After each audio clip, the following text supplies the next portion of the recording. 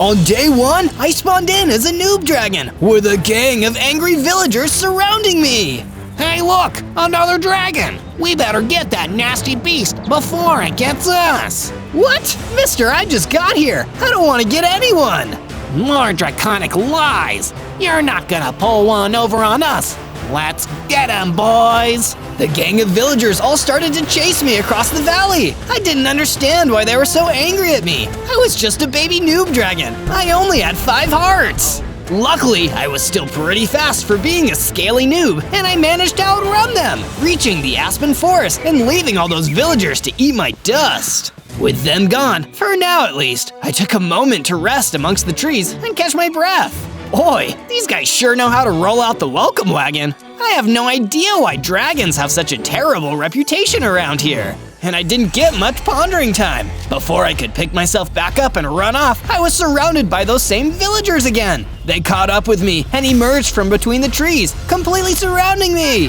Tag him and bag him, boys. One less dragon out here makes our villages just that little bit safer.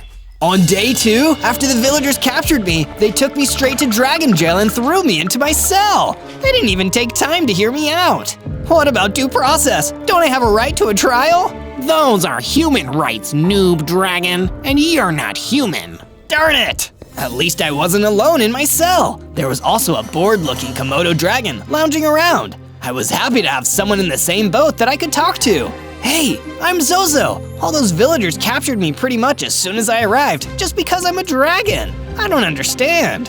Nice to meet you, Zozo. I'm Carl, Komodo Carl. I've given up on trying to understand why the humans do what they do. I'm not even a real dragon. I'm just a Komodo dragon. I can't even breathe fire. Breathe fire? Wait, Carl, you're a genius! I am? Thank you. I'm happy to finally have my genius recognized. I turned to the door of my cell, summoned up all of my might, and blasted a fireball at the door. It wasn't all that powerful, but it was powerful enough to at least set us free. Let's go, Carl, before the villagers realize we're gone. You don't have to tell me twice, buddy. Carl and I ran out of there, going our separate ways. Now we both at least had a fighting chance out here. On day 3, after escaping from the dragon jail, I fled to somewhere that the villagers would have a lot harder time finding me, the Black Forest. By the time I'd gone deep enough into the forest to feel safe from the villagers, I was so hungry I could barely stand it.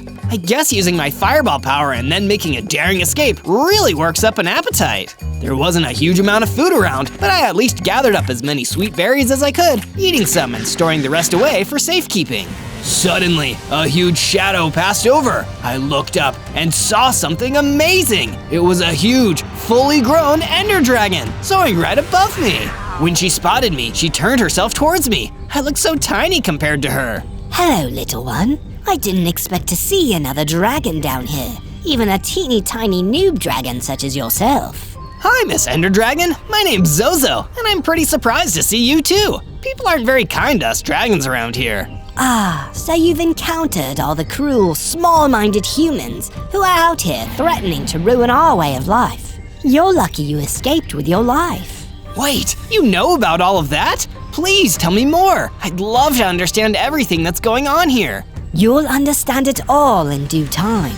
Fly with me, little one, and I'll take you back to my lair. So me and the Ender Dragon used our dragon wings to take off into the sky. At least it'd be a lot harder for humans to get us up there. From day 4 to day 5, I flew with the Ender Dragon all the way back to her draconic lair in the wooded Red Rock Mountains. As we flew over, I noticed that there was an unusual number of Endermen wandering around the mountain. I figured they must have been there with the Ender Dragon. We touched down near the top of the mountain, and that's when the Ender Dragon started telling me her story. You see, Zozo, we dragons once ruled this whole world. The natural home of all dragons is the end, but the end isn't a very vibrant place. Instead, we dragons came here and helped lift up this world to greatness. But some creatures, especially the humans, were ungrateful for everything we did for them. They decided instead to hate us and hunt us to near extinction just because we're the rightful rulers of this world. That sounds horrible! What can I do to make it all right again, Miss Ender Dragon? We must reclaim our territory, piece by piece, Zozo.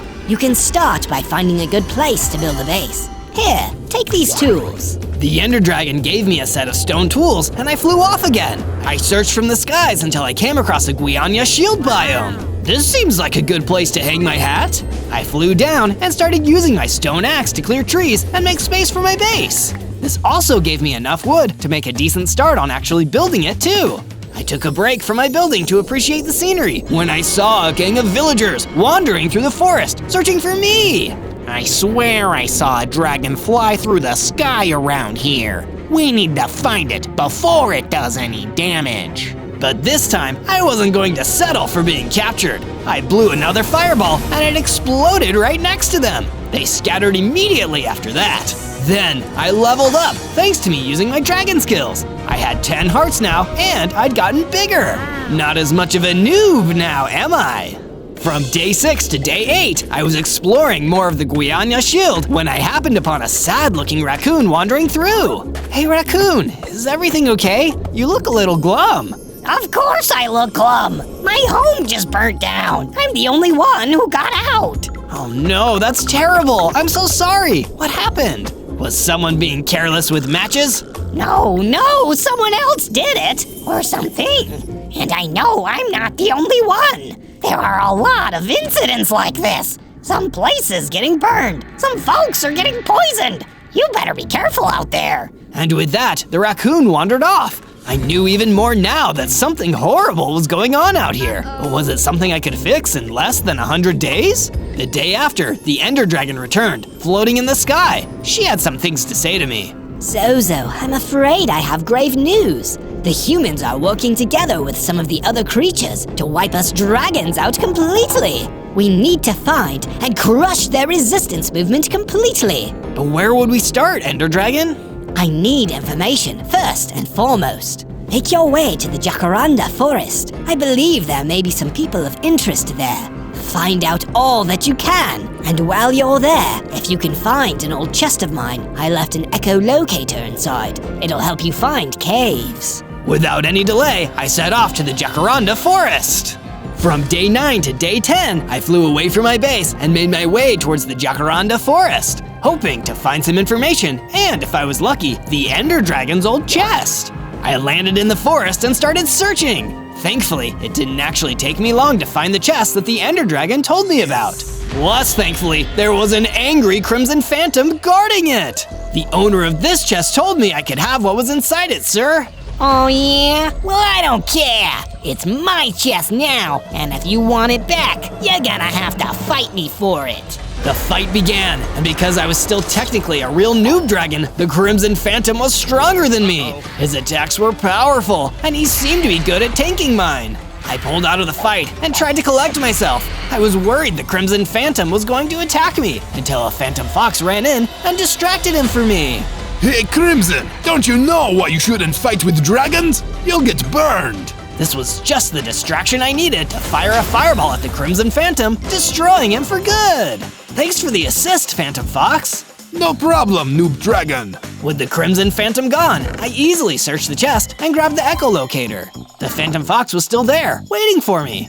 Say, want to come visit my friend, the Elder Guardian? I think he'd like you. Sure, he might be able to help me with some information I need. We traveled deeper into the forest until we came upon the Elder Guardian. All three of us sat down to chat, and I asked the Elder Guardian if he knew anything about the human resistance groups. Resistance groups? Where have you heard of such a thing? I don't know of any resistance groups, just people trying to do their best to survive hard times. Interesting. I'll report back with that. From day 11 to day 12, I flew from the Jacaranda forest back to the wooded Red Rock Mountains, where the Ender Dragon was waiting for me. Well, do you have anything to tell me about the resistance groups? Our continued survival depends on it, Zozo. I spoke to some people, and the funny thing is, nobody seems to know about any resistance groups, just people trying to survive. Fools! All of them fools! Do I have to do everything myself? Gather up some iron from a cave to create some iron armor, then find a remote village to the south of here. You'll see evidence of the human resistance with your own eyes, since you seem to have so little trust in me. I had no idea why the Ender Dragon seemed so mean and angry with me all of a sudden, but I figured I still better do what she said. I flew down from the mountain and used the echolocator to find the nearest cave. I headed inside and started mining until I found some iron ore. This would be perfect for armor and tools. But when I left the cave, some angry dread thralls were waiting for me. Can't you guys give me a break? I've been having kind of a rough week. They didn't listen. Instead, they attacked. Luckily for me, it was easy to make short work of them with my fire breath attack. Now I need to go find that remote village. From day 13 to day 15, after searching for a couple of days, I found the remote village that the Ender Dragon told me about. But it seemed so peaceful. It was a small, isolated community guarded by a single iron golem. They didn't even seem bothered by me being there, like the villagers that had first imprisoned me. A lot of what the Ender Dragon told me doesn't seem to add up. Something's wrong. I need to get out of here and find out the truth.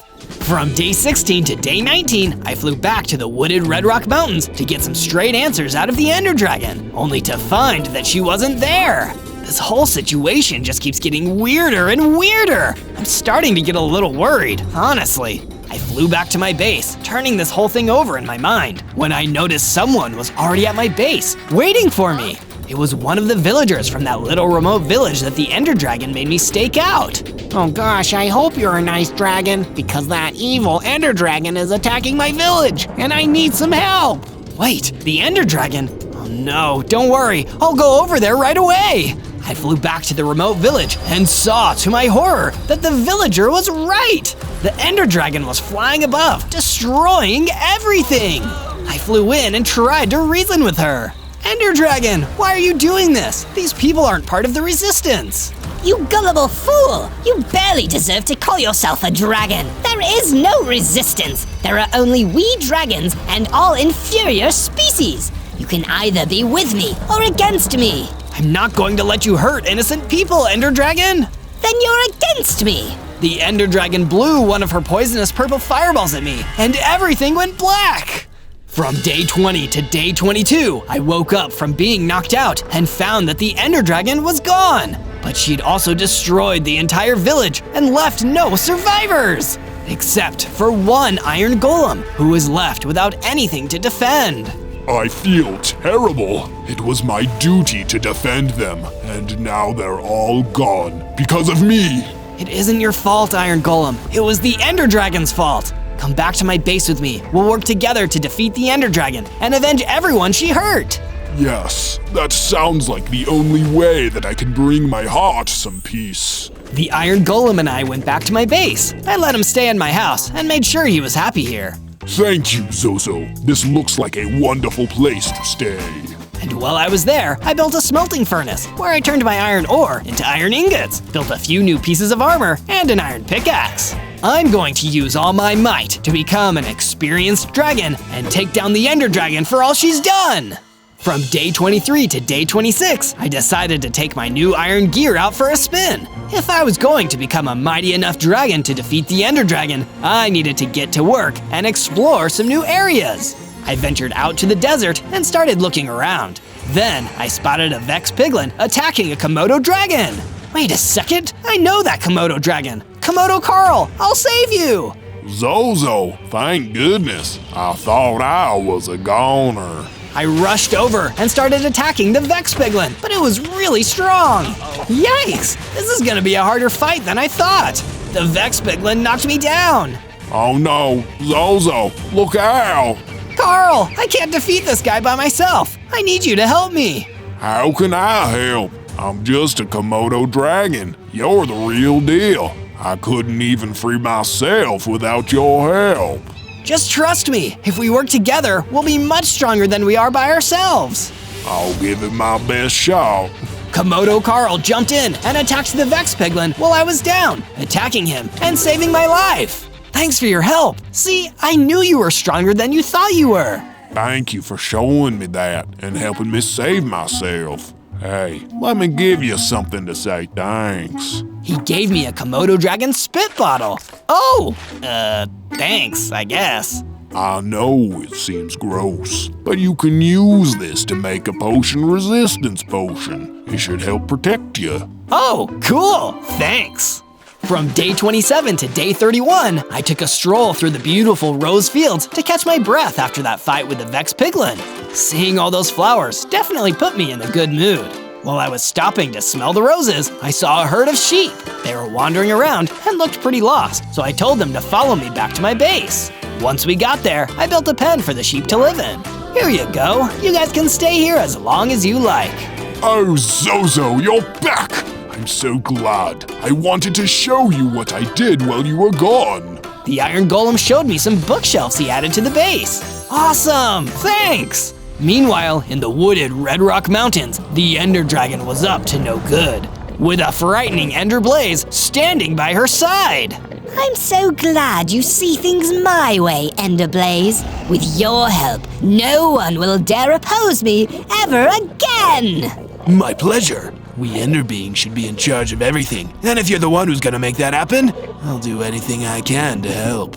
From day 32 to day 35, I left my base to go explore the Enchanted Forest. I was just taking a casual stroll and looking around when suddenly a group of warped Moscos spotted me.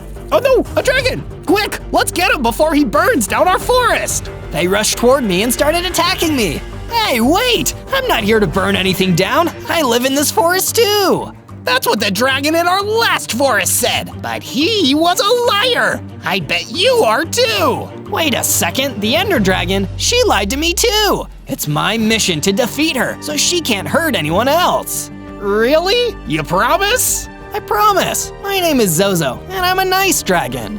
If that's really true, then you should come with us! I followed them to a warped toad who was sitting under a tree.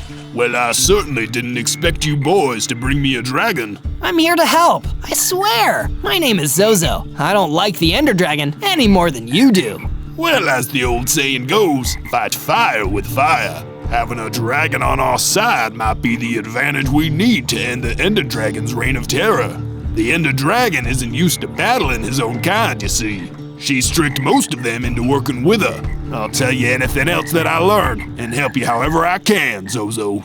From day 36 to day 39, I decided to work on upgrading my armor. I went down into the mine and started digging for iron. I found enough to craft the rest of the armor I needed, and I even found a couple of diamonds too. I gathered everything and took it back to my base. I used the iron I mined to complete the rest of my set, and when I was finished, I saw a raccoon at the entrance to the base. Hey, are you Zozo? That's me. Oh, good. I heard you're trying to learn more about being a dragon, so you can get strong enough to stop the Ender Dragon, right? I am. Are you here to give me dragon lessons or something? Nah, I'm just a raccoon. I could teach you how to find food in the trash, but I think you'd rather talk to my friend. She's a lightning dragon, and she's not too fond of the Ender Dragon either. If you're not busy, you can come with me to meet her. I'm never too busy to learn. Let's go. From day 40 to day 43, I followed the raccoon to the Araucaria Savannah. She's really excited to meet you. Oh geez, but I'm just a noob dragon. I'm still learning. Yeah, but you were brave enough to stand up to the Ender Dragon. That's a big deal. Here she is. I saw a huge, tough lightning dragon sunning herself in the middle of the savannah. It sure was a sight to see. You must be Zozo. I'm so happy to meet you. I know you're looking to get stronger and learn more about being a dragon. I've been a dragon for a pretty long time, so I hope I can help. That would be awesome! Can you help me get better at breathing fire? Before she could answer, an Ender Blaze jumped out from behind a tree and landed right in front of us. Well, look what I found. A couple of traitors working together. Who the heck are you? I'm the guy that's gonna teach you a lesson about opposing the Ender Dragon. The Ender Blaze fired a missile at me, and I just barely managed to dodge it. Help! The lightning dragon gave me some of her power to fight the Ender Blaze. I felt myself get bigger and stronger too, but just when we thought we defeated him, he kept attacking. You've done a great job here today, Zozo, but you need to get out of here. I'll keep this guy busy. Go! From day 44 to day 49, I flew back to my base. I hope the lightning dragon is okay. I didn't have too much time to think about it though, because the warped toad came to see me. Zozo, I have some news. My research has pointed me to a weapon that I believe will help you defeat the Ender Dragon. It is a netherite axe, a powerful axe made by combining a diamond axe with netherite ingots. Oh, I have some diamonds already. Excellent. And you have the amount of diamonds required to craft a diamond axe? Well, no, I need to go get more diamonds. Then hop to it, young dragon. Time is of the essence. I get it. Hop, like a toad. Very funny. This is no laughing matter, Zozo. Much is at stake. Good luck. On the encouragement of the warped toad, I headed down into the mine and started digging for diamonds. Phew, all this mining is hard work, but it'll be worth it when I finally defeat the Ender Dragon. It took a while, but I found some diamonds, enough to make a diamond axe. Now I just need to figure out where I can find a netherite ingot. From day 50 to day 53, I started my quest to find some netherite ingots and build the netherite axe. I ventured out to the crag gardens to see what I could learn. When I got there, a cleric came up to me. Greetings, little dragon.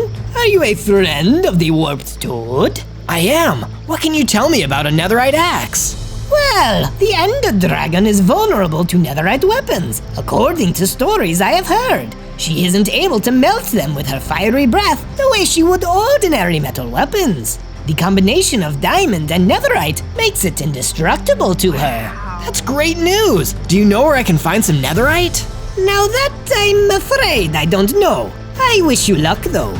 Okay, well thanks for the info. I started to head back to my base. As I was walking, a fireball hit the ground just a few feet away from me.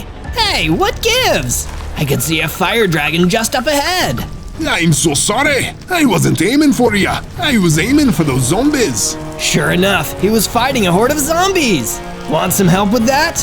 Yeah, I'll go to this. He shot another fireball out of his mouth and blew up the rest of the zombies without any trouble at all. Whoa, that was awesome! Say, do you want to team up with me and help me fight the Ender Dragon? No thanks, I'm good. Sorry kid, but I fly solo. Good luck with whatever you're doing though. Sounds like you're gonna need it. From day 54 to day 57, I explored the crag garden some more.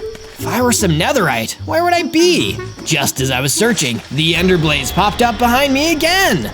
I don't know about netherite, but it looks like there's plenty of loserite here. Because you're a loser, you tiny noob dragon. Ah, the Ender Blaze is back! I drew my weapon and got ready for a fight, but he was still way bigger and stronger than me. Oh no, I can't beat him yet. And you never will. All hail the Ender Dragon. May her fire cleanse the land of all weakness. I didn't have any choice but to run away as fast as I could. Next time I see that guy, I'll be ready. Meanwhile, back in the wooded Red Rock Mountains, the Ender Dragon was floating back and forth. It's all coming together marvelously. Soon there will be only dragons and those who serve us. Any of my kind that refuse to join me will be dealt with swiftly. All else will be burned to ash or reduced to nothing but dust. From day 58 to day 62, I went back to my base to check things out and figure out my next step. When I got there, I noticed something was different. There were walls. Wow, this looks great. The iron golem stepped forward. Glad you think so. My mother always taught me that a good house guest helps out however they can. And I had some spare time, so I built some bigger walls. Thank you. I still think the base needs something else though. Maybe something decorative? Yeah, like a statue. I know. I'll build a statue of an adult dragon to remind myself what I'm working toward. When I look like the statue, I'll know I'm done growing up. I gathered some materials and started constructing my adult dragon statue. Then I added some banners to the base to spruce up the place even more. Next, I used my diamonds to craft myself a diamond axe. What a great day! I'm one step closer to having what I need to defeat the Ender Dragon. I just have to stay brave and keep going. From day 63 to day 66, the cleric came to visit me at my base. Zozo, the time has come for you to gather the remaining materials for the netherite axe. In order to find netherite, you must enter the nether. Okay, how do I do that? Through a portal, dear dragon. There is one I can lead you to, and once it is operational, you will be able to travel through it to the nether. Oh, okay, neat. Follow me, Zozo. I followed the cleric out to the snowy blue taiga. This is where the portal is. Unfortunately, it appears to be broken. You will not be able to pass through it until it has been repaired. Oh, bummer. How do we fix it? That I cannot tell you. I will return to my research and see what I can learn. In the meantime, explore this area and see if you can unlock the secrets of the portal for yourself. I never could have dreamed becoming an adult dragon would be so much work, but I was ready for the challenge. If I needed a working portal to help me complete my quest, I would find a way to make it work. From day 67 to day 70, I wandered around the snowy blue taiga, looking for clues that might help me fix the broken portal. Zozo, is that you, buddy? Oh hey, Komodo Carl! What brings you all the way out here? I came out here to visit some friends, but I ran into an ice dragon causing all kinds of trouble, freezing my vacation house. Oh no, let's go see if we can stop it. I followed Komodo Carl to his vacation home, and sure enough, there was a great big ice dragon stomping all over the place. Hey, what are you doing? Cut that out! You work for that infernal ender dragon. You can't tell me what to do. I don't work for her anymore. A likely story. Nice to meet you, little dragon. Prepare to be frozen in your tracks. Then the ice dragon rushed at me and attacked. I had gotten a lot stronger and better at fighting though, and I was able to defeat him and knock him down.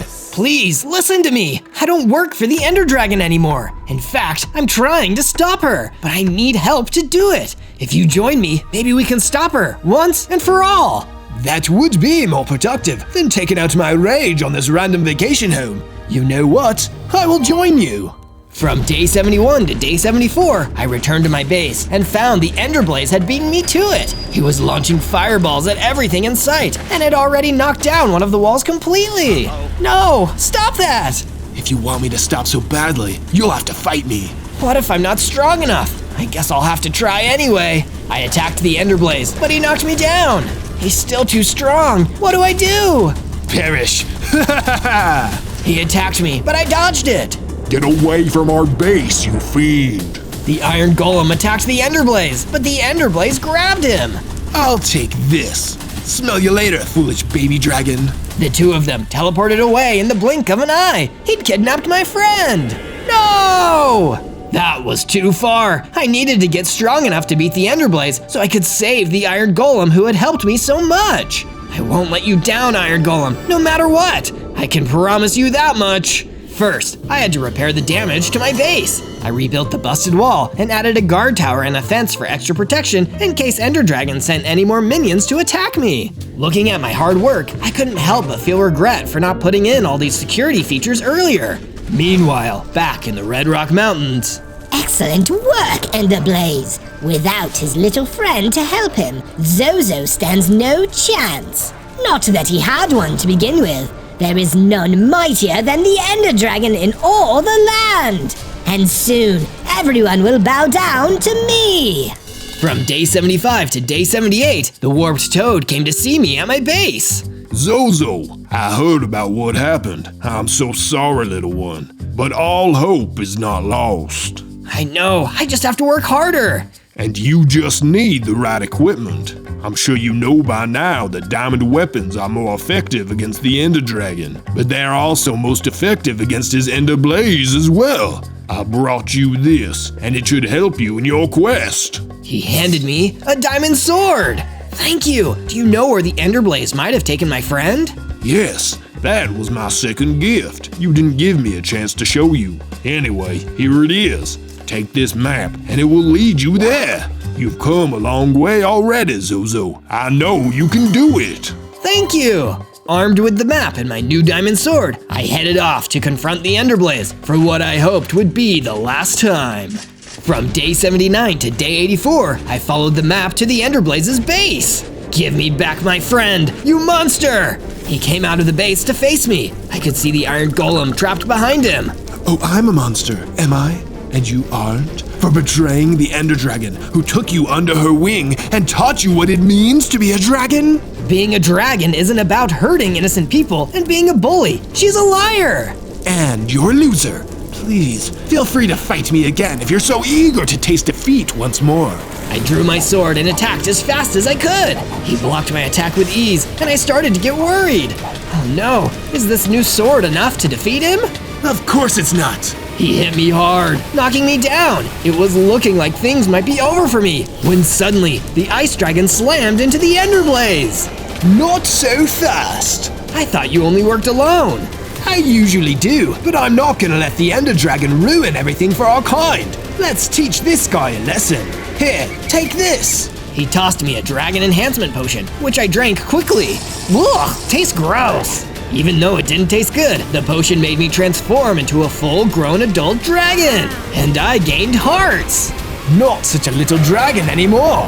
Now, let's handle this Ender Blaze. With the Ice Dragon's help and my brand new strength and size, we were finally able to defeat him and free the Iron Golem. From day 85 to day 89, I headed out to the Badlands to collect some terracotta I could use to finish off my statue. It was perfect timing, finishing the statue of an adult dragon when I was finally one myself. I returned to my base and put the finishing touches on the statue. That looks great! Then the cleric came back to see me. Zozo, I have great news! I know how you can fix the nether portal. Take these obsidian blocks and use them to repair it. Then you can go through and collect the netherite you require. Awesome! Thank you so much! I took the obsidian blocks and ventured back out to the snowy blue taiga where the broken portal was waiting for me. I used the blocks to fix the portal, and then I was ready to enter the nether. Wow, this place is kind of spooky. I looked around for a while, and I saw some ancient debris. Oh, that's it! If I get that ancient debris, I can get some netherite! But as I ran toward the ancient debris, an enderghast jumped out and attacked me! I don't have time for this! Get out of my way! With my new strength and size, it was easy to blow that enderghast away! Then I grabbed the ancient debris and headed back through the portal. Now I have everything I need! From day 90 to day 94, I emerged from the portal and was back in the snowy blue taiga. But my good mood didn't last long because the Ender Dragon was waiting for me. Hello again, Zozo. You've grown, I see. Not a noob dragon any longer. You're a mighty beast now. Join me, come and work for me again. And together, we will conquer this puny land. No, I'll never join you. Fool me once, shame on me. Fool me twice, well, you're just mean. If that is your choice, then so be it. Hey, what's that behind you? When I turned to look, she snatched the ancient debris out of my hands. Hey, give that back! No, I don't think I will. I'll give you something to keep you busy, though. As she got ready to fly away, she dropped a cage on me. I was trapped. From day 95 to day 97, I used my fiery breath to destroy the cage so I could escape. Yay, I'm out! But now what should I do? I know, I'll go see the warped toad and ask him what to do. I traveled to the enchanted forest and tracked down the warped toad. When I arrived, he was lying on the ground, dying. Who did this to you? The Ender Dragon. She attacked me. I don't have much time. Listen to me. She's taken what she stole from you back to her base. You'll have to go there and retrieve it. Thank you for your heroism, Zozo. Goodbye. No! I'll make her pay for this, I swear! On day 98, I returned to my base and was greeted by a horrible sight. My base was completely destroyed while I was gone. She must have come here too. Curse her! This is terrible! I looked around for my friends that were living there, but they were gone. Oh no, what do I do? My base, my leader, my friends, she took everything from me! Not everything. I turned around and the Ice Dragon was there. I'm sorry you're sad, Zozo, but I can help. If the two of us team up, I think we can take down the Ender Dragon together. What should we do? We'll gather up our weapons and supplies, and we'll head to her base together. Then, we'll fight as hard as we can. Okay, let's do it. On day 99, the Ice Dragon and I journeyed into the wooded Red Rock Mountains where the Ender Dragon's base was. Ready? Not really, but I don't have much of a choice. Let's give it our best shot.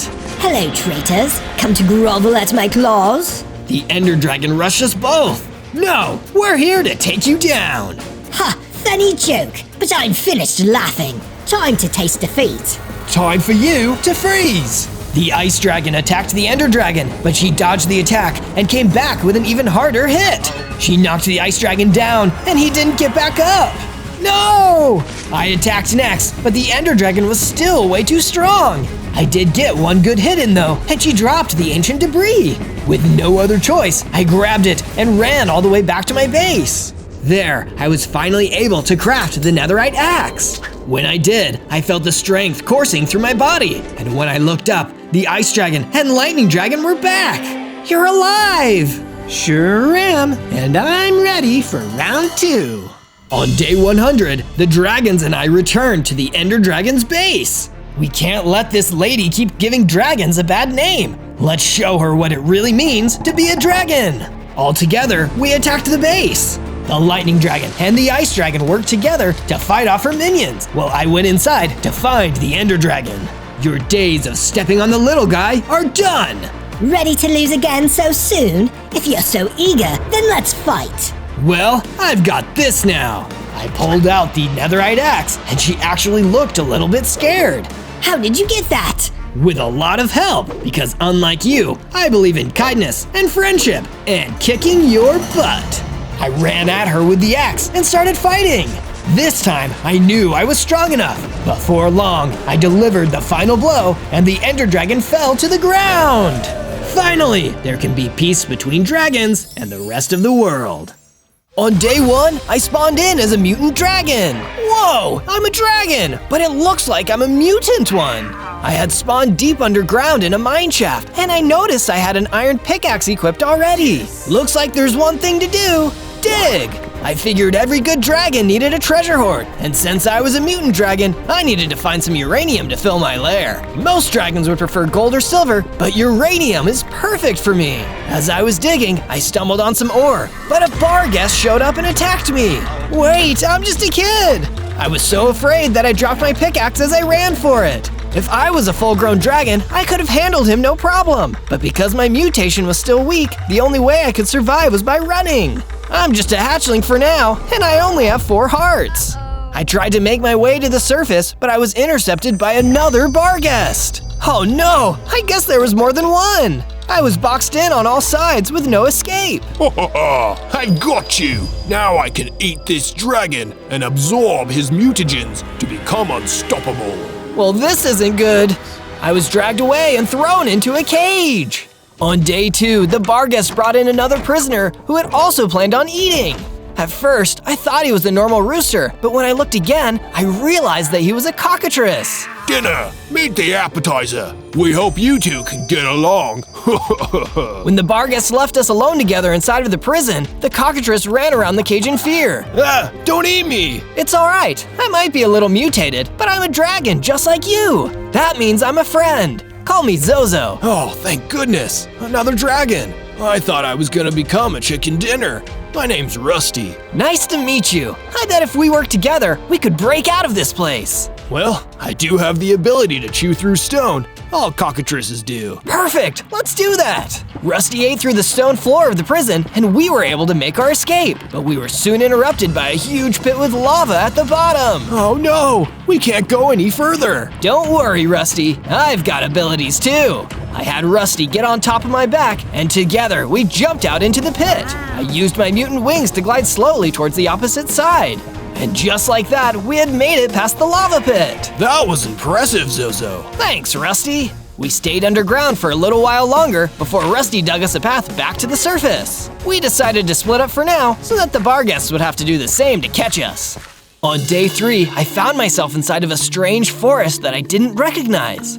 I wasn't sure if I was still in bar guest territory, so I wanted to lay low, but my hunger meter had other plans. I have to eat something, fast! I skulked around the woods and ambushed some cows for meat. It seemed like I was the only mutant animal around, so all the other ones were scared of me. I had to be extra careful if I wanted to hunt successfully. I also picked up some fruits and vegetables because dragons are omnivores. We'll eat anything. Just then, I noticed there was a bizarre creature approaching me.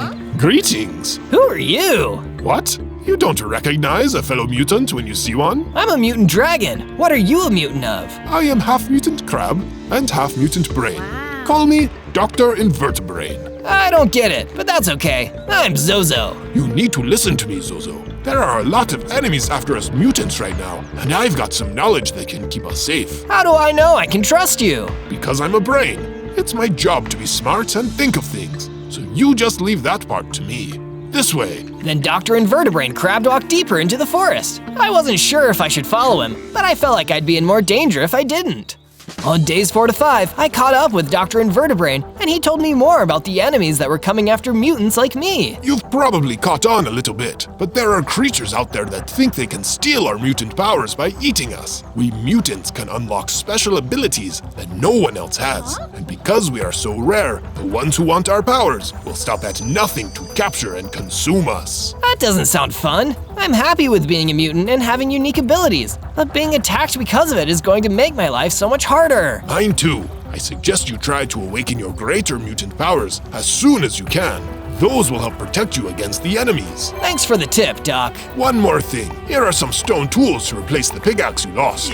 Another way to keep safe is to make a base where they can't get to you. With the new set of stone tools that Dr. Invertebrain had given me in hand, I set off in search of a safe area to build my base. It had to be a place where I could keep a nice treasure hoard, as well as store all the food I had gathered up in the strange forest. I reached a small valley between two hills and decided that it would work. I began working on my base straight away, and it was coming together nicely. Eventually, I'll have a nice big lair where I can store all of my belongings. I had barely started when the same bar guest from before showed up again. You won't escape this time, Zozo. Suddenly, he attacked with full force, trying to capture me again. I drew my stone sword and tried to fight back, but he was too strong. That's when I remembered what Dr. Invertebrain said to me back in the forest. I have to unlock my greater mutant powers. I concentrated, and seconds later, I was able to use a breath weapon of green energy that blasted the Barghest back. It wasn't fire like you might expect for most dragons, but I wasn't most dragons. I was a mutant dragon, and the Barghest was done for. Suddenly, I felt my dragon powers tingling, and I started to get bigger. And whoa, I've gained 6 more hearts. I felt stronger than ever before. Maybe I could do this after all. On days 6 to 8, I left the base to go search for Rusty. I figured since the Barghest wouldn't be bothering me anymore, he would also want to know. I had a feeling that my problems as a mutant were far from over, but at least I could tell my fellow dragon friend that he was safe. I wonder what Invertebrain really meant about enemies. It couldn't have been just the Barghest, because they were pushovers once I activated my real powers. This thought stayed with me until I met up with Rusty next to the strange woods. Hey, Rusty! Zozo! I took care of those guys that were trying to eat us. We should be safe now. That's great news, but you should still be careful, Zozo. I've heard that there's a bad guy on the loose who is trying to gain mutant powers the same way that those Barghests wanted to. Sounds bad. I'll keep my eyes out. Thanks, Rusty. When I got back to my base, Dr. Invertebrain was waiting there. I told him that it was true that there was still a bad guy out there hunting mutants, and he agreed to tell me more. I too know about this evil hunter of mutants. In fact, I once had to deal with him face to death. His name is Zed, and he is the Duke of Dragons. The Duke of Dragons? You mean the ruler of dragonkind is after me, even though I'm a dragon? It makes no difference to Duke Zed whether you are a dragon or not. As long as you are a mutant, he will try to steal your powers. From now on, you must be wary of every dragon you meet. Did that also include Rusty? I was starting to get worried about our friendship. There has to be a way I can go live with other dragons, even though I've been mutated. There is one way. If you find a way to pass your mutant powers onto someone else, then Zed would have no reason to come after you. That might work. Do you have anyone in mind? I just might, but in order to do it, we need a power transfer stone, which can only be found on Sunny Mountain. In that case, I'm off to get the stone. On days 9 to 10, I made the trip out to Sunny Mountain to seek out the power transfer stone that Dr. Invertebrain had told me about. I had to find a way to become a normal dragon so I wouldn't have to worry about people trying to steal my mutant powers. The path up the mountain had no trees, so the sun was beating down directly on me. Now I know where the name comes from. Farther along, I noticed a ruined set of standing stones, and I thought that maybe that was where the power transfer stone was. I went over to investigate, and a Geonock appeared. So, another mutant has come to claim the power transfer stone. Dream on! I am the stone's protector, and you should turn back now. No way! Getting that stone is super important to me. If I have to fight you for it, then consider this battle begun! I unleashed my breath attack, but the Geonock seemed resilient to my mutant powers. I realized I would have to use my sword for this, but it was stone against stone, so it wasn't doing anything either. Will you not turn back, even though it is futile? Of course not! I will never give up! Then perish. You first. Right when I needed help the most, a sunbird swooped down and gave the Geonock the hot foot with its fire breath. The Geonox's outer layer started to weaken, so I hit him with my sword until the battle was over. I went to retrieve the power transfer stone from the standing rock formation, and then I thanked the sunbird that had helped me. We flew down the mountain together, stopping at the bottom of it for a quick chat. Thanks for the help. I'm Zozo. I am Tibernius, the winged warrior, and I am on a quest to find the next Duke of the Dragons.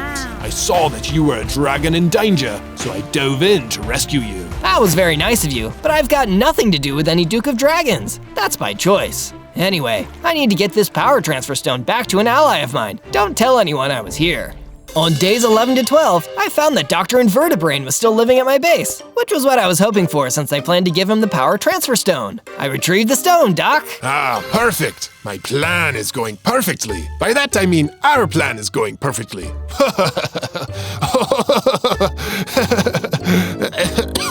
I didn't think it was that funny. But anyway, what else do I need to do in order to transfer my powers away? Eager to get to the next phase, are we? Well then, pay attention, because this is where things are really going to get challenging. I'm listening. You must place the power transfer stone within the mouth of a magic idol that sits on a nearby island. I'll show you how to get there. Excellent. I can't wait to be free of my powers. I can't wait either. I still didn't know what Dr. Invertebrain was laughing about, but I figured he was just remembering an inside joke. On my way to Idle Island, I stopped by an open cave to dig for iron ore. A strong suit of armor should protect me in case anyone working for Duke Zed tries to capture me. Unfortunately, the cave was full of hyenas, so I needed to do multiple sweeps with my green energy breath weapon to clear them out. Once I had cleared the cave of the hyenas, I collected the iron ore. Then I went back outside and flew off towards Idle Island. On days 13 to 15, I came ashore on the island and saw the idol waiting for me to place the power transfer stone in its mouth. There were signs all over the place with messages that said, "Here, Zozo," and "Transfer your power here." I want to feel welcome, but I'm starting to just feel creeped out instead. Was Dr. Invertebrain not telling me something about the idol? Maybe he had been planning to do something with the power transfer stone for longer than I thought. But then again, he'd still have to have known my name, and we didn't meet that long ago. This was getting too weird. So instead of placing the stone inside the idol, I jumped back into the air and flew back towards my base. I needed answers about all of this, and I was convinced that only the good doctor could give them to me. On days 16 to 19, I was surprised to run into Dr. Invertebrain in the field while I was still on my way to the base. He noticed that I still had the power transfer stone in my possession. Why didn't you put the stone in the idol's mouth like I asked? I'm sorry, I didn't mean to not listen to you, but that place was really weird, and I have some questions about what has been going on. Questions for me? Well, I am a brain, so I should be smart enough to give some good answers. First, why hasn't Zed sent any minions after me? You said he would, but I haven't seen any signs of it. Second, why did it seem like you had been to that island and knew my name before you met me? You should ask better questions, Zozo.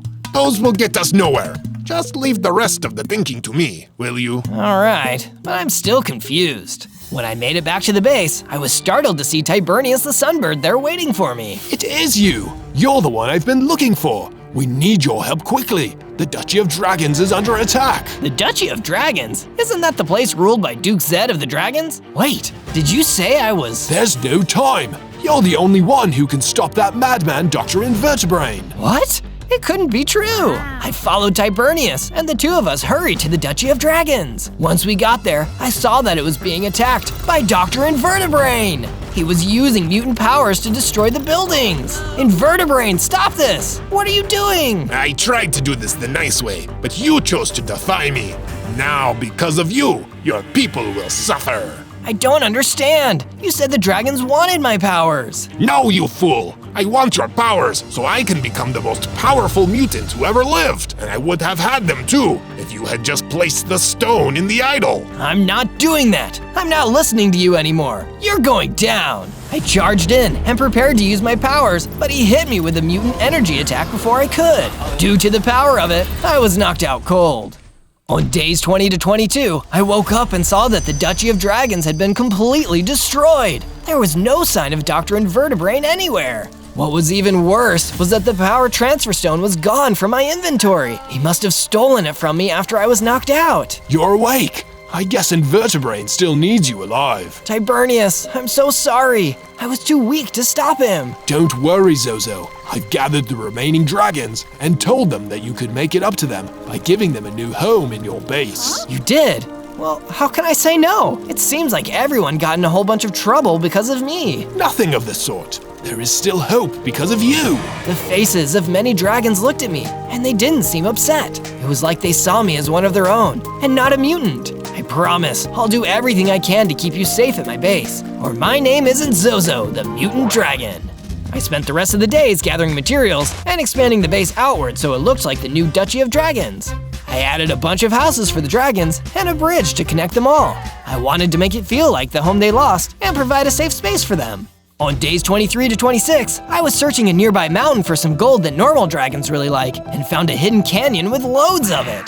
The canyon seemed to be crawling with aggressive macas, which seemed to be very territorial and seems like they could deal a lot of damage. I better go out of my way to avoid a fight. I went deeper into the canyon undetected, but it turned out that some of the others weren't so lucky. I saw a zombie getting attacked by the macas. He looked like a mutant too, just like me, and was punching them with his green fists. Hey, fellow mutant, we should work together. I can help you. No way! You're just gonna try and steal my powers, aren't you? Just like Invertebrain. I promise I won't. He tried to do that to me too. It sounds like we've got a common enemy then.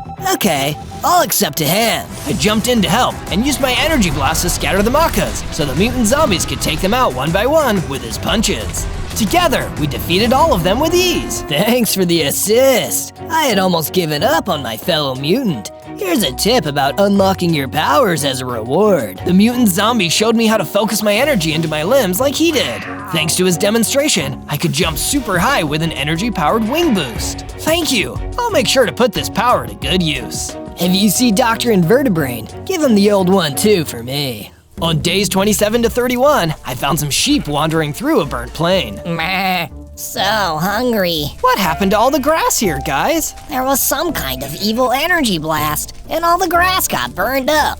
We used to graze here all the time, but now it's gone. Don't worry, the grass is always greener on the other side of the valley. And by that I mean, my base has some grass you could eat. Meh.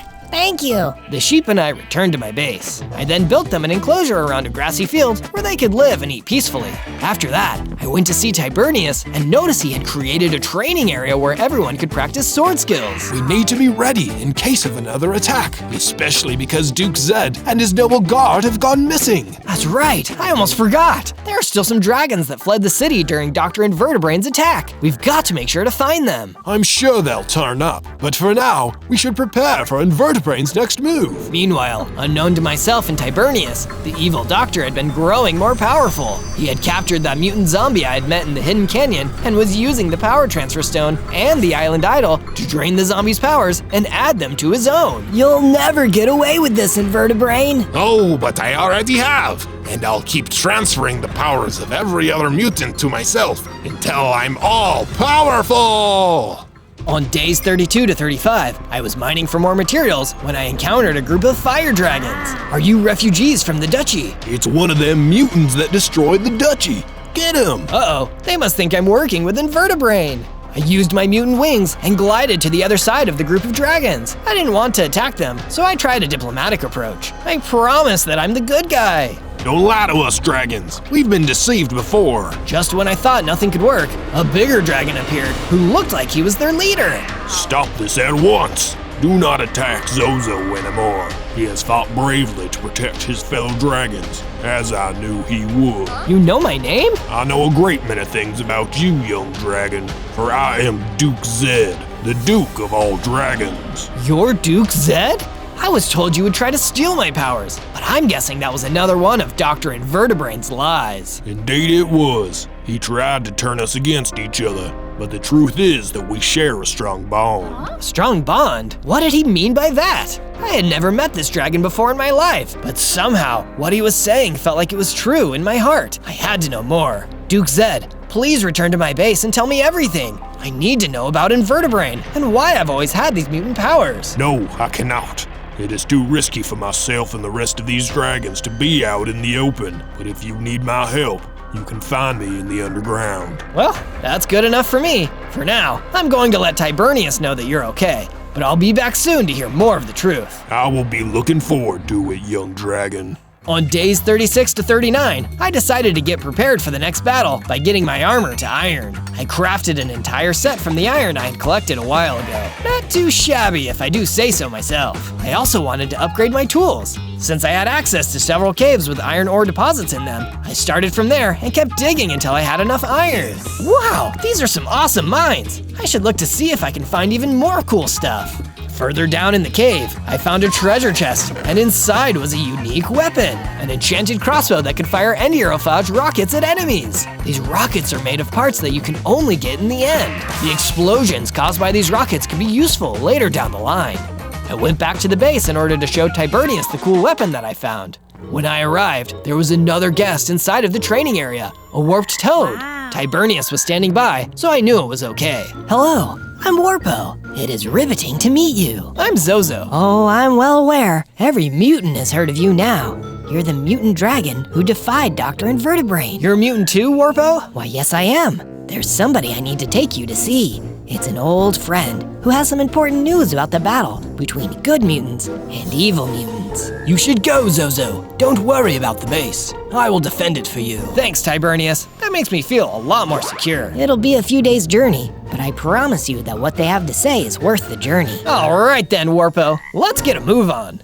On days 40 to 43, I traveled with Warpo until we arrived at the home of the person he wanted me to talk to. It turned out to be none other than the mutant zombie that I had helped before. He was now just a normal zombie because Dr. Invertebrate had drained his mutant powers. He told me everything about the power transfer stone and the island's idol. So that's what would have happened to me if I had gone through with it. Glad I avoided that. Us too.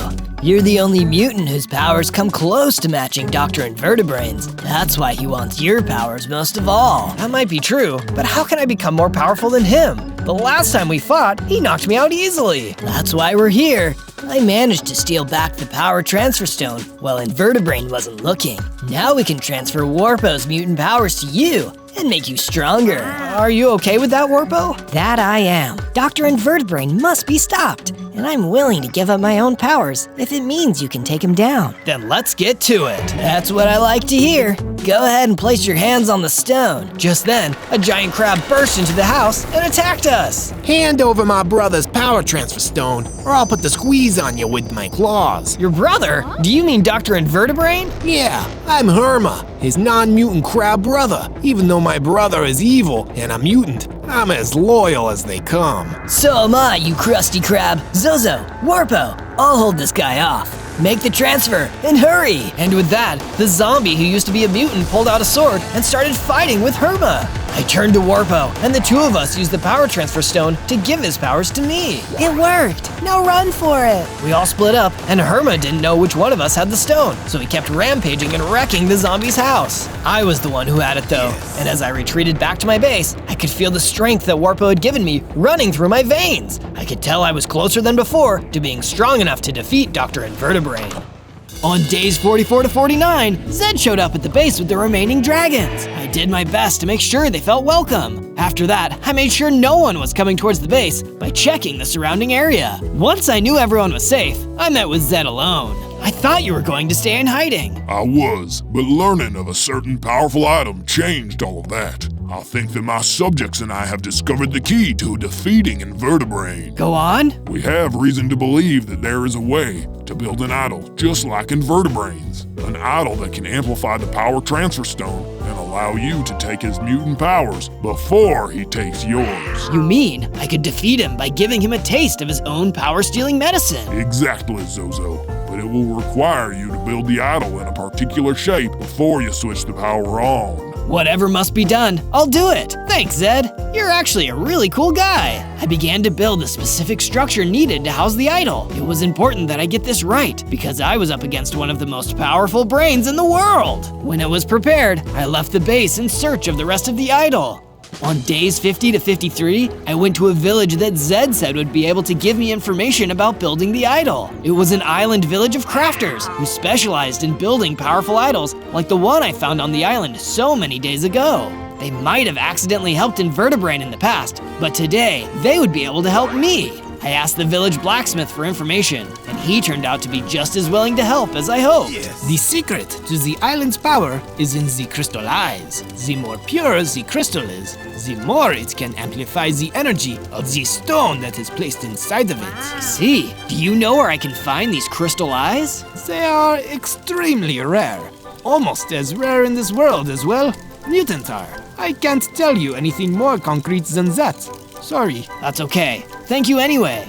I left the Idolcrafters village and decided to return to base. I was going back the way I came when I saw a mutant spider pig being attacked by a Pterodon, a fellow mutant. Hey, do you need help? Before I even managed to get close, the spider pig used a blast of mutant green energy to take down the Pterodon. Oh wow, it looks like you handled it just fine. Your powers are really strong. Do you want to lend them to me? The spider pig just shook its head and left. It didn't seem interested in sharing its power. So that's how it is. Every mutant for himself, I suppose. On days 54 to 57, I was still on my way home when Herma ambushed me out of the blue. You thought you could escape, Zozo? Give me the power transfer stone. Never, Herma. You'll just give it to your brother, Dr. Invertebrain, and he'll use it to take my powers away. That is the plan. His pincer attack hit me in the side, and it really hurt. I had taken a lot of damage, but fortunately, I was regenerating a lot faster than normal. This must be the power I got from Warpo, mutant regeneration. So what if you can survive more of my attacks? I'll still cut you down to size. Herma was a tough opponent, and even my mutant green energy blast wasn't able to scratch his powerful crab shell. My brother used to practice his mutant powers on me all the time, so I've become resistant to it. You're nowhere near as strong as he is. I only had one weapon left, and I needed to use it as a distraction. I blasted him with an Endurophage rocket. It didn't beat him, but it hurt him enough that I had time to escape. Meanwhile, Dr. Invertebrain was fighting a bunch of Geonox in a place that I had never been before. It turned out there was more than one power transfer stone in the world, and he was going to get the other one. I should have done this a long time ago. Once I acquire the second power transfer stone, I'll outfit my idol with even greater crystal eyes, so I can transfer power from anywhere. Bwahaha! On days 58 to 62, I returned to find out that my base now looked almost exactly like the old Duchy of Dragons. The fire dragons in Tibernius had been rebuilding it into a brand new capital city for the dragons, since the previous one was destroyed. I decided to join in and build a statue that would make this new home even more special for all the dragons living here. It would surely be the talk of the base when it was complete. For now, it didn't look much like it would turn out to be. I also decided to place a bunch of fire pits to keep the base well lit, even when it was dark outside. That way, no one could get lost in the dark. I went to the training area and saw that it needed more weapons, so I built a bunch of iron swords for everyone to use and handed them over to Tibernius. These are some exceptional swords, Zozo. I will make sure that they are in the hands of exceptional warriors. Back to training, everyone. After all that crafting, I was running low on iron, so I returned to the mines and went searching for some more. While I was at it, I also mined for diamonds. The diamond ore was less common than the iron ore, but with enough effort, I was able to find some. At the end of the day, I had enough diamonds to craft a diamond helmet and diamond chestplate. On days 63 to 66, the blacksmith from the Idolmaker's village showed up at my base. Welcome to the new dragon base, blacksmith. I hope you have some good news to share with me. I don't just have good news, I have great news. The village has located another source of crystal eyes, and these might be the purest form that we have ever found. No way, that's incredible! If we can get those, then I'll be able to transfer Dr. Invertebrain's evil mutant powers to me and use them for good. That's why I told you first. You were so nice when you came to visit the village. I thought we would lend you a hand in your quest. Thank you so much. Will you lead me to where I can find the crystal eyes? Of course, Zozo. Follow me. We traveled away from the base for a couple days until we found the entrance to the crystal mine. The crystal eyes that we needed for the idol would be inside there, but it looked like it was guarded by some really big Geonox. Oh man, these guys guard everything cool. And if I remember right, they don't take much damage from mutant energy attacks. Well, at least you know where it is now. We can come back when you are ready to take them on. You're right. For now, we should be grateful that Dr. Invertebrain doesn't know where this is.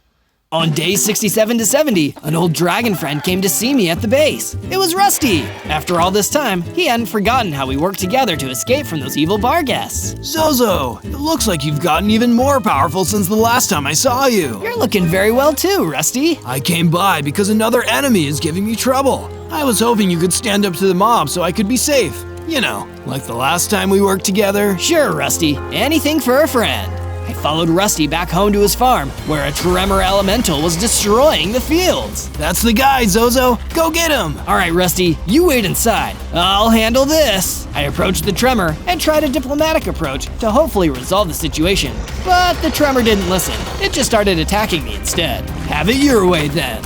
I shot a blast of green energy at the tremor, stunning him in place. It seemed like my powers were growing even stronger. The tremor was helpless, so instead of defeating him, I spared him. You're not going to cause my friend Rusty any more trouble, but I do have a job for you, since you are an Earth Elemental. If you can talk to the big Geonox and have them let me into the Crystal Eye Mines, I'll treat you like a friend from now on. The tremor agreed, and because of that, I had a way into the Crystal Eye Mines when the time came, and that time would be arriving sooner than expected. On day 71 to 74, Herma had made his way to the base and was smashing down the dragon's houses. It was like the destruction of the duchy all over again. I can't let this happen to my dragon friends. Herma, you've gone too far. Ooh, I'm shaking. Actually, no, I'm dancing. I'm dancing with joy because it's so much fun to stomp on your dragons. My mutant powers wouldn't be that effective, so I focused on hitting it with my sword attacks and dodging his pincers using my wing boost. I had my regeneration, but even that wouldn't let me stay in the fight for long. Nice try, Zozo, but you're not even half of the mutant my brother is. If I wanted to, I could end this right here, but instead, I'll just take your little power transfer stone. With that, he hit me again and took the power transfer stone right out of my inventory. Give that back, Herma! Oh, what are you gonna do about it? See you later, Zozo. My brother sends his regards. Herma Crab walked out of the base and was gone. The feeling of defeat almost broke my heart, but I decided not to give up hope. I built back the parts of the base Herma destroyed and equipped the walls with cannons in case he returned. The time would soon arrive when the dragons would have to face not just Herma, but our real enemy, the evil mutant Dr. Invertebrain. Speaking of that dastardly villain, he had found the village of the Idolcrafters and was using his greater mutant powers to threaten them into revealing the location of the pure crystal eyes. By now, my brother has successfully taken the first of the power transfer stones from Zozo. Once I get the purest crystal eyes, my idol will be able to take the power not only from Zozo, but from every mutant in the world. I will become the ultimate mutant just as I had planned to! On days 75 to 78, Duke Zed announced that he and the Fire Dragon would be leaving to go back into hiding. I tried to persuade him to stay at the base where it was safe. Why do you have to leave, Zed? This base could be a new home for all dragonkind. Everyone worked so hard on it. There is no point in staying here when Dr. Invertebrain could show up and destroy it, just like he did to our original home. Now that his brother Herma has the other power transfer stone, it is only a matter of time before he steals your power and becomes too powerful to stop. What if I could take the stone back from Herma before he gives it to the doctor? I know that I failed before, but I refuse to give up when everybody needs me. Very well, young dragon. I had always had high hopes for you and your courage has inspired me. Take this dragon orb. It will enhance your powers enough that you might be able to take the power transfer stone back. Duke handed me a dragon orb, and I could feel the magic giving me a new level of power. But it didn't feel the same as my mutant powers. When you said powers, did you mean my mutant powers? I mean your dragon powers. You were born to be the next Duke of Dragons. Hibernius saw that potential in you, and I am choosing to believe in it again. Go now and fight to save dragonkind. I will, Duke Zed. Thank you for giving me the strength to fight. I left the base with the dragon orb and followed the tracks that Herma left behind. On days 79 to 84, I found Herma's base. It looked like a coliseum, and from the looks of things, Dr. Invertebrain hadn't shown up here yet, so there was still a chance that I could take back the power transfer stone. Herma, I'm here to fight you and take back the power transfer stone. Haven't you learned your lesson? Like I said before, you're not half the mutant my brother is. That may be true, but I'm more of a dragon than either of you, and Duke Zed gave me the dragon orb so I could win. So that was Zed's plan. Let's see how it goes. Even with the power of the dragon orb, Herma was incredibly tough. My attacks could damage him, but I still couldn't rely on my mutant powers. I flew up and dive-bombed him from above, but it was no use. Even if I had more anti-aerophage rockets, the battle was still going against me. Time to call it quits, Zozo. Herma swung its pincer at me. My regeneration wasn't fast enough. It looked like it was going to be lights out. Not so fast. When all hope was lost, Tibernius showed up and covered the arena in smoke. Thanks to that, we were able to sneak away. But Herma managed to hit Tibernius in the smoke. Tibernius, you're hurt. Don't worry about me, Zozo. I have something you might want. He gave me a power transfer stone. I've always wondered what would happen if a non-mutant tried to transfer power through it. What do you say, Zozo? Will you accept my fire powers? Of course! Let's fry this crab! I used the power transfer stone and sent all of the fire powers of a sunbird into me. Now I could breathe fire, just like a dragon. I was now larger, stronger, and capable of shooting strong flames. My hearts even doubled. You're toast, Herma! Brother, I have failed you. No! With Tibernius's powers, I defeated the crab and was able to keep the stone. On days 85 to 89, I collected more materials on the way back to the base. I could use these to complete the statue that I was planning to build for the dragons. I made it home and immediately put the finishing touches on it. It was a statue of a mighty fire dragon, a sign of strength, and a show of respect for all of the fire dragons that had moved on from this world so far. Of course, there was still the matter of defeating Invertebrate. With the help of the Tremor Elemental, I was able to talk my way past the giant Geonox and enter the mine with the crystal eyes. I went deep into the mine shaft where the villagers told me the purest crystal eye could be found. This mine was deeper and shinier than any I had ever been in, but because the crystal eyes were inside, I bravely made my way further in. When I made it to the chamber of the crystal eyes, I found a chest guarded by a giant lurker. The powerful enemy ran at me on sight and tried to bite me, but I was in my most powerful form now. I defeated it with a single blast from my fire breath and claimed the crystal eyes for myself. As I grabbed it though, I was temporarily poisoned due to the chest being trapped. On days 90 to 94, I returned to the entrance of the Crystal Eye Mine and found that Dr. Invertebrate was waiting for me. Of course, you were after the Crystal Eyes too. I should have known. And thanks to you, I don't have to bother getting past those Geonox Guardians. Seems like you are helping me again, Zozo. Just like old times. I will never help you again, Dr. Invertebrate. You betrayed me. I got those crystal eyes for one reason, to defeat you and save the dragons from your reign of destruction. It wasn't me who betrayed you. You were the one who betrayed me. All you had to do was give up your mutant powers and you could live freely. But you sided with the dragons instead. And then you destroyed my brother. This is a warning, Zozo. Hand over the crystal eyes, and I will spare you after I take your powers. Disobey me, and I will wipe out both you and all the dragons, including Duke Zed. I'm not afraid of you. I may not be as mutated as you, but I have Tibernius's fire powers and the dragon orb. I am everything that my friends made me. I will win. So be it.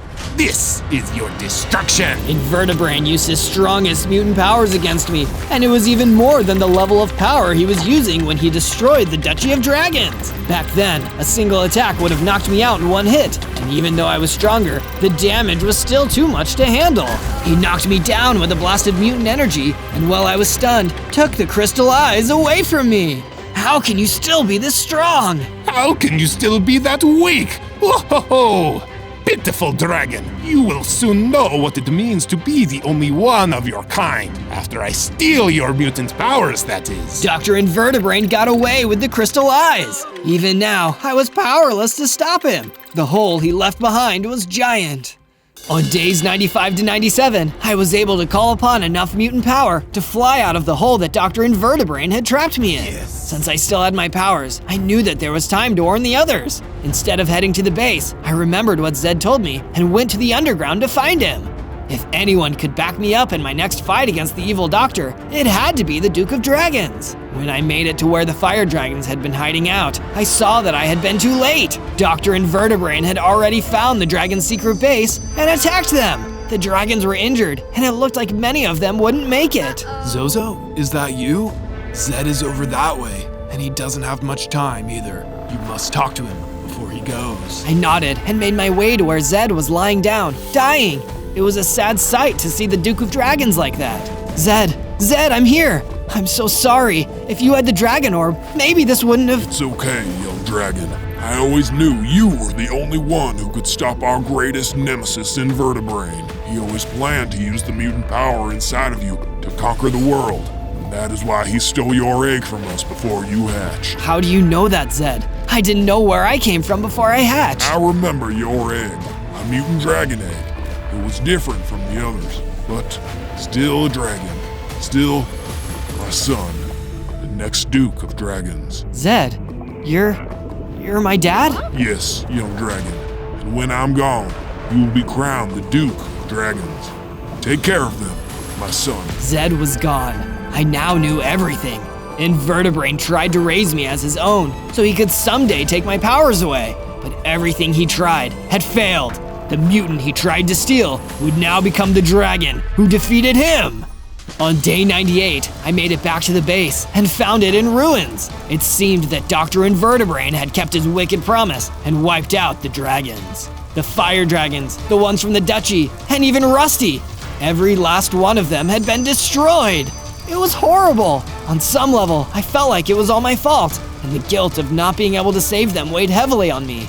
Was this your plan, Invertebrain? To take everyone I cared about away, so I wouldn't have anything left to fight for? It was only a matter of time until my powers were transferred to Dr. Invertebrain. He would get to that island with the idol, and then I wouldn't stand a chance against him. This is hopeless. There is always hope, Zozo. Your father believed this. Tibernius! Look at me, Zozo. I gave my fire powers to you because I believed in you. And even in my powerless form, I still believe in you. What can we do? He was always stronger than me, and even if I win, I can't bring everyone back. Perhaps you can. Remember what powers you have now. If you have the pure crystal eyes, you'll be able to transfer power into yourself, but also to others. Of course. If I transfer your firepower to the dragons, along with my regeneration, the combined power could revive them. There's only one way to find out. Let's take those crystal eyes back. Together, Tibernius and I vowed to do just that. On day 99, I raced to the Idol Island to confront Dr. Invertebrain. The 2 power transfer stones and crystal eyes were floating next to the idol, and he was about to combine them. I dive-bombed over and grabbed the crystal eyes and power stones from the magic stones they were on. Zozo, you dare disobey me again? I dare. You thought you could crush my spirit, but like I've said time and time again, I don't give up. You're not thinking straight, that's why. Only I have the brains to rule this world. You should have just let me do the thinking. Your thinking stinks, Doc. I'm going to fix the damage you've done. I flew high into the sky with the crystal eyes and power transfer stones, then glided over the water to land on the mainland shore. There was no way that crab could catch up to me now. I zoomed back to the base and placed those pure crystal eyes next to the idol that I had built many days ago. Then I flipped a switch to combine them. Please work, please work!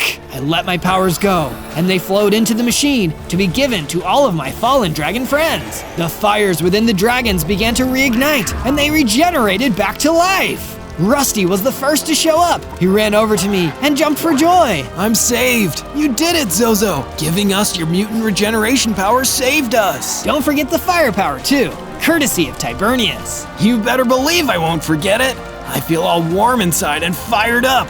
Put an end to that Dr. Invertebrain once and for all. Thanks, Rusty. I'll make sure to defeat that Brainiac once and for all, and make the land safe for all mutants and dragons alike. On day 100, Dr. Invertebrain looked up to the sky and saw me flying towards him. What? What are you doing back here? After saving all of the dragons by sharing my power with them, I've come back to finish this. You're going down, Brainiac. Curse you, Zozo! If you think you can beat me now, I promise you that you are still too weak. Maybe alone I was, but not with everyone having my back. All of my friends believe in me, and I refuse to give up or let them down.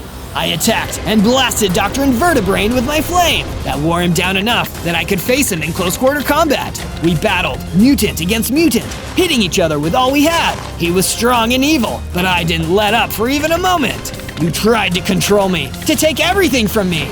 But now, I will defy you again, and it'll be the last time you order me around. Zozo, Think about what you are doing! I fired up one final blast of my remaining fire mutant energy and destroyed him! No! The battle was over. Now the rebuilding of the Dragon Duchy could begin, and all mutant and dragon kind could finally live in peace and harmony. I may have been born a mutant, but because of my heart, everyone was now free to be who they truly are. On day 1, I spawned in as a baby dragon. Whoa, I'm no ordinary dragon. I'm a Warden dragon. I opened my mouth and shot out some dragon breath, then shot off a sonic boom. They were both pretty weak, but still cool. That's when I noticed a nearby Ender Dragon and Warden. Hey, I have the same powers as you guys. You must be my parents. My mom and dad were excited to see me, and everything was happy. But suddenly, a big buff evil Steve came out of nowhere. What's this? A warden and a dragon combined? I already hate dragons, but a dragon combined with a warden is even worse. Run, Zozo. We'll hold him off. I wanted to help, but she was right. I was too weak. As I watched the battle, I saw that Buff Steve was able to destroy my dad. No, how can he be so powerful? Buff Steve then captured my mom. I had to hurry away. You get back over here, or your mom will never be free. Don't worry about me. Run to a portal and destroy it behind you. I listened to my mother like any good boy should, and ran away before Buff Steve could capture me. I ran into a nether portal to escape. On day 2, I came teleporting through a nether portal, landing in the overworld. I turned and shot off my sonic boom, destroying the portal behind me. I don't know how much time that buys me, but I have to get stronger to save my mom. If I was going to save my mom, I had to get the gear to do it. Using my claws, I began gathering up some nearby materials in order to build a base. I don't need anything fancy yet, I just need something that can keep me safe. Speaking of being safe, I was suddenly attacked by a bear. Get back! I have claws too! But trying to win this fight was foolish. I had no choice but to run. Oh boy, it looks like the overworld is just as dangerous as the nether. I kept running until I found myself on a nice, steep mountain. If I hollow this place out, this could make for a perfect base. Excited with the idea, I got right to it, building my base. I have so many ideas of how I can improve it, but we'll start simple for now. Soon, the start of the base was ready. I feel like it's going pretty good so far. Tomorrow will bring me one step closer to saving my mom. On day 3, I kept mining down into the mountain when I popped out on the other side. But as luck would have it, there was something unexpected. Is that an Ender Dragon nest? It looked like there was an egg inside of it too. Just then, a phantom appeared. He got closer to the egg. He was going to eat it. Oh no you don't, the dragons are my friends! The phantom clearly didn't expect anyone to be here, and I was able to hit him hard. In no time, I managed to take him out. Finally, it feels good not to run away for once. And what's this? The phantom had dropped some phantom skin, which I picked up. With it gone, I was able to get really close to the egg. That's when I saw there was a note nearby. My dear child, if you are reading this, then something has happened to me. I was setting out in search of food for us. It is very likely that a powerful being called Steve may come after us. He collects powerful creatures like us dragons. Take care and stay safe. Oh no, it's not just me. Dragons everywhere are in trouble. It's not enough to just save my mom from Buff Steve. I'm going to have to defeat him. I quickly picked up the egg to take it back to my base. I could keep it safe there. On days 4 to 5, I arrived back at my base. I got right to work building an incubator for the egg. If it was going to hatch safely, it needed a good environment to thrive in. Just as I finished up, I heard a noise outside. I ran out and saw even more phantoms. Oh man, you guys really want this egg. Well, just try and take it. The phantoms did their best to take me out, but they were no match for me. They would have to try harder than that if they wanted to win. With the 2 phantoms defeated, I picked up the phantom skin they had dropped. Oh, I know just what to make with this! I went over to my crafting table and used the phantom skin to make myself some phantom skin armor. It was about as strong as leather armor, but it would be better than nothing. On days 6 to 8, I was starting to get hungry and decided to go look for food. I was a little nervous about leaving the egg behind, but if I couldn't get food, then no one would be able to protect it. I soon came across a village. Hi there, please, do you have any food to spare? The villagers took one look at me and ran away. I guess they weren't used to meeting friendly dragons, or friendly wardens for that matter. Well, no one is around, so bon appetit. I got right to work attacking the animals around. Sure, it felt bad to hurt other animals, but hey, a dragon's gotta eat. And there's no way I was going to eat a salad. At last, I found you!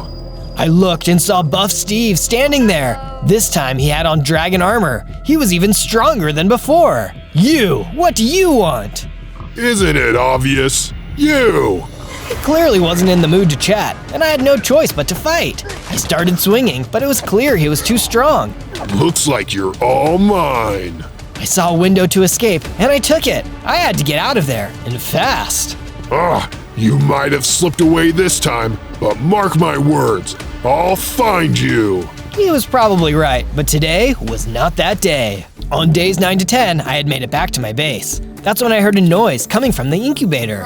Oh no, the egg is in trouble! I ran into the room to find the egg was still there, but it was hatching. Suddenly, a small baby ender dragon climbed out. Are you my mom? Who, me? No, I'm Zozo. Oh, so where's my mom? I'm not sure, but she left this note in your nest. It was there when I found you, and then I brought you here to keep you safe. The little dragon read the note. I guess being able to read was a gift us dragons get at birth. I see. I wish I could have just stayed in my egg. It's sad out here. Hey, it's okay. There's a lot of cool things to do in the world too. Really? Like what? I thought about it for a moment, then told her to follow me. I instructed her to mine out a big room in the mountain because we were going to build a cool statue.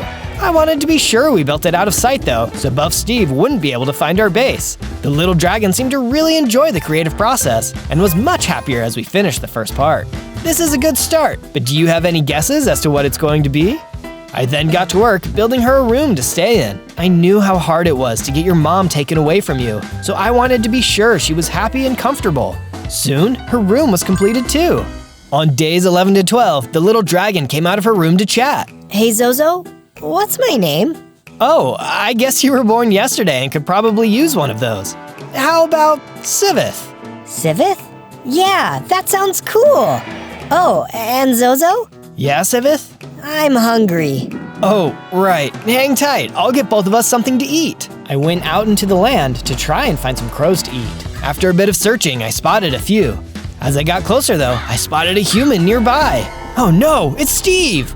I went to run away when they called out to me. Wait, little dragon! That's when I realized it wasn't Buff Steve. I waited until they got a little closer. Hey, don't worry. I'm not here to hurt you like Steve. My name is Alex. What do you want? I want to help you. Steve and I used to be friends, but not anymore. What happened? Steve and I used to adventure together, along with our friend Brianna. One day we were exploring the Nether and came across the Nether Dragon. The dragon didn't mind us being there until Brianna decided to mess with the dragon's eggs. There's something magical about them, and Brianna got too close. The Nether Dragon destroyed her as the three of us tried to escape. I was sad, but Steve was angry. He vowed to take revenge on all dragons. He finds them and locks them away in his base as revenge. Through this, he has become stronger, but more evil, turning into what he is today. I feel like it's my responsibility to stop him. Thank you for sharing that with me. He captured my mom and my friend's mom. If we team up, we can stop him. Yes, I was thinking that as well. Although, I think it's important for me to keep searching for more dragons, so I can warn them about Steve. But here, take this horn. If you ever need to talk to me, you can use this. I took the horn and thanked her for her help. Maybe we could defeat him after all. On days 13 to 15, I continued looking for food as I thought about everything Alex had told me. Oh no, it's that bear again! I have to fight him off, otherwise I might not be able to find more food for days. I was stronger now, so I charged in to fight. The bear was still really strong and really packed a punch. But everyone was counting on me. I couldn't lose. I kept swinging and finally took him out. What's this? I feel so much more powerful. Suddenly, I leveled up, growing in size and gaining more hearts. Whoa, I feel amazing! If I keep growing like this, maybe I can actually stop Buff Steve.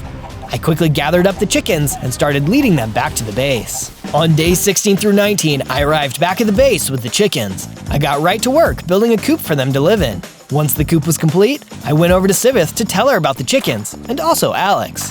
This Alex sounds really nice, but I do have one question about everything you told me. What's that? Why are we eating eggs? Dragons come out of eggs too, so that seems kind of weird. Yeah, I don't know. It's different. Try not to think about it too much. I left Sivith to think about life and got to work building a mine. I might be able to grow in strength, but I can also build strength by making better armor and weapons. Speaking of which, I found some iron. Oh, perfect. I can finally get rid of my leather armor. This is great. Back in the base, I smelted down all of the iron, then used the iron to make myself a fresh set of armor and weapons. I'm feeling better already. On days 20 to 22, I woke up with a bad feeling in my stomach. I went to Sivith's room and saw she was missing. Sivith? Sivith, where are you? Just then, I heard another sound. It was the horn Alex had given me. She was calling me. I ran out of the base toward the sound. Maybe Alex knew what had happened to her. Soon, I saw Alex. What's going on? Zozo, I called for you as soon as I could. I caught sight of Steve. He was chasing a baby dragon. That's not your friend, right? I don't know. It might be. She wasn't in her room this morning. Oh no. I'm not strong enough to face Steve yet, but I'll tell you where you need to go. Alex explained where she saw them, and I hurried off. I soon got to the place Alex described and saw Steve was about to capture Sivith. I had to do something. Hold it right there, Steve. I jumped between the two of them. Out of my way. I hate dragons, and this one is no different. Wait, you're that warden dragon I saw earlier. You're the worst kind of dragon of all. Quick, Sivith, run! Steve wasn't paying attention, and Sivith was able to get away. Steve was then so distracted by her escaping that I was able to escape too. Hang on, you're not getting away this time. Steve chased after us, and I tried to knock him back while Sivith got away. He was still too strong, but I was able to get enough hits in to stop him from capturing us. Sivith managed to get away. Soon after, I was able to lose Steve in the trees. Sivith and I met back up, then hurried back to the base. On days 23 to 26, Sivith and I arrived back at the base. I was really worried about what had happened. I'm so sorry, Zozo. Are you mad at me? That depends. What happened? Did Steve find our base? No, I left to go and find more supplies to upgrade our stuff when Steve came out of nowhere and tried to grab me. So you don't need to be mad because he didn't find our base. I would have been worried if he found our base, but I'm mad that you left. You could have been captured and I would have never seen you again. I could tell Sivith felt really bad. Look, it's okay. I'm sorry for being mad. I know you were just trying to help, but right now it's too risky. Promise me you'll stay at the base from now on? Okay, I promise. But Zozo? Yeah? Before Steve popped out, I did see something interesting. I think you should go check it out. Sivith explained where I needed to go, and she was right. It did sound like a good place to go. Nice one, Sivith. I'll go take a look. After a bit, I arrived at the place she described. It was a large temple. I stepped inside and was immediately attacked by a bunch of husks. Oh, go drink some water, you dust heads. The husks did their best to bring me down, but I took them out first. After the last one had disappeared, I saw something interesting. Oh, and what might this be? I took a look and saw that there was a bone sword. Wow, this is cool. That's when I realized that the sword also gave me a special ability. Now I could spit spikes. Now that is awesome and mildly confusing. I tested it out, sending spikes shooting at the wall. As I hit the wall, murals started to appear. Just then, a mummy came out and attacked me.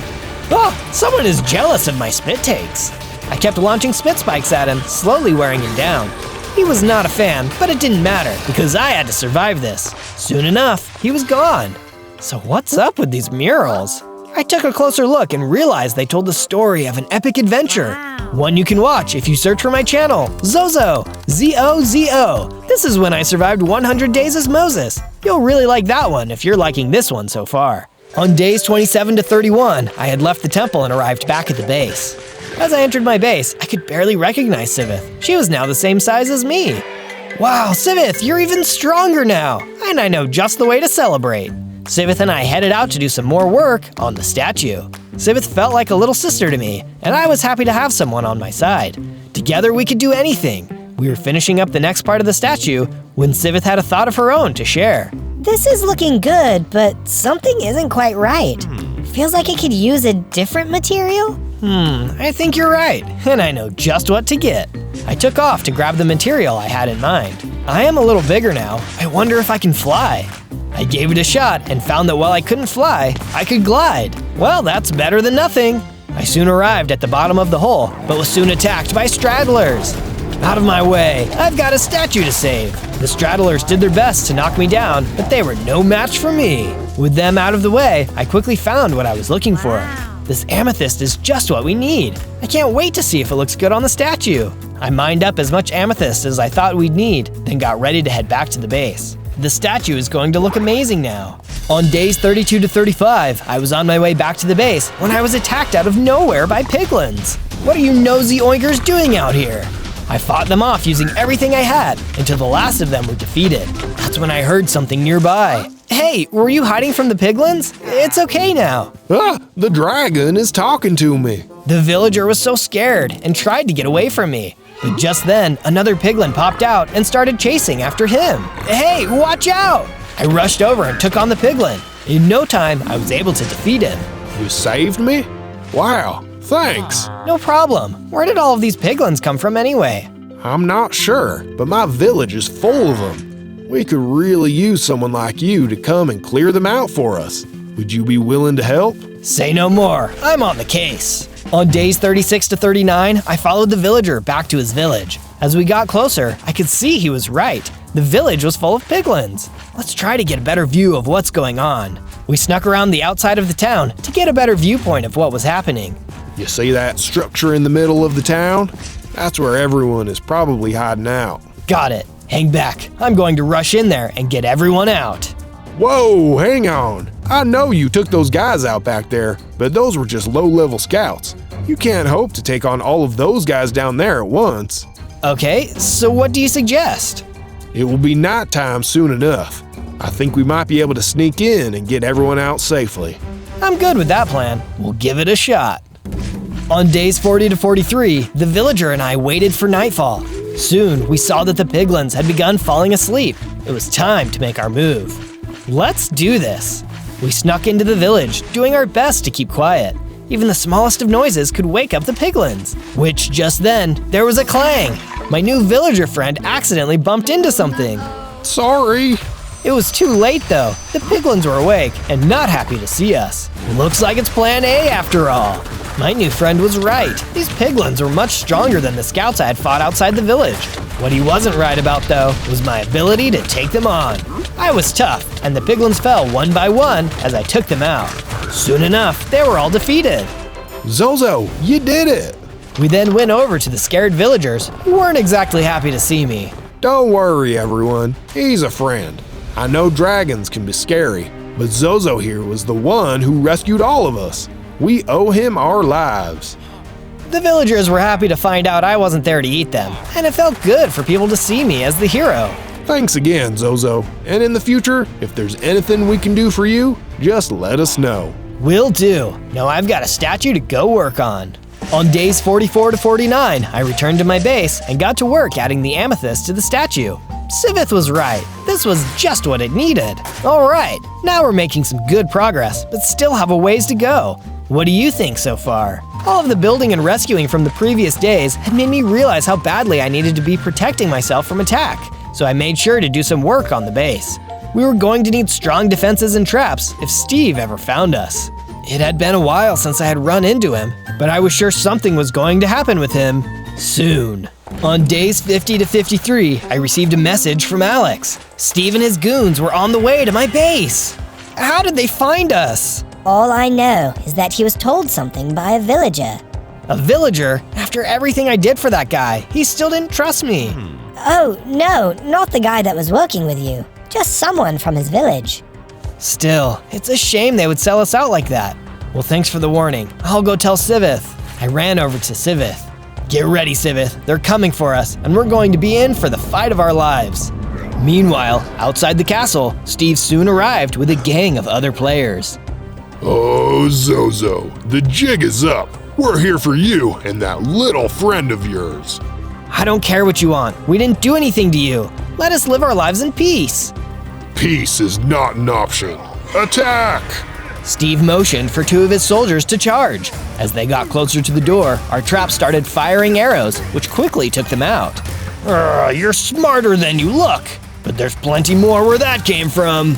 Next up came an archer who did their best to try and disable our traps, shooting flaming arrows into them. Unfortunately, that seemed to do the trick, and the trap stopped working. 2 griefers came up to the door, laid some TNT, and lit it. But suddenly the traps came back to life, taking out the archer and trapping the griefers in. There was an explosion, which took them out, but also took out the traps and door. The base was open now though, and the players started to run in, but not before falling into my pitfall trap. Another noob tried running in too, but fell right into the hole. Just then, someone vented in through the side and took a look in the hole. Unfortunately for them, their Spec Ops teammate popped in and knocked them down the hole. These guys really need to learn to work together. He filled in the hole, and the rest of the team charged in. Bring it on! The players charged at me, while I did my best to fight them off. Leave us alone! We didn't do anything to you! Most of the players were pretty weak, but I could hear someone setting off explosions in the background. I had to hurry. I had defeated most of the players when one stronger one with a flaming sword stepped up to fight. Look man, you don't want to mess with me. The player simply attacked. His flaming sword was really strong and kept setting me on fire. Yeah, okay, I see why people don't like Dragon's fire breath. Ouch! He was tough, but my attacks were getting the job done. I could tell he was getting weak, and I got him lined up with the edge. Have a good flight! I hit him hard, sending him flying over the edge. Just then, I felt the energy surge through me, and I grew into an even bigger dragon with more hearts. Yes, I feel amazing! Just then, I heard Sivith let out a cry. She was in trouble. I looked and saw she had been captured by Steve. Ha ha ha! Say goodbye to your little friend. Steve ran out of the base with Sivith in chains. I've got to stop him! I ran out of the base, but 2 more of Steve's players were waiting for me. They weren't very strong, but they gave Steve enough time to get away. I knocked them out, but it was too late. Hang on, Sivith, I'll find you! On days 54 to 57, I got out the horn and gave Alex a call. She arrived soon after. Zozo, you look so sad. What's wrong? They got Sivith. I've never felt so hopeless. Do you know where they might be taking her? I'm sorry, Zozo. I really wish I could help, but I have no idea where they could be going. I could tell Alex felt really bad, and she offered me some raw beef to cheer me up. Look, we'll find her. In the meantime, let's get this place fixed up. You won't be of any use to Sivith if they come back and capture you too. I agreed, and Alex and I got to work repairing the base. We had soon finished up the repairs, but I was still feeling a little bit down. One thing that I thought might help though was working on the statue. Alex offered to help on that as well, which made me grateful to have a friend in her. I was so worried about myself and my problems, I hadn't really thought much about what Alex was going through. Thanks for all of your help, Alex. I know you're going through a lot too, so it means a lot you are willing to help me. Anytime, Zozo. Now take care. I've got some things to take care of. I said goodbye and got ready for bed. Tomorrow I would figure out what I needed to do to save Sivith. On days 58 to 62, I headed into the mines. I didn't know where I needed to go to find Sivith, but I knew I needed to be stronger before I could do anything anyway. As I explored the mines, I was suddenly attacked by silverfish. These guys have always grossed me out. They were quick little buggers and hard to hit. Lucky for me though, I was able to take them out without taking too much damage. I continued into the mines and soon found some diamonds. Excellent, this is just what I need. I swung my pickaxe and gathered up lots of diamonds. I was going to have much better gear now. With all of my diamonds collected, I made my way back out of the mines. Back in my base, I got right to work crafting all of the diamond gear that I could. Steve wasn't going to know what hit him. On day 63 to 66, I woke up with a brilliant idea. I might not know where Steve is, but I know someone who might. And something tells me they are not going to be happy to see me. I took off towards the village I had saved days earlier. It was time to have a chat with the villager who ratted me out. As I arrived in the village, I saw my friend from earlier. I explained the situation to him, as well as who I was looking for. I'm sorry to hear it, but I can't say I'm surprised. Billiam has always been the village rat. I know just where you can find him. We headed off and found Billiam. Whoa, you're, bigger than the last time we saw you. I am. I'm quite a bit stronger too. I can break little villagers like you with no problem. Oh wow, yeah, well, you're not gonna do that, are you? That's up to you. My home was attacked by Steve and his goons. My friend was taken prisoner. I can't forgive this, but I might be able to look past it if you tell me where I can find her. I'm sorry, but I don't know where they might have taken her. Uh-oh, that's the wrong answer. I took a deep breath and got ready to blast him. Wait, I'm telling the truth. I don't know where they would have taken her, but I can tell you where to find Steve's messenger that I talked to. I thought about it and decided that was probably the best thing I was going to get from this guy. Alright then, looks like today's your lucky day. William spilled everything he knew about where I could find this messenger.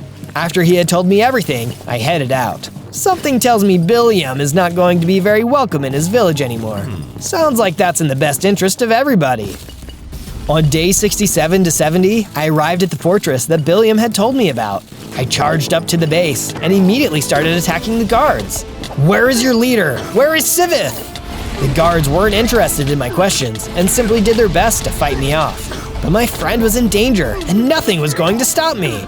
Out of my way, tin heads! As I fought my way through, I soon came across an even bigger guard. This guy was tougher than the first ones, but I wasn't going to let that stop me. He swung at me and did some serious damage. It really hurt, but I swung back and was able to take him out. The bigger they are, the harder they fall. I had made it into the castle, and more of the big guys were trying to take me down. They swung, I dodged, and knocked their blocks off. Hang on, Sivith, I'm coming! On days 71 to 74, I had officially made it into the fortress. It was as if the whole base had been alerted to my presence, as every bad guy in the place was swarming in on me. I don't care how many of you there are, I'm going to make it to the top. As I knocked guard after guard out of my way, I eventually found myself inside a library. Wait a second, what's this? I had found some kind of special item. With this, I have the strongest spike attack I can get. Excited with my new ability, I immediately put it to the test. There were some guards up on the balconies, and I managed to take them out. Oh yeah, whoever this guy is, he's in for a real surprise. On days 75 to 78, I made it to what looked like the lair of the castle's boss. You there, you must know where Steve is keeping his prisoners. Tell me, or else. Heh, you really think I'm gonna help a dragon? Look at me. Steve has been stealing the power of the dragons to make us stronger, and there's no way you'll be able to defeat me. What? What does he hope to gain from all of this? Not only will he finally destroy all dragons, but he will become a powerful dragon himself. Then no one can stop us. Yeah? Well, this dragon isn't going to let that happen. Bring it on! The henchman and I started to fight. I did my best to fight him off, but since he had been given dragon powers, he was incredibly strong. This wasn't going to be a simple fight. Do you really think Steve will let you live your life once he's king? He's going to turn on anyone who has even a little bit of power. Silence! You don't know what you're talking about.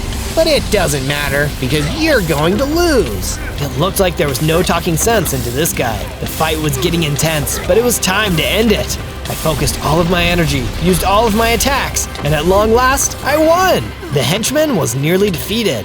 No! How could I lose to a measly dragon? Last chance, tell me where Steve's base is. Never! The henchman leapt forward to attack me, but I took him out instead. Well, maybe there's something around here that can help me out.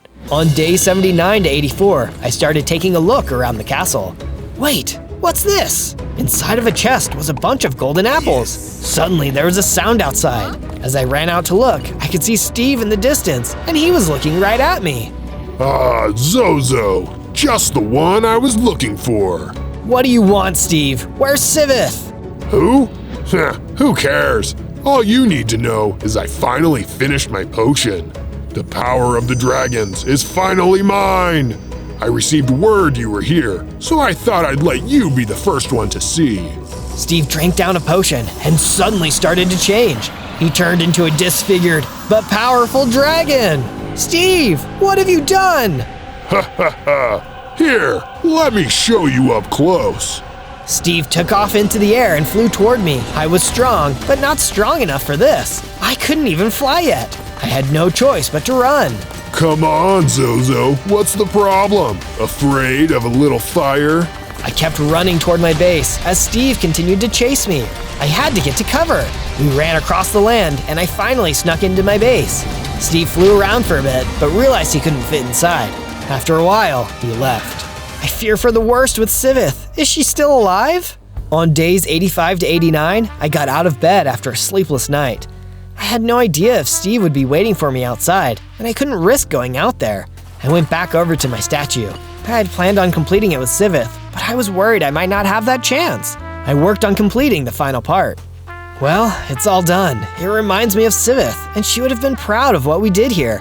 I only hope I can avenge her and save everyone else from Steve's insanity. I was feeling more confident than before and stepped over to the ledge. Maybe I was strong enough to fly. I leapt over the edge and sure enough, I was able to get my wings going and fly. Yes, finally! I took some time to get used to flying. Luckily, it looked like Steve had left the area. I was able to get some good practice in when I heard Alex sounding off on her horn. I flew toward the sound and saw Alex was waiting for me. Zozo, you did it! You're flying! This is great news! Thanks! I just wish I knew where Steve's base was. One way or another, I've got to end this. Well, I've got some good news for you. I found it! I couldn't believe it. Maybe now we could finally get revenge for all the wrongs Steve had done. Even though I was feeling stronger though, I was still worried about how we could defeat Steve. Steve is afraid of anything that might harm him, so he likes to keep that close to him. When we get to his base, we should take a look around. There might be something there that can help. On days 90 to 94, I flew to Steve's base. As I landed outside the base, I met up with Alex. Wait a second, how did you beat me here? I was flying. Oh, I have another highway set up, so I can get around pretty quick. Oh yeah, that's a good idea. So have you seen Steve? Not yet. I think you should be good to head inside. I'll wait out here and let you know if Steve shows up. Sounds like a plan. Stay safe.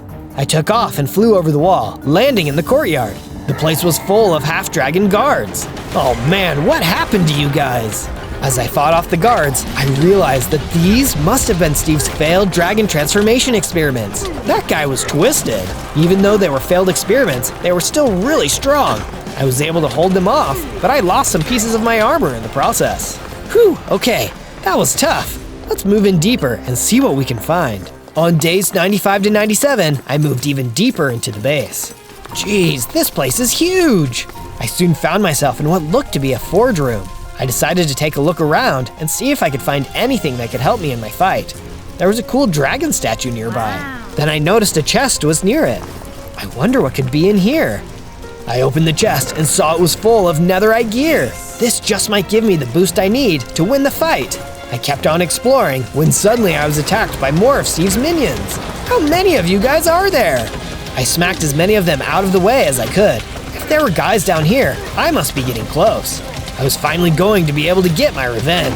After I defeated the last of the minions, I came face to face with another one of Steve's stronger dragon guards. The last fight against one of you was hard. Let's hope this time can be better. We both sprang into action, hitting each other and firing off different attacks. He was still really strong, but my new equipment was doing its job. I managed to get him lined up with a cliff. Hang on to your horns! I gave him a good whack and sent him flying over the edge to his doom. Bet you wish you had the power to fly. On day 98, I moved even deeper into the base. It was starting to get really cold and wet. How deep underground had I gone? More guards? No problem. At this point, I was getting pretty good at fighting these guards. That's when I realized there was a dragon in a cage nearby. It was Sivith. I defeated the last of the guards, then hurried over to the cages. Hang on, I'll get you out. I used my sonic attack and opened up the cage, freeing my small friend. I was excited to see she was still alive, but had a question to ask her. I was scared to ask, but I had to know the answer. Sivith, I'm so happy you're alive. Have you by any chance seen my mother down here? A sad expression came over Sivith's face. I have, but unfortunately she's gone. We were only both here for a short while, but I believe she saved my life. What do you mean? When Steve came to extract her powers from her, she gave him even more power than she needed to. More power? Why would she do that? That just let him turn into a dragon sooner. It's true, but you have to understand that she was out of time, and Steve would have used my power next. He was going to figure the transformation out, but your mom sacrificed herself to be sure Steve wouldn't need to hurt me too. Wow, I understand. She was always looking out for others. She also told me that she believed in you, and she knew even if Steve was able to harness dragon powers, you would be able to defeat him. She told me to give this to you when you arrived. Sivith tossed something out on the ground. Warden's heart. This was a gift to my mom from my dad. I had always heard that there was a special power inside of it that combined the power of the dragon and the warden. But before I could investigate any further, I heard a noise from Alex's horn. Steve must be here. Come on, Sivith, let's get out of here. On day 99, Sivith and I arrived back outside of the base. Alex was waiting, and we hurried over to her. Watch out! Steve is... Just then, Steve came smashing down into the courtyard in his dragon form. Sorry to break up the party, but you three have been getting on my nerves. It's over, Steve. You might look like a dragon, but you will never truly be one. It's time for you to pay for your crimes. Is that so? Well, come and get me, Warden. Warden? Zozo, use the Warden's heart. I quickly grabbed the Warden's heart and activated it. I felt an amazing amount of energy flow through me, and I leveled up into my strongest, most powerful form. I can feel the full power of the Ender Dragon and the Warden within me. You're going down, Steve. Steve let out a growl as we started to fight. We flew around, launching our dragon's breath at each other. The sound of our battle could be heard for miles. Give it up, Steve. I have the power of the two most powerful beings in the land. You can't hope to defeat me. You're just a freaky mix of two creatures.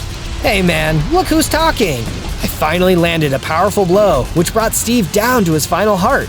I soared high and dive-bombed him, delivering the final blow.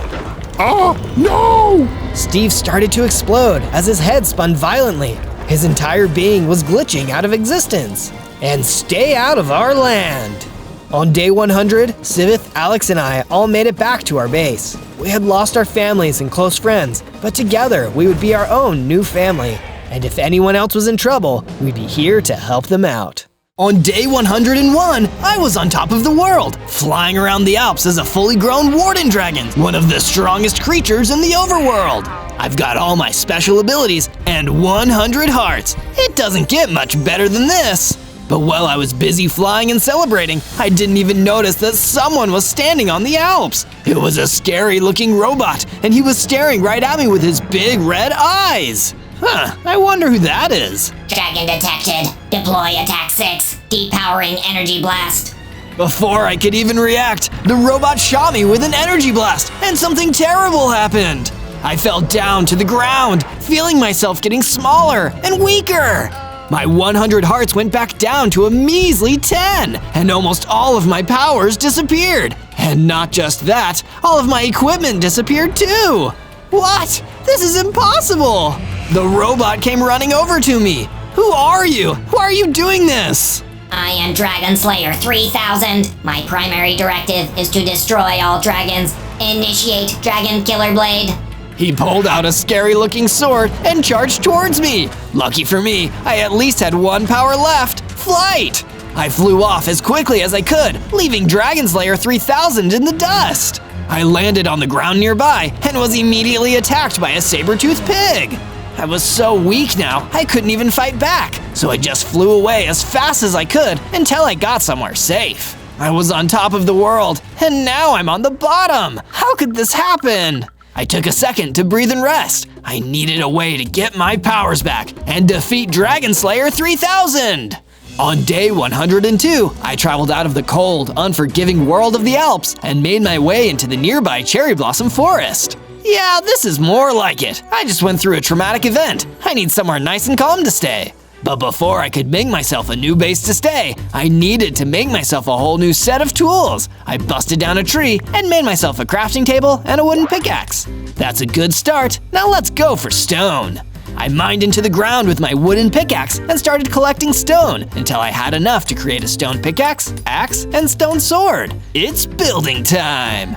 I started cutting down some of the cherry blossom trees until I'd collected enough materials to start constructing my base. I started small at first, seeing as I was small now too, building a room for myself to sleep in. But I didn't have enough material to finish the roof, so I went into the woods to collect more materials. That's when I ran into an angry zombie spoiner. Oh no, this day is bad enough already. I don't want to deal with any zombies today. I pulled out my stone sword and fought him off. Lucky for me, I still wasn't too weak to take down a zombie spoiner. Phew, now back to base building. I collected the materials I needed, then went back to my base to finish off the roof.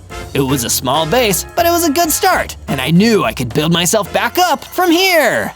On day 103, I decided to travel around, hoping to collect some more wood for constructing my base and find out more about the crazy robot that had attacked me back in the Alps. That's why I went to the coniferous forest, but this forest wasn't quite as welcoming as the cherry blossom forest. My big clue was a huge vile ogre who showed up and tried to shake me down for some emeralds. You have to pay the troll toll if you want to pass through this forest, puny dragon. But you're not even a troll, you're an ogre. They're not the same thing. Ugh, what a silly technicality. I'm gonna pound you for that, kid. He gave me a powerful whack after that, taking off a few of my hearts. Remembering the powerful dragon I once was, I pulled out my stone sword and fought back until the vile ogre was defeated. Darn, I'm still injured though. This is the worst. But in my moment of need, a mysterious spirit appeared, the guardian of the forest.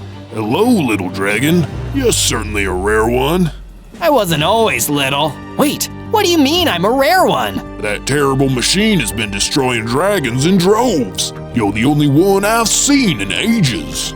Terrible machine? You mean the Dragon Slayer 3000? The very same. You look injured. Here, take these healing potions. I took the potions, and it immediately helped me reclaim all of my hearts. Thank you, Forest Guardian. Want to come back to my base with me? We can work towards destroying that machine for good. I like the sound of that. Lead the way, Zozo. From day 104 to day 105, the Guardian of the Forest and I went back to my base. It was still pretty tiny, and there was no room for the Guardian to fit in as is. No worries, Guardian. I'll build you a new room where you can stay. I mined some extra wood and stone from around the cherry blossom forest and used it to add a nice new house onto the base. A house that would be perfect for a forest guardian, complete with some plants and a window to let in the sun. He seemed impressed. This is perfect, Zozo. I think I'll enjoy my time here with you. But he was wrong. Not everything was perfect because a gang of skeletons had heard all my construction work and were making their way towards the base. Oh no, I better take them out before they can ruin anything. I pulled out my stone sword and charged in. Skeletons were no match for even a small dragon, so it didn't take me long to defeat them all. And when they were gone, I noticed that they dropped some potions of regeneration. I added them all to my inventory. It's always good to have some of these on hand for emergencies. From day 106 to day 108, I got a crazy craving for fried eggs, but I couldn't just go to the store to get them. I needed to do it the old-fashioned way. I built a chicken coop and a fenced-off area on my base, perfect for a little free-range chicken farm. Then I started collecting chickens and herding them back to my base. I'll have a steady supply of delicious eggs in no time. I can hardly wait. Still feeling hungry in the short term, I decided to go wandering through the cherry blossom forest again, hoping I'd find something cool to eat. Instead, I found something very different. It was the Dragon Slayer 3000, and his big red eye was fixed on me. Dragon detected. Can't we just talk this out? Initiation Destruction Protocol D4. Dragon slaying cyber battle axe. The Dragon Slayer 3000 pulled a huge battle axe, seemingly out of thin air, and he charged for me, swinging the axe again and again, only barely missing me each time. Resistance is futile. All dragons will be annihilated.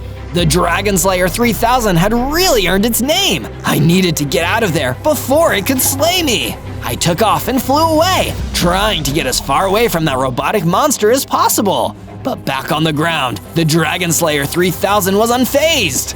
Tracking flight pattern. Processing estimated arrival location. This dragon will not escape. From day 109 to day 110, I returned back to my base, still feeling terrified after my close encounter with Dragon Slayer 3000.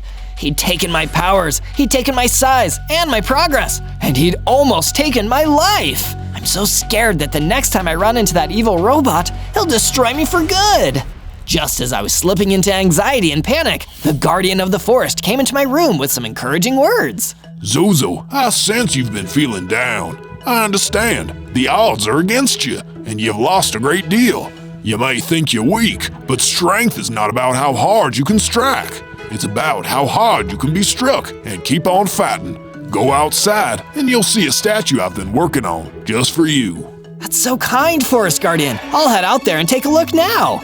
So I did. I went outside and saw the statue that the forest guardian had been working on, and it looked amazing. This is so cool. I can't wait to see what it'll be when it's done. What do you think it'll be when it's done? Just as I was admiring his hard work on the statue, the forest guardian came over with some more good news. That ain't the only thing I've made for you. Go back to the base and you'll see another upgrade I've been working on. I think it'll come in handy with keeping an eye out for that terrible machine. I went back to the base and saw that the forest guardian had transformed one of the cherry blossom trees into an awesome watchtower. It would be a perfect way to keep an eye on the forest around us and know if the Dragon Slayer 3000 was on his way. I'm starting to feel more powerful again already. I can do this thing! From day 111 to day 112, feeling more confident than before, I went back out into the cherry blossom forest to understand my surroundings better.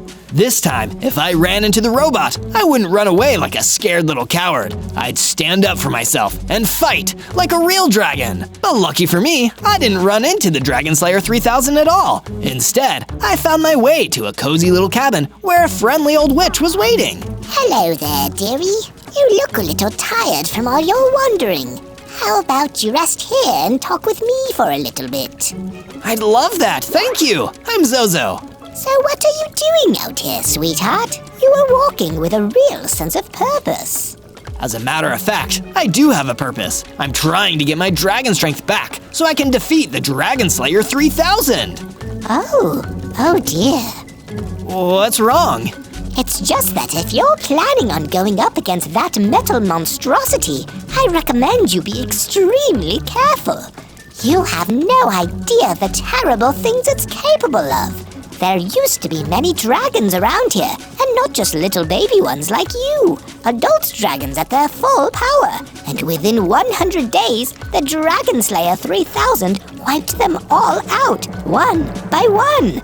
You'll need to be exceptionally powerful if you want to defeat it. Well, that sure fills me with confidence. From day 113 to day 115, I returned to the coniferous forest, wondering if there was anything valuable I'd missed during my first trip there. You can only imagine my surprise when another big, mean Vile Ogre jumped out of the woods, right in front of me. Wait, how can you be here? Didn't I defeat you before? Oh, that was my brother. He was out here, minding his own business, and you started to fight with him. He was literally trying to shake me down for money in a forest he didn't own. He even hit me first. That doesn't sound like him at all. For defaming my brother's memory, you're going down, you teeny tiny little dragon. The Vile Ogre attacked me! He fought just like his brother, but this time I was prepared. Before he could take too much health from me, I defeated him with my stone sword and leveled up. I got bigger, and my total hearts rose up to 20, and I gained back one of my most important abilities, fire breathing. I'm getting my dragon mojo back, baby. From day 116 to day 119, seeing as I'd upgraded my size and strength, I figured it was time to level up my weapons and equipment too. That's why I found my way to an underground cavern that was perfect for mining myself some extra materials, specifically some iron ore. Once I'd gathered up enough, I started building an underground furnace so I could smelt the ore into ingots and start creating all my new gear. But I was interrupted by another nasty creature living in the underground cavern, a deadly giant cave spider, and he thought I looked like a delicious dragon snack. Well, I hope you like your meals extra spicy, cave spider. I huffed, and I puffed, and I breathed a jet of flame right at the cave spider, scaring it back into the darkness. It definitely wouldn't bother me after that. Then, I used all that iron I collected to make myself an iron sword and an iron pickaxe. I was officially stronger than ever before. And one day, I'm gonna use this sword to destroy the robot that ruined my life. From day 120 to day 122, I spent one day just resting at the base, having no idea that the day after would bring me my toughest battle yet. That day started with the Guardian of the Forest waking me up in a blind panic and telling me the last thing I wanted to hear at that moment. Zozo, Dragon Slayer 3000, he's here. He's practically outside the gates. We need to stop him before it's too late. Oh no! I ran as quickly as I could. I hoped that I'd been dreaming for a while until I saw that the Forest Guardian was absolutely right. Dragon Slayer 3000 was standing right next to the base, carrying his battle axe. Dragon detected. Initiate destruction methods. Wait, why do you want to destroy us dragons so badly? Is it something we did to you? What you do to me is irrelevant. My programming dictates that I must destroy all dragons I detect at all costs. Who programmed you like that anyway? You do not need to know. Battle axe attack initiated. Talking time was over. Dragon Slayer 3000 ran at me with his battle axe again, getting 2 strikes in before I was able to hit him back with my sword. And when I did, it didn't seem to cause much damage. I decided with the threat of getting slain right here in front of me, it was time to unleash my latest dragon power, Fire Breath. I breathed my fire at Dragon Slayer 3000, and it almost seemed to short-circuit him for a moment. He backed away, looking confused. Dragon has accessed fire abilities. Activate contingency plan G6. Retreat mode initiated. And with that, the Dragon Slayer 3000 fled back into the forest and out of sight. I hadn't defeated him fully this time, but somehow, after this fight, I finally understood that this monster wasn't invincible. If I kept getting stronger, I could defeat him once and for all. From day 123 to day 126, I was working on creating a weapon upgrade for my iron sword. After seeing how Dragon Slayer 3000 reacted to me using my fire breathing on him, I thought he might have some kind of weakness to fire. That's why I applied the fire aspect enchantment, which would lend extra fire damage to every single swing of my sword. This is really gonna help me out on my quest. And if you'd also like to help me out on my quest, search ZOZO in the search bar to find and watch more adventures with me, Zozo. We're gonna have an awesome time! From day 127 to day 131, the Guardian of the Forest came over to share some less stressful news with me than the last time. Zozo, I've done more work on the statue. Come check it out. Of course, I'll be right over. I met with the Guardian outside and saw all of the amazing work he'd been doing on the statue. It looked so cool. The Guardian certainly had a real talent for building statues. But for this next part, I need your help, Zozo. The statue is coming along nicely, but I need some ebony logs to really take it to the next level. Would you be able to journey out to the ebony forest and get me some? I'll be there and back before you know it. That was a bit of an exaggeration, but I did travel out to the ebony forest as quickly as I could gather up the material I needed for the Forest Guardian statue. On the way there, I ran into an Enderman who really didn't like intruders entering his forest, even if they were just dropping in to grab some equipment. You better not tell me I need to pay the Enderman toll. Thankfully, some fire breath was enough to scare the Enderman away. And I was able to gather up plenty of the material the Guardian of the Forest needed to keep building and improving the statue. From day 132 to day 135, I started making my way back to the Ebony Forest, eager to give all the materials I'd gathered over to the Forest Guardian. On the way there, though, things started to get strange. I spotted a flying ghast, which is normally only seen in the Nether. What are you doing out here? The ghast obviously didn't reply. They attacked me with their ranged attack, and I replied in kind and flew up towards it and hit it with my fire breath, knocking the ghast out of the sky. It feels so good to be a dragon.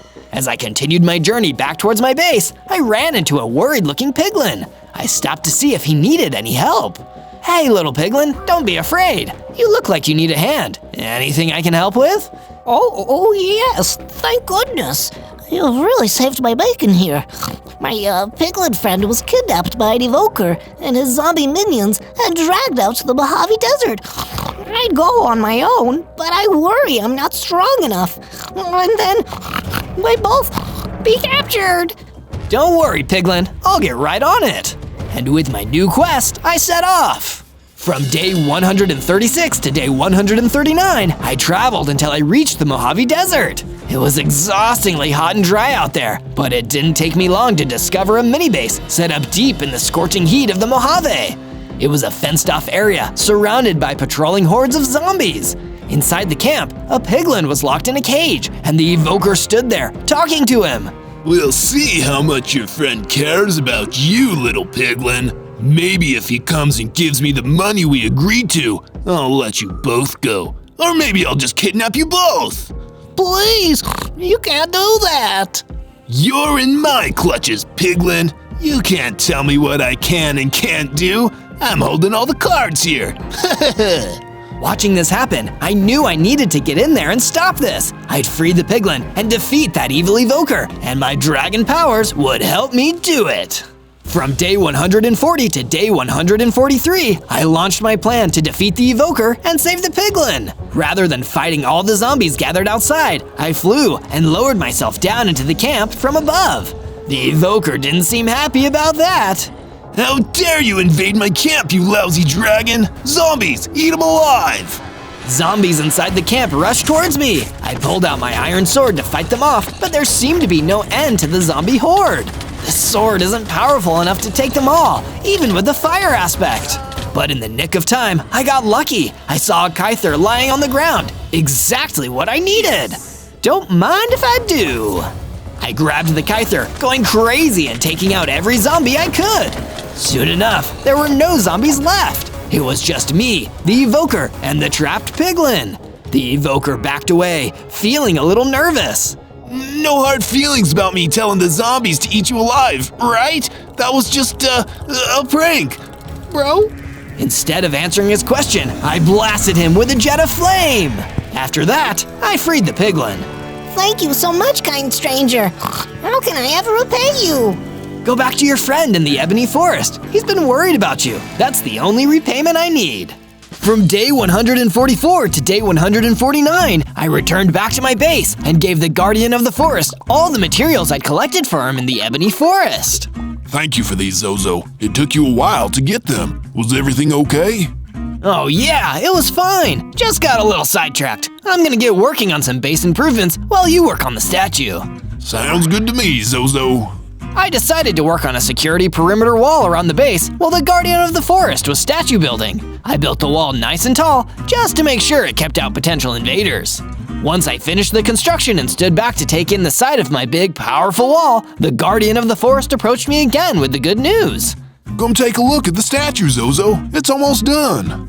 So I did exactly what he said. I went to take a look at the statue and was amazed at what I saw. The Forest Guardian was clearly a statue building whiz. Can you tell what it is yet? Let me know down in the comments.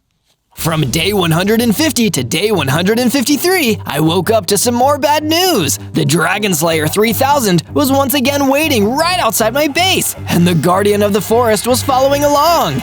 Oh no, he's kidnapped my friend! But I couldn't just chase after them, because at the exact same time, a group of husks that the evil machine must have led here were attacking my base. My anger at that monstrous robot kidnapping my friend let me fight even harder. And during my battle with the gang of husks, I got enough XP to level up and become even stronger. I got bigger. My total hearts increased up to 50. I used my newfound strength to take out the last of the husks. My base was safe, but the Guardian of the Forest was still gone, and I needed to save him. From day 154 to day 157, I checked around my base to make sure there weren't any holes in the walls besides the entryways. You have to keep a keen eye to make sure your walls are as sturdy as they can be. After my base was secured, I went to go meet my other ally in the Cherry Blossom Forest, the witch in her cozy cabin, to get her advice on what to do next. I sat across from her and told her about the situation. Since you first came to me, Zozo, I've been doing some research, and I think I might have information that could help you. A few hundred years ago, there were some extremely dangerous dragons on the prowl. Some scientist working in the lush tundra created robots like the Dragon Slayer 3000. But even once those few dangerous dragons were destroyed, the machines endured. I've just never seen one this advanced before. Still, if you want to save the Guardian of the Forest, checking the lush tundra may be your best option. Just be careful out there. From day 158 to day 162, knowing that my best friend was trapped in the territory of my most dangerous enemy, I needed to get better weaponry. That's why I once again returned to the underground cavern where I did my previous mining. And as usual, I had another guest while I was down there. What I wasn't expecting was for that guest to be a creeper. I panicked as it skittered towards me, ready to explode. It was terrifying, but I managed to get away just in time. Boom! The creeper exploded. If the Dragon Slayer 3000 doesn't get me, the stress of these 100 days is gonna be what finishes me off. At first, I thought this was just another one of my many near-death experiences, but these lemons came with a free side of lemonade. In the crater left by the creeper exploding, there were a bunch of diamonds. It looks like my luck is finally turning around today. I gathered up all the diamonds and forged them into a powerful diamond sword, a perfect weapon for taking on that diabolical droid. Now all I needed was the courage to actually go and do it, knowing how scary and dangerous the Dragon Slayer 3000 truly was. From day 163 to day 166, I returned back to my base with my new diamond sword, feeling frightened and worried about what I needed to do, even though my friend's life was at stake. To make myself feel a little better, I gave my diamond sword the fire aspect enchantment, just like with my old iron sword. That would make it a more effective weapon against Dragon Slayer 3000, but I was still afraid. I stood and looked at the statue that the Guardian of the Forest had created for me.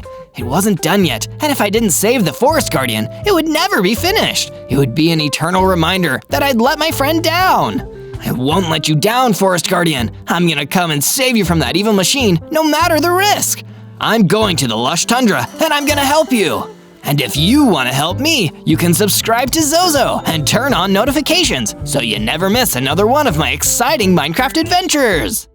From day 167 to day 170, I put my money where my mouth was and traveled all the way to the lush tundra. I searched around until I discovered what looked like an abandoned factory. This must be where Dragon Slayer 3000 was created. He probably turned it into his base when all the scientists left. If the Forest Guardian is gonna be anywhere, it's here. I ran into the building and immediately found that more hordes of husks had made their home here, just like the ones that he'd led to attack my base. I must have been getting closer. Come at me, husks. You don't stand a chance. The husks did come at me in whole swarms. With my diamond sword, I was able to cut down a lot of them, and I defeated even more with my fiery breath. There was no way I was letting any of those low-level mobs stop me from saving my friend. It wasn't long before I was standing in an empty room, having defeated all of the husks. I kept searching the building, trying to find where they might be keeping my friend. Forest Guardian, it's me, Zozo. I've come here to help you. That's when I heard a voice at the other end of a deep, dark hallway that went into the ground. Zozo! Oh, thank goodness! I'm down here! Please, come save me! I ran down the long hall and saw the room where the Guardian of the Forest was trapped. I didn't waste any time and busted down the bars that were holding him. I'm so glad you're safe, Forest Guardian. I don't even know why he kidnapped you. You're not even a dragon. He's an incredibly intelligent machine, Zozo. I think he kidnapped me just because he knew that you'd come and save me. Let's go back to the base before he realizes you're in here. No, Forest Guardian, I'm sorry. I want you to go back to the base, but I'm through with running. Keep the base safe for me. I'll come back once I've defeated this robot, once and for all. Just be careful, Zozo. I have a feeling he's got at least one more trick up his silver sleeve. With that, the Guardian of the Forest turned and left, and I started going deeper into the Dragon Slayer's base. From day 171 to day 174, I went deeper into the abandoned factory. While in there, I found a dusty old chest locked away in a corner. It contained two things. One was a potion of strength, and the other was a book marked Scientist's Notes. I looked through the book, and it contained the following. We witnessed an extraordinary event in the factory today. Our Dragon Slayer 2000 models seem to have gained true intelligence. In fact, they used this intelligence to construct an entirely new machine, the Dragon Slayer 3000. It's the first machine to be planned and built entirely by other machines. Whoa, that explains why this thing is so cold and cruel. The sooner I can put this rogue robot down, the better. From day 175 to day 178, now knowing of his true origin, I went far enough into the factory to discover Dragon Slayer 3000 waiting for me. Dragon detected. Prepare for your immediate annihilation. Funny, I was about to say the exact same thing to you. I didn't want to waste any more time talking to this evil machine. Instead, I ran in and pulled out my diamond sword. I hit the robot again and again and again, not even giving him a chance to fight back. I wanted to end it there and then. But before I could deliver the final blow, Dragon Slayer 3000 stepped away and ran into a nearby room. I went running after him as fast as I could. I'm not gonna let you get away with this anymore, Dragon Slayer. Your days of hunting us dragons are over. From day 179 to day 184, I entered the main chamber of the factory. It was large and completely abandoned, but I still saw the glowing red eye of the Dragon Slayer 3000 staring at me. But this time, I wasn't going to let him go. I defeated him and sent him running before. Now it was time to finish him off. Time for the Dragon Slayer 3000 to get slayed by a dragon. I've got to say, Dragon Slayer, I enjoy the irony. I wasn't programmed to have any sense of irony. It is of no use to me. The point is, I'm going to destroy you for everything you've done to me and dragons like me. There's no place in the world for a machine like you. Then I will have to upgrade. Activate Contingency Plan Z13, Metamorphosis Protocol. What?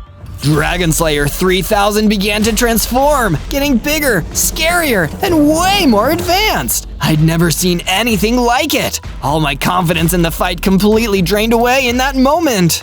Upgrade complete. I am now Dragon Slayer 4000, the ultimate stage of my technological evolution. My capabilities have increased, and I can now destroy even the strongest dragons. You cannot harm me, Zozo. Oh no, I think I may have overestimated my ability here. Destruction Blast. The new Dragon Slayer 4000 blasted an even more powerful energy weapon. I was able to dodge it in the nick of time and ran out of there as fast as I could. I need to figure something out fast or I'm doomed. From day 185 to day 189, I returned to my base in a blind panic. I immediately went up to the Guardian of the Forest. Hello again, Zozo. Thank you again for saving me. Ready to celebrate finally defeating Dragon Slayer 3000? Not quite. Kind of the opposite, actually. Dragon Slayer 3000 got even more powerful. He upgraded into Dragon Slayer 4000. And I don't know how I'm gonna defeat him like that.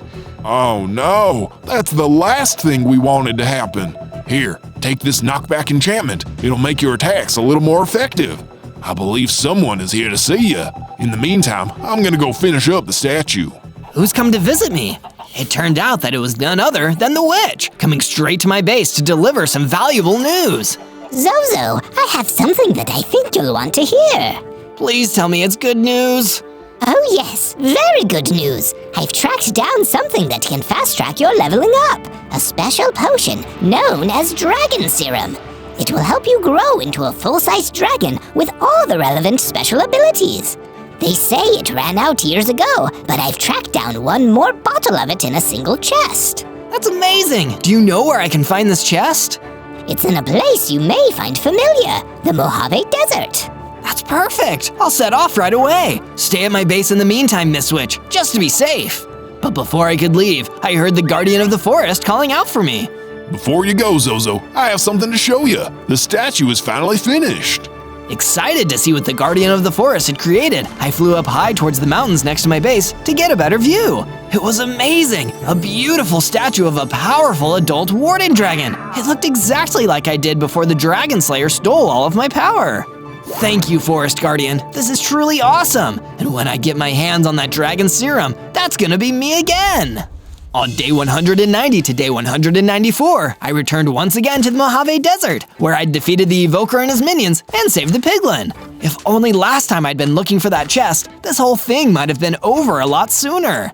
I searched all across the desert, feeling the intense heat on my dragon scales. Whoever had hidden that serum up here must have really wanted to keep it hidden. Eventually, I found a small chest hidden amongst a bunch of sand blocks. I opened up the chest, and inside was one item, a potion labeled Dragon Serum. Yes, I found it! I finally found it! I can become a full-size dragon, access my complete powers, and use them to even the score against Dragon Slayer 4000! With the Dragon Serum saved in my inventory, I turned and made my way back to my base. From day 195 to day 197, I worked on my final few upgrades, knowing that the battle that would decide the fate of all the dragons in the overworld would soon come to pass. And if I didn't win, Dragon Slayer 4000 might not just wipe out me, he might have wiped out my entire species. I better go in strong then. I gave my sword the Sweeping Edge enchantment to increase its power, and also crafted a full set of iron armor. This would give me a better chance in the final fight. But what if the Dragon Slayer 4000 defeats me, then immediately comes back here to attack my friends? I can't let that happen, or at the very least, I can't make it easy for him. I decided that I wasn't going to, so I built the wall around my base thicker, knowing that I'd buy the Guardian of the Forest and the Witch some time to escape if that evil robot did come looking for them. It's all or nothing now! On day 198, I prepared to leave my base and go to the lush tundra so I could take on and decommission this rogue robot once and for all. But what do you want to see next from Zozo? Search ZOZO on the search bar and leave a comment on one of our videos telling us what you'd like to see next. I always love reading through them. Oh, and wish me luck on my battle with Dragon Slayer 4000. I'm gonna need it. Time to settle that age-old debate of robot versus dragon. On day 199, I returned to the abandoned factory in the lush tundra. When I entered the main chamber of the building yet again, the Dragon Slayer 4000 was waiting for me. Dragon detected. Yeah, you detected me. Well done. I'm about to get a whole lot easier to detect in a second. Attempts to intimidate me are futile, Zozo. I will be the agent of your destruction. Activate Battle Axe. Turn shields to 100%. Prepare to be destroyed. Time for you to take your own advice, you evil bucket of bolts! Before Dragon Slayer 4000 even had a chance to attack me, I drank the dragon serum. In an instant, everything changed. I became a huge, powerful Warden Dragon adult with the 100 hearts I had 100 days ago. But that wasn't all. I had a new power now, the Fireball attack. Dragon detected. Dragon detected. This does not compute. Compute this! Summoning up every last ounce of my strength, I fired a fire blast directly at the Dragon Slayer 4000. No. The blast was so powerful, he was destroyed instantly. I'd reclaimed my former glory, and the dragon-hating machine was finally gone for good. On day 200, with the evil of the Dragon Slayer 4000 finally defeated, and all my fallen dragon friends avenged, I returned back to my base.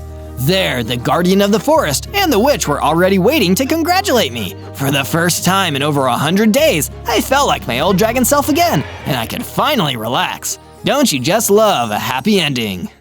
On day 1, I spawned in as a mighty dinosaur. Well, not really. I was pretty small and only had 4 hearts. I'm just a baby. I looked around and noticed there weren't any other dinosaurs around. And then I noticed I was in an enclosure with tall walls. Hey, that's no fair. I want to run around and be free. I ran around looking for a way out. I couldn't find anything. Just then, I heard a bell go off and I saw some food being lowered into my cage. I was hungry, but I still needed to find a way out. The food lowered to the ground and I ate all of it. Then I got a brilliant idea. I held onto the hook as it was brought back up to the edge of the wall. I jumped on the edge, free from my enclosure. Then I jumped off and ran toward the jungle. Dinosaurs are meant to be free. As I was running, I saw a human in a car trying to chase after me. He started shooting at me. Ah! I managed to jump over a large tree that had fallen down, but the car couldn't get through. One human threw his weapon down in anger and yelled at me. We'll get you back. Mark my words. What a weird guy. I found a little cave and decided to hide out there for the night. I would go looking around for more dinosaurs in the morning. On day 2, I woke up feeling very hungry. Man, I'm gonna need to find more food if I want to survive out here. I quickly began chopping down some trees and managed to make a crafting table. With that, I made some wood tools. I feel a bit more prepared now. I explored further in the jungle and found some sheep. I hurried and got their meat before they could run away. I really needed to gain my strength back. Yummy. As I was enjoying my food, I heard a snap of a twig. I turned and saw a small ocelot trying to hide behind some bushes. Hey, do you want some food? The ocelot peeked out and slowly came and grabbed some meat from me. Thank you. Of course. What are you? I'm a dinosaur. You won't eat me, will you? No, I won't. Have you never seen a dinosaur before? The ocelot shook his head. I know that park over there has dinosaurs, but I've never seen one until today. Interesting. I wondered what that park was all about and why there weren't any other dinosaurs on the island. Thanks again for the food. You take care of yourself. You too. He ran off into the jungle. I need to figure out what's going on here. On day 3, I gathered some more materials to make a little base. I knew that the humans would probably be back, and I wanted to be ready for them. Once the base was finished, I went out to look for some food. Boy, am I hungry again. I managed to find a bunch of sheep and tried to herd them back to my base. But then, a bunch of alligators came and started attacking me. Get back, you nasties! I used my sword and my pure strength to fight them off, and before I knew it, they were all gone. Just then, I felt a surge of power, and I grew into a teenage T-Rex. Hey, I have more hearts now. I finished gathering the sheep and led them back to my base. I hurried and set up a pen for them. What a good day. On days 4 to 5, I made my way back to the park to scout it out. Maybe I could learn more if I watched what the humans were doing. I was searching around and found some rusty shears. These might come in handy. Just then, I saw a bunch of humans driving toward me. I ran through some rocks and dirt hills to lose them, but they just kept following me. I roared at them, and the force almost toppled their car over. That's new. This caused one human to fall out of the car. The driver didn't stop and they left him. He got out his weapon and started shooting darts at me. Hey, stop it! I roared again, and the force made him fall over. I was starting to feel the effects of the dart. Ouch! I felt pretty woozy. What was that? The human pulled out a walkie-talkie. Dr. Harlan, I have subdued test subject A. Come to this location to retrieve him. I couldn't let the humans take me, especially not this Dr. Harland. He sounded like bad news. I mustered up my strength and smacked the human with my tail, sending him flying over a cliffside. I gotta get out of here! The sleeping dart definitely was doing its job, but I managed to get back home before completely passing out. I'll have to find that doctor tomorrow. On day 6 to 8, I woke up, still feeling a little groggy. That wasn't super fun. I need to be sure not to get shot again. I went out and grabbed some food before heading out to gather more supplies. I needed some better weapons to defend myself. I went further into the jungle and spotted a small mountain. I started to mine out some of the materials and set up a crafting table to make myself a new stone sword, pickaxe, and shovel. Nice! I was about to make my way further up the mountain when I saw some little jaguars hanging out. They're kinda cute. But that was short-lived because they started to jump and bite at me. Come on, guys, I'm not food. They didn't back down, so I used my new sword to fight them off. It only took a minute before I defeated them all. Thank goodness for that. Otherwise, I would look like Swiss cheese. I ate some food to heal, and I headed further into the jungle. On days 9 to 10, I journeyed past the trees to the edge of the island. It was beautiful. Too bad there were humans trying to hunt me down. Just then, I heard a screeching of tires and saw a car coming towards me. Wow, I was just thinking about the humans, and then they show up. Maybe I have superpowers. I started to think of it raining sheep and nothing. Well, it was worth a shot. I started to run away from the car, but they caught up to me pretty quick. The guy I had seen earlier who had thrown down his weapon was inside. He must have been Dr. Harland. You can't run away from me now. You're mine. Go away! The car soon caught up to me, and the humans had me cornered. Ah! A heavy iron cage made out of chains pinned me down. Thank goodness for that tracker. We didn't realize it was attached to you until later because Jones never came back. But at least he did his job right. Dr. Harland plucked something off my leg. It looked like a dart, but then I noticed a little blinking beacon. That human, Jones, must have shot me with a tracker a few days ago. I felt so silly. I don't belong with you. I belong out in the wild. Dr. Harland just laughed. I was confused and desperate. I needed to get out. Just then, I felt a whoosh of air, and part of the cage was broken. I saw a blur of pink whizzing past me. Run, Zozo! I ran, following the pink blur back toward my base. When we finally stopped, I realized the pink blur wasn't just a blur. It was another T-Rex. The dinosaur jumped down from behind cover and scared me. I knew there were other dinosaurs on the island. I'm Zozo. The dinosaur smiled at me. I'm Zoe. I'm your sister. Sister? Wait, back up. What? We're twins. I was put in a different enclosure though. I heard that you escaped, and everyone was freaking out, so I took my chance when they went looking for you and climbed out as well. They really need to work on their security system. But hey, good for us though, right? Right. So, you're super fast? Zoe nodded her head and zoomed in a circle, demonstrating her speed. What can you do? I don't know. Am I supposed to be able to do something? Zoe looked a little uncomfortable. No, not really. Oh, wait! I can move things with my roar. It's like a sonic power. I showed it off. That's really cool! Do all dinosaurs have powers like us? No, I guess we're just special. Zoe seemed like she wasn't telling me something. I was going to ask her what she knew, but then I heard her stomach growl. Hey, how about I get you some food? You must be starving. That'd be great, actually. Thanks. We went to the farm and ate until we were both full. Zoe must have not eaten for a long time because she had double of what I had.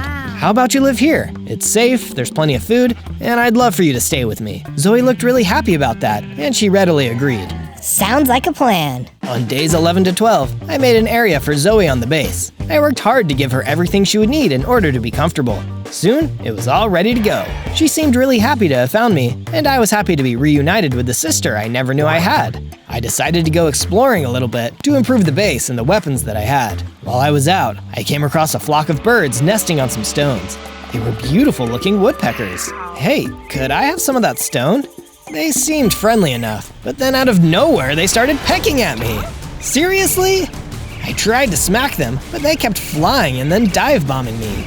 I need to get out of here. I ran into the trees, hoping to get some coverage. They stopped attacking, but I really needed that stone. What am I gonna do? I looked around the jungle and noticed some long vines hanging from the trees. I had an idea. I gathered some of the vines, a couple small sticks, and a bunch of rocks. This should do the trick. I snuck back to the rock formation and attacked them with my new weapon, a slingshot. Take that! It worked perfectly, and before I knew it, all the birds were gone. Nice! And I have some food to take back to Zoe. I gathered the bird meat and started mining out the rocks. It took a while, but I finally got enough to make some new furnaces. This is awesome! I headed back to the base and showed Zoe my new weapon. She was super impressed and even asked if I could make her one. I happily agreed. She was super excited and shot with the slingshot towards the lake. Once that was done, I used some wooden logs to build a wall surrounding the base. It was all starting to come together. On days 13 to 15, I had a weird dream. I was back in the park, but it looked like I was in a lab of some sort. People were poking and prodding at me. I saw Zoe and she was chained down. Let her go! Then the dream changed and Dr. Harland was there. He was presenting us to a large crowd of humans. He had trapped us in enclosures and we were chained. The humans stared and laughed at us. It was horrible. I woke from the dream with a start. Whoa, that was terrible. I went to go find Zoe. I told her about the dream and asked her what it meant. She hesitated. We are lab experiments, Zozo. We aren't natural dinosaurs. Dr. Harland grew us in the lab, giving us special abilities. Why would he do that? He's not just a doctor. He also owns this entire park over there. He genetically engineers dinosaurs for human entertainment. That's awful. But you and I are special. He made us specifically for a new exhibit he's working on. This was a lot to take in. We were being hunted by an angry doctor and his goons. It felt like the odds were definitely against us. On days 16 to 19, I woke up to find that Zoe wasn't in the base. Zoe! I looked everywhere and called out to her, but I couldn't find her. I wonder where she went. I looked around the entrance and noticed some footprints. They looked a lot like mine, but were smaller. These must be Zoe's footprints. I followed them, leading away into the jungle.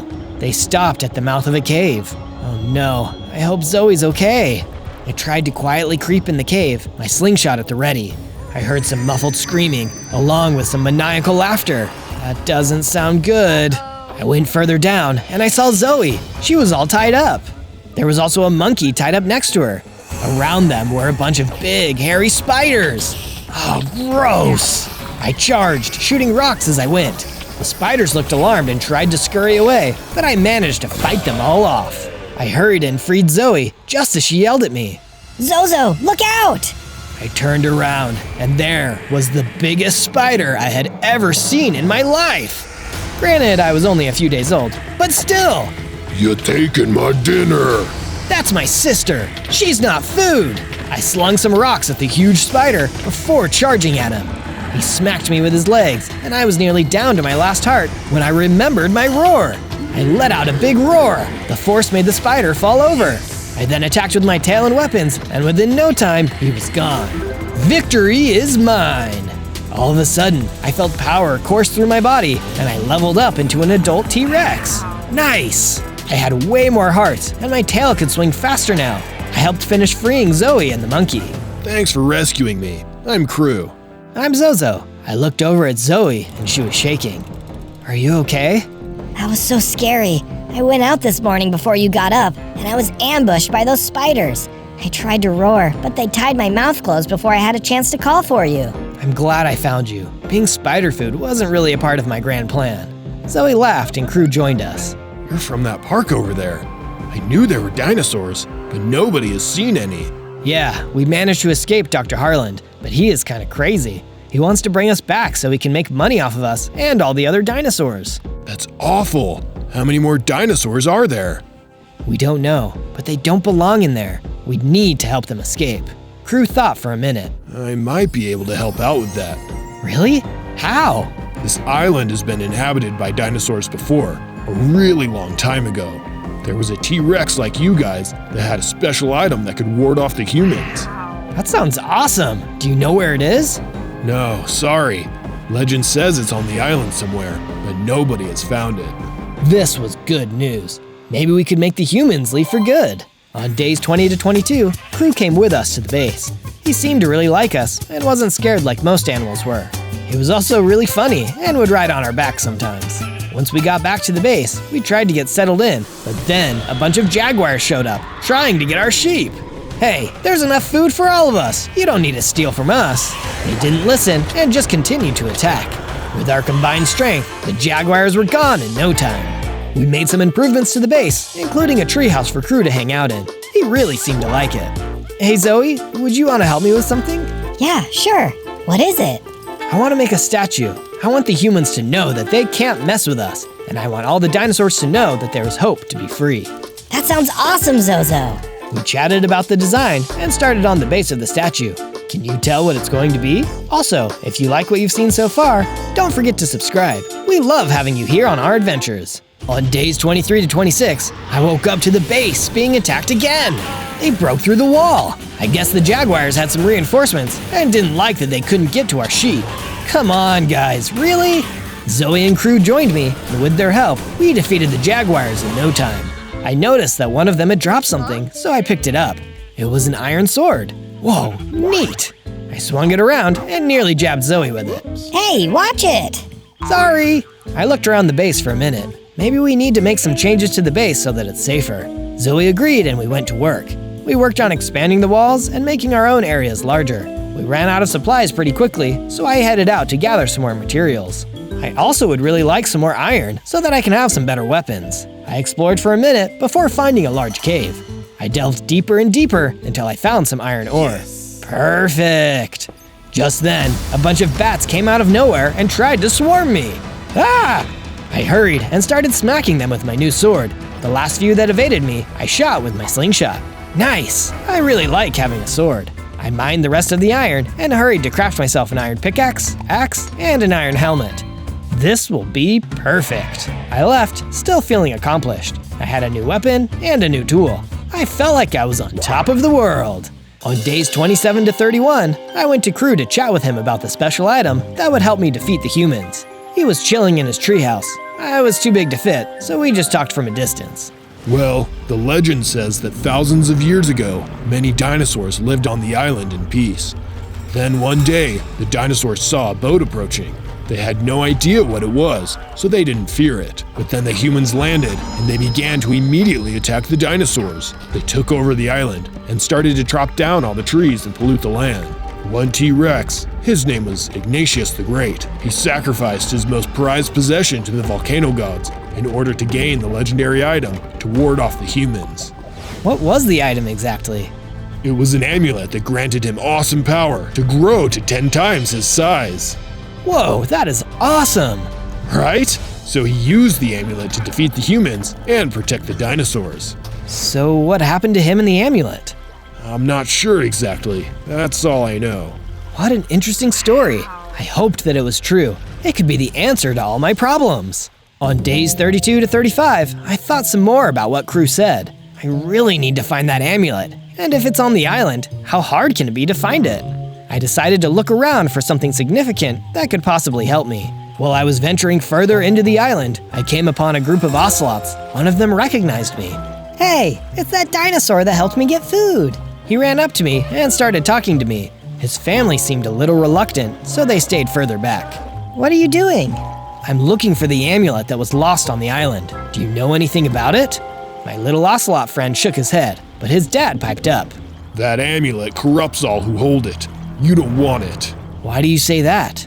The dinosaur that held it, Ignatius the Great, began to use the power to unfairly rule all of the dinosaurs. The volcano gods were angry, so they willed the volcano to erupt, taking out all the dinosaurs. That's awful. Well, that's what happens when you mess with power you shouldn't have. I couldn't agree more. I flipped around to see Dr. Harland. How did you find me? It's not that big of an island. I knew I would find you eventually. I tried to run away, but Dr. Harland shot a dart at me. It got me right in the leg, and I immediately felt woozy again. Oh no, I can't pass out again. Everything was starting to get fuzzy. It's okay. We'll take care of you. Then everything went dark. On days 36 to 39, I woke up back in my house. Hey, how did I get back here? I went outside and saw the Ocelot family hanging out with Zoe. Look who's awake. My little Ocelot friend ran up to me. Zozo, you're okay. What happened? Dr. Harlan shot you and then you passed out. We worked together to move you. We met your sister outside.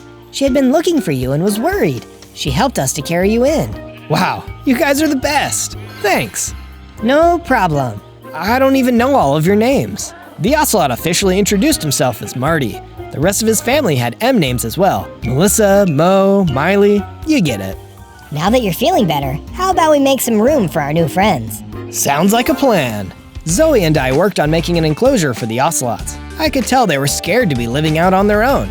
By the time we finished, I could tell they were really happy about it. I decided to talk more with Marty's dad, Marvin, about the legendary amulet. I asked him where it might be, and he shook his head. All I know is that the legend says it was buried with Ignatius somewhere on the north side of the island. That's where his home was. Everyone claims that he was wearing the amulet when the volcano erupted. Interesting. I would have to travel a long way to go looking for it. But before I went back out, I got to work on the statue. It was coming along pretty great. I was excited to finish it. So, was your guess right? On days 40 to 43, I went out to go looking for more iron since I hadn't found that many deposits nearby. I went north and found a pretty big cave. As I entered, I saw a bunch of snakes slithering around. Not today! I quickly shot them with my slingshot, hit them with my sword, and also used my roar to send them flying into the lava. I was starting to feel really powerful. I journeyed deeper, and sure enough, I found a huge deposit of iron, as well as coal. I made myself a little crafting table, and set up a camp for myself in the cave. With the iron I had collected, I made myself all new tools and weapons. I am the mightiest of T-Rexes! Nobody can stop me now! On days 44 to 49, I journeyed to the north side of the island in search of the amulet. I was tromping through the jungle when I heard a scream. I snuck forward to see a bunch of alligators who had trapped a toucan. It looked like they were about to eat her. Hey, stay away from her! I tromped out from my hiding place and the alligators snapped at me. I guess they didn't like me intruding on their dinner plans. They started to attack me, but with my sonic roar and powerful tail, they were gone in an instant. Thank you, mister. I'm Zozo. I'm Greta. I thought for sure I was going to be alligator food. Well, I'm glad I was around. I've been hearing about the dinosaurs on the island. What brings you over here? I'm looking for the lost amulet of Ignatius the Great. Oh, that's a tricky one, that is. It's supposedly here on the north side of the island, but... What? Well, it's kind of complicated to explain. I think it would be easier if I just showed you. Okay, sounds like a plan to me. On days 50 to 53, I followed Greta further into the north side of the island. We were about to enter a clearing when Greta stopped me. Is that chanting? Yeah. I looked through the trees and saw a temple of some sort. There were a bunch of other toucans gathered around something on a pedestal. Hey, they have the amulet! Wait, Zozo! I didn't listen, and I tromped through the trees toward the birds. They immediately squealed in delight and started bowing. What's going on? Oh, great and mighty one! You have heard our call, and you have come to retrieve what you have left behind. I looked on the pedestal and noticed that it wasn't an amulet. It was is that a foot? Yes, great Ignatius, it is your foot. We have been saving it for you. I looked behind me and saw Greta was super embarrassed. These must have been her family members. The crazy side of the family, no doubt. Yes, I have been missing my foot. Thank you for taking such good care of it. They continued bowing as I went up and grabbed the foot. It was definitely from a T-Rex. My humble toucans, where did you find my foot? One hopped forward eagerly. Oh, yes, we found it over here. We journeyed on a path leading toward a large rock formation. The foot was just sitting right here, oh holy one. Thanks. Do you mind if I look around? Do as you wish, great one. The toucan left, and Greta flew up a moment later to rest on my shoulder. I should have warned you. I don't come around here anymore because they are all a bunch of crazies. I mean, who worships a foot? I just laughed. It's fine. It was exciting to say the least. I began digging at the rock formation, and sure enough, I found more bones inside. This must be Ignatius. Yes. We managed to uncover all the bones, but there wasn't an amulet in sight. If he wasn't wearing it, where did it go? All the stories said he was wearing it. This was beginning to feel like a wild goose chase. I gathered all the bones, and we headed back toward the base. On days 54 to 57, Greta and I made it back to the base. She didn't want to be with her crazy family, understandably, so we made a little nook for her. She seemed to really like it. Hey, Zozo. It was Crew. He came over to me. What's up? I'm running a little low on food. Do you think you could grab me some more bananas? There's a tree nearby with some in it, but there are also some spiders in there.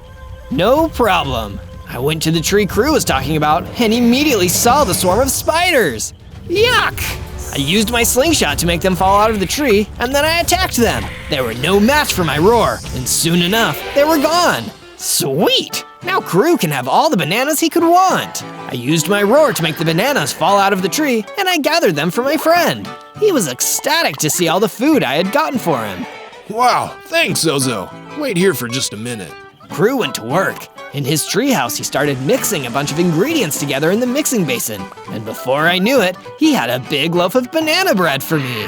Where did you even learn to bake? And where did you even get a mixer? I have my ways. Here, hope you like it. I ate it, and it was actually delicious. Yum. Thanks, Crew. He jumped up and down in delight. No problem. On days 58 to 62, I worked on the statue for a little bit. I was nearly done when I heard a scream from down below. The base was being attacked by some humans. Oh no! I hurried to run down to the base and noticed that all my friends had been shot with sleeping darts. The humans were trying to take them away. You let my friends go! I roared with all my might, and the humans focused their attention on me. They tried to shoot me, but I dodged them. I managed to take out a few of the guards and then went to chase the rest away. They got scared of me and ran off. Good riddance. I hurried to help my friends get back to their homes when I noticed that Zoe was missing. Zoe! I looked outside the base and I saw her lying on the ground. She didn't look too good. Zoe, let's get you inside so you can sleep. They didn't hit me with a sleeping arrow, Zozo. They hit me with a real bullet. What? Why? I heard one of Dr. Harlan's men say that they just needed one dinosaur for the exhibit. You. So I charged him, and he shot me. Oh no. Zoe! It's okay. The hunter that shot me, Brett, said that they were going to get the amulet from its secret hiding place. Zoe weakly handed me a map. They dropped this. Hurry, Zozo. Take care of the rest of the dinosaurs. Protect the island. And with that, my sister died. No! On days 63 to 66, I used the map that Zoe gave me to track down Brett. They won't get away with this. I traveled to the north side of the island again, past the temple and down into a large cave. There didn't seem to be anybody around, but then I saw a pool of water with a large glowing squid in it. There were a bunch of humans attacking him. Stop hurting innocent creatures! The men jumped in surprise as I attacked them. In only a matter of seconds, they were defeated. Thank you, Ancient One. Of course. I knew you would all be back someday. It was only right that the dinosaurs ruled this island again. Do you know where the amulet is? The squid nodded and pointed down further into the tunnel. I'm afraid the rest of the humans have already started heading down that way, though. How did they know to look for you? Dr. Harlan was my friend. When he came to the island, he discovered me and studied me. I told him of the amulet in the cave, but he wasn't interested in it at the time. It wasn't until recently that he wanted to retrieve it. I guess he didn't want a chance you finding it and overpowering him. He ordered his goons to destroy me. I'm so sorry. That must have been heartbreaking. You can't trust those humans. They only want power. They'll do anything to get it. I'll go retrieve it. Good luck to you, friend.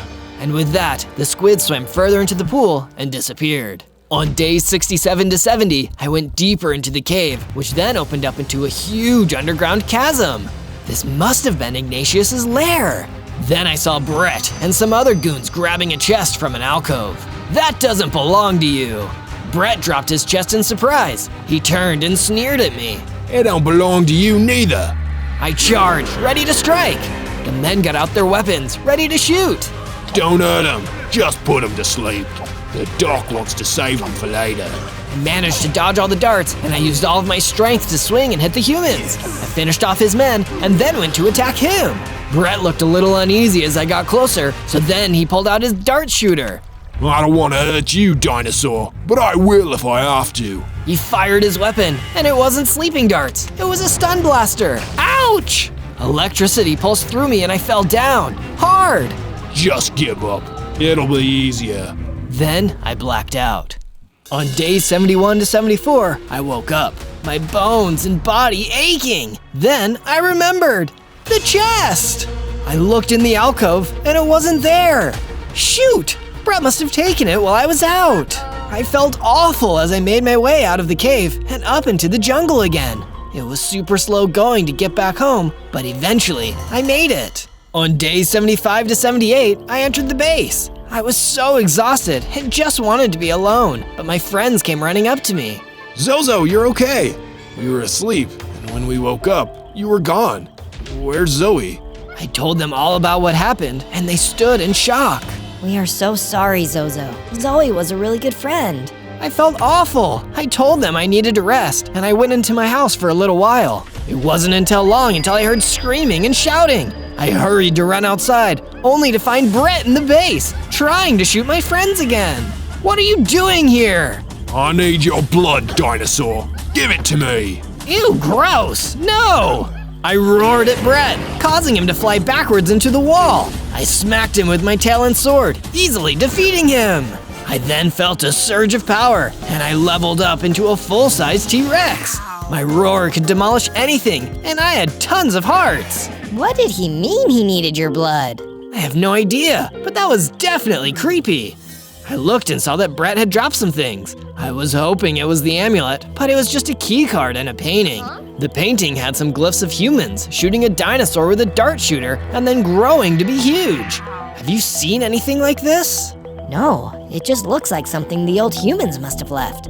They probably just thought that defeating a dinosaur would grant them power. I guess Brett thought so too. Probably why he came back to hurt me. Creepy. I looked at the key card a little bit more closely. It had the park symbol on it and a label saying Site B. What is Site B? The park is Site B. Site A is the abandoned site down the hill. There's two? Yeah, Site A was abandoned because it was too small. Now it's just storage. There must be something important in there if Brett has a key card to it. Must be. On day 79 to 84, I traveled to Site A to go exploring. I was hoping the key card for Site B would work here too. As I approached the front gate, I took out the key card, put it in the key card scanner, and the gate clicked open. Nice! I followed the path and arrived at the main building that rose through the jungle, high into the sky. I slowly went inside the building and saw lots of boxes and cobwebs. The place looked like a mess. This place has been completely abandoned. I explored the building and saw an interesting roller coaster through the window. It goes straight through a dinosaur skeleton exhibit. What in the world was happening in this place? All of a sudden, I heard a noise from a back room. I approached and looked through the window, only to see an alligator looking through the cabinets. I wonder what she's doing. Then she saw me and charged at the glass. She then opened the door and ran towards me. I quickly backed up and she snapped her teeth at me. What are you doing here? I'm looking to see if there was anything that could help me defeat Dr. Harland here. What are you doing here? The alligator looked at me. She paused for a moment, then started speaking slowly. I'm also trying to get to Dr. Harland. He's been running tests on my family in order to make new dinosaurs. I need to rescue him. We can work together. Have you found anything useful here? Yeah, there's some sort of weapon downstairs, but it's too heavy for me to carry. Maybe you can carry it. I started to go down the stairs toward the control room. As I was about to enter, I felt something push me down the stairs. It was the alligator. Hey, what was that for? You aren't supposed to be here, dinosaur. You've been extinct for years, and now you just expect to rule the whole island? The alligators are the real predators here. She snapped her teeth at me and almost got me. Hey, I'm just trying to survive here. I'm not trying to hurt anyone. She ignored me and kept snapping her teeth. I backed up and then used my roar to push her back. I hit her a couple more times, and then after only a minute, she was gone. I wonder if there was anything down here or if she was just lying. I looked around the room, and sure enough, it was mostly just trash. Then I noticed a trapdoor. I was too big to go all the way down, but I did notice some diamonds and other materials, but they were out of reach. I looked around, and there were a few more diamonds just laying in the corner of the room. These will definitely come in handy. I grabbed them and headed back to the base. I would definitely need some help scouting out the rest of the secret room. On days 85 to 89, I went back to chat with my friends about what I had found. Wow, I knew that the alligators on the island were super territorial, but that's just crazy. What weirdos! I know, right? But would one of you come with me back to the room? I can't fit down there, but I would like to see if there is anything else of value. Yeah, sure. Crew and I headed back to Side A, and he checked out the secret room. He came up in a few minutes, super excited. There's a tunnel, and it looks like it leads into the Site B park. This was great news. Now I just needed to figure out a way to fit down there. Crew explored some more and said there was a bigger tunnel opening near the river. That's perfect! I'll go in that way once I'm ready. On days 90 to 94, the monkey gave me the diamonds, and I used them to craft myself some better weapons. I didn't really have enough diamonds to make armor that would fit me, so I just made weaker diamond armor with a few chunks missing from the armor pieces. It would be enough to cover my weak spots. I tried it all on, and I actually felt really cool. Not only am I a strong dinosaur with superpowers, I now also have some protection. I knew that I was one step closer to defeating Dr. Harland and freeing all the dinosaurs. On days 95 to 97, I finished the statue. It is in honor of Zoe. As I looked up at the finished statue, I felt a sense of hope and strength. I knew that I would get the amulet and fulfill my destiny. On day 98, I said goodbye to all my friends before heading out. Take care, you guys. I'll be back. I promise. They cheered me on as I left the base and headed out to the park. On the way there, I noticed a plane overhead, and it was dragging a sign in the sky. Subscribe? Hey, that sounds like a good idea. You should do that so you can follow along on some of our other adventures. On day 99, I went to the river where the tunnel opening was. I broke the bars and headed inside toward the park. It was dark for a little while, but then I started to see light. The tunnel led to an enclosure with all kinds of other dinosaurs. I approached the gate and roared to break it open. Whoa, it's the T-Rex! They all gathered around me. Are you gonna free us? Yes, this tunnel leads to the outside world. I'll go open up all the other enclosures so that we can all be free. The dinosaurs whooped in delight, and then a bunch of darts started flying. The humans came out of nowhere and started shooting at us. Run, you'll be safe! They all started running into the tunnels as I roared at the humans. I trudged through the park, defeating the guards easily. I continued to the other side of the park. On day 100, I was loose in Jurassic Park. There were a bunch of humans running around in panic. I tried not to step on them. I just wanted to find Dr. Harland. Then out of nowhere came a bunch of humans with weapons. They shot, but I dodged and roared and swung my tail at them, sending them flying in different directions. They quickly ran away, and I continued through the park to the big building in the center. I smashed through the doors, and sitting on a pedestal was the amulet of Ignatius. I went to grab it, but I felt a dart hit me. I flipped around and saw Dr. Harland with a large shooter. Come quietly, and I won't hurt you. No! I grabbed the amulet and felt a huge surge of power.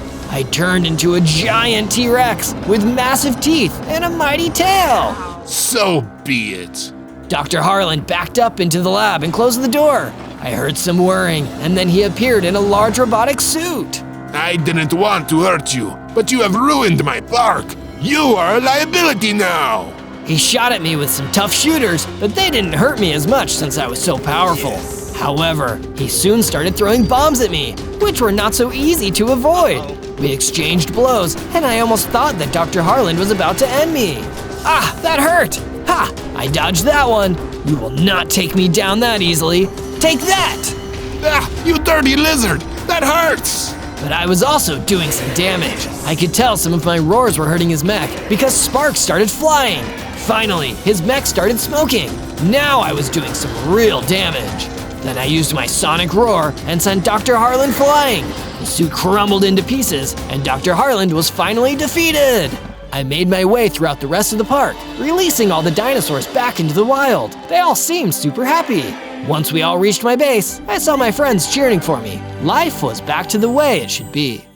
On day 1, I spawned into the deep dark forest as a skeleton dragon, one of the coolest and spookiest kinds of dragons there is. Well, I guess I'm more of a baby skeleton dragon. I must have just come out of the skeleton altar. That's gotta be why I only have 3 hearts. And what's this in my inventory? A void worm eye? What would I use that for? That's when I saw a skeleton horse riding out of the trees towards me. For some reason, she looked worried. What are you doing here, baby skeleton dragon? I just got here. My name's Zozo. What's going on? It's dangerous to be in this forest at night. We need to get out of here. Before I could ask any more questions, I saw shadows in the dark between the trees. And suddenly, I felt uneasy. Zozo, we have to leave. Now! Mr. Dark is here. Mr. Dark? Who's Mr.? A tall, shadowy figure appeared in the trees behind us. At first, all I could see was his glowing purple eyes. No need to run away. Why don't you come with me, little ones? I'll take you to Playland. We'll have toys and games and candy.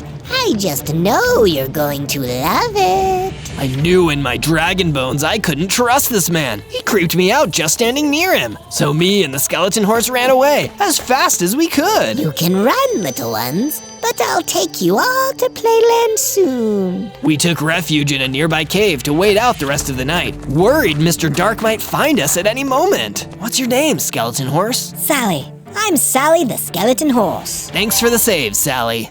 On day 2, Sally the skeleton horse and I emerged from the cave with the sun shining high up above. We're safer during the daytime. I've only ever seen Mr. Dark under the moonlight. We decided, with a little less pressure on us, to start exploring the rest of the forest. It definitely wasn't so scary with the sun shining in through the trees. Maybe we should collect some apples. That's a good idea, Zozo. A skeleton horse is still a horse, and I love apples. We happily collected apples until a huge shape came lumbering out of the dark. It was a skeleton dragon, a huge adult skeleton dragon with black bones. Oh wow! Hey, Mr. Skeleton Dragon, I'm Zozo, and I'm one of your kind. The adult skeleton dragon seemed relieved to see me. Oh, thank goodness. I've been looking for you everywhere. I'm in terrible trouble, and I need the help of another skeleton dragon. I just didn't expect you to be so small. I may be small, but I've got a big heart. How can I help you? A friend of mine, the blue skeleton dragon, was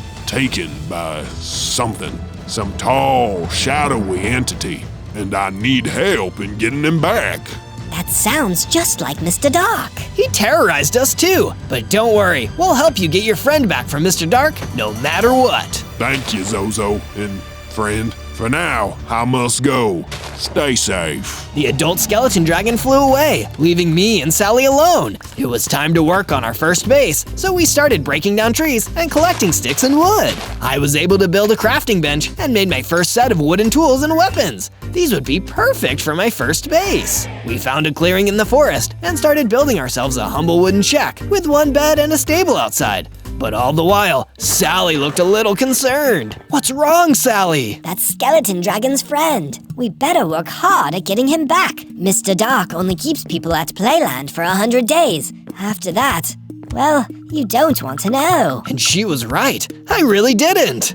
On day 3, I was wandering through the forest looking for apples to eat and more supplies that I could use to upgrade my base. Nothing like fresh air and a walk to make a morning happy and healthy. But during my walk, I saw a hulking figure behind the trees, a mutant skeleton. He looked big and a little scary, so when he turned around and looked at me, I ran for the hills. Not today, mutant skeleton. I returned to my base, where I felt a lot safer and started mining into a nearby hill to gather some stone. Then, I made my first set of stone tools, a stone sword, and even started building a sturdy stone wall around my base. But as I was building my wall, I was suddenly approached by an angry-looking gang of rogue tomatoes. They somehow looked both silly and like they meant business. Don't you laugh at us, bub, or I'm gonna give you a knuckle sandwich with extra ketchup, you hear? Those were fighting words, so I decided it was time to give my brand new stone sword some action. If it's a tussle you want, it's a tussle you'll get, tomatoes! I fought them all, making short work of them with my stone sword. And after their defeat, one of them dropped a milk bucket. Guess I'll just keep this, in case it comes in handy. That's when I looked up and noticed it was getting dark. I'd need to finish the wall another day. I definitely didn't want to get stuck outside while Mr. Dark was on the prowl. Instead, I went back to my bedroom and got a good night's sleep.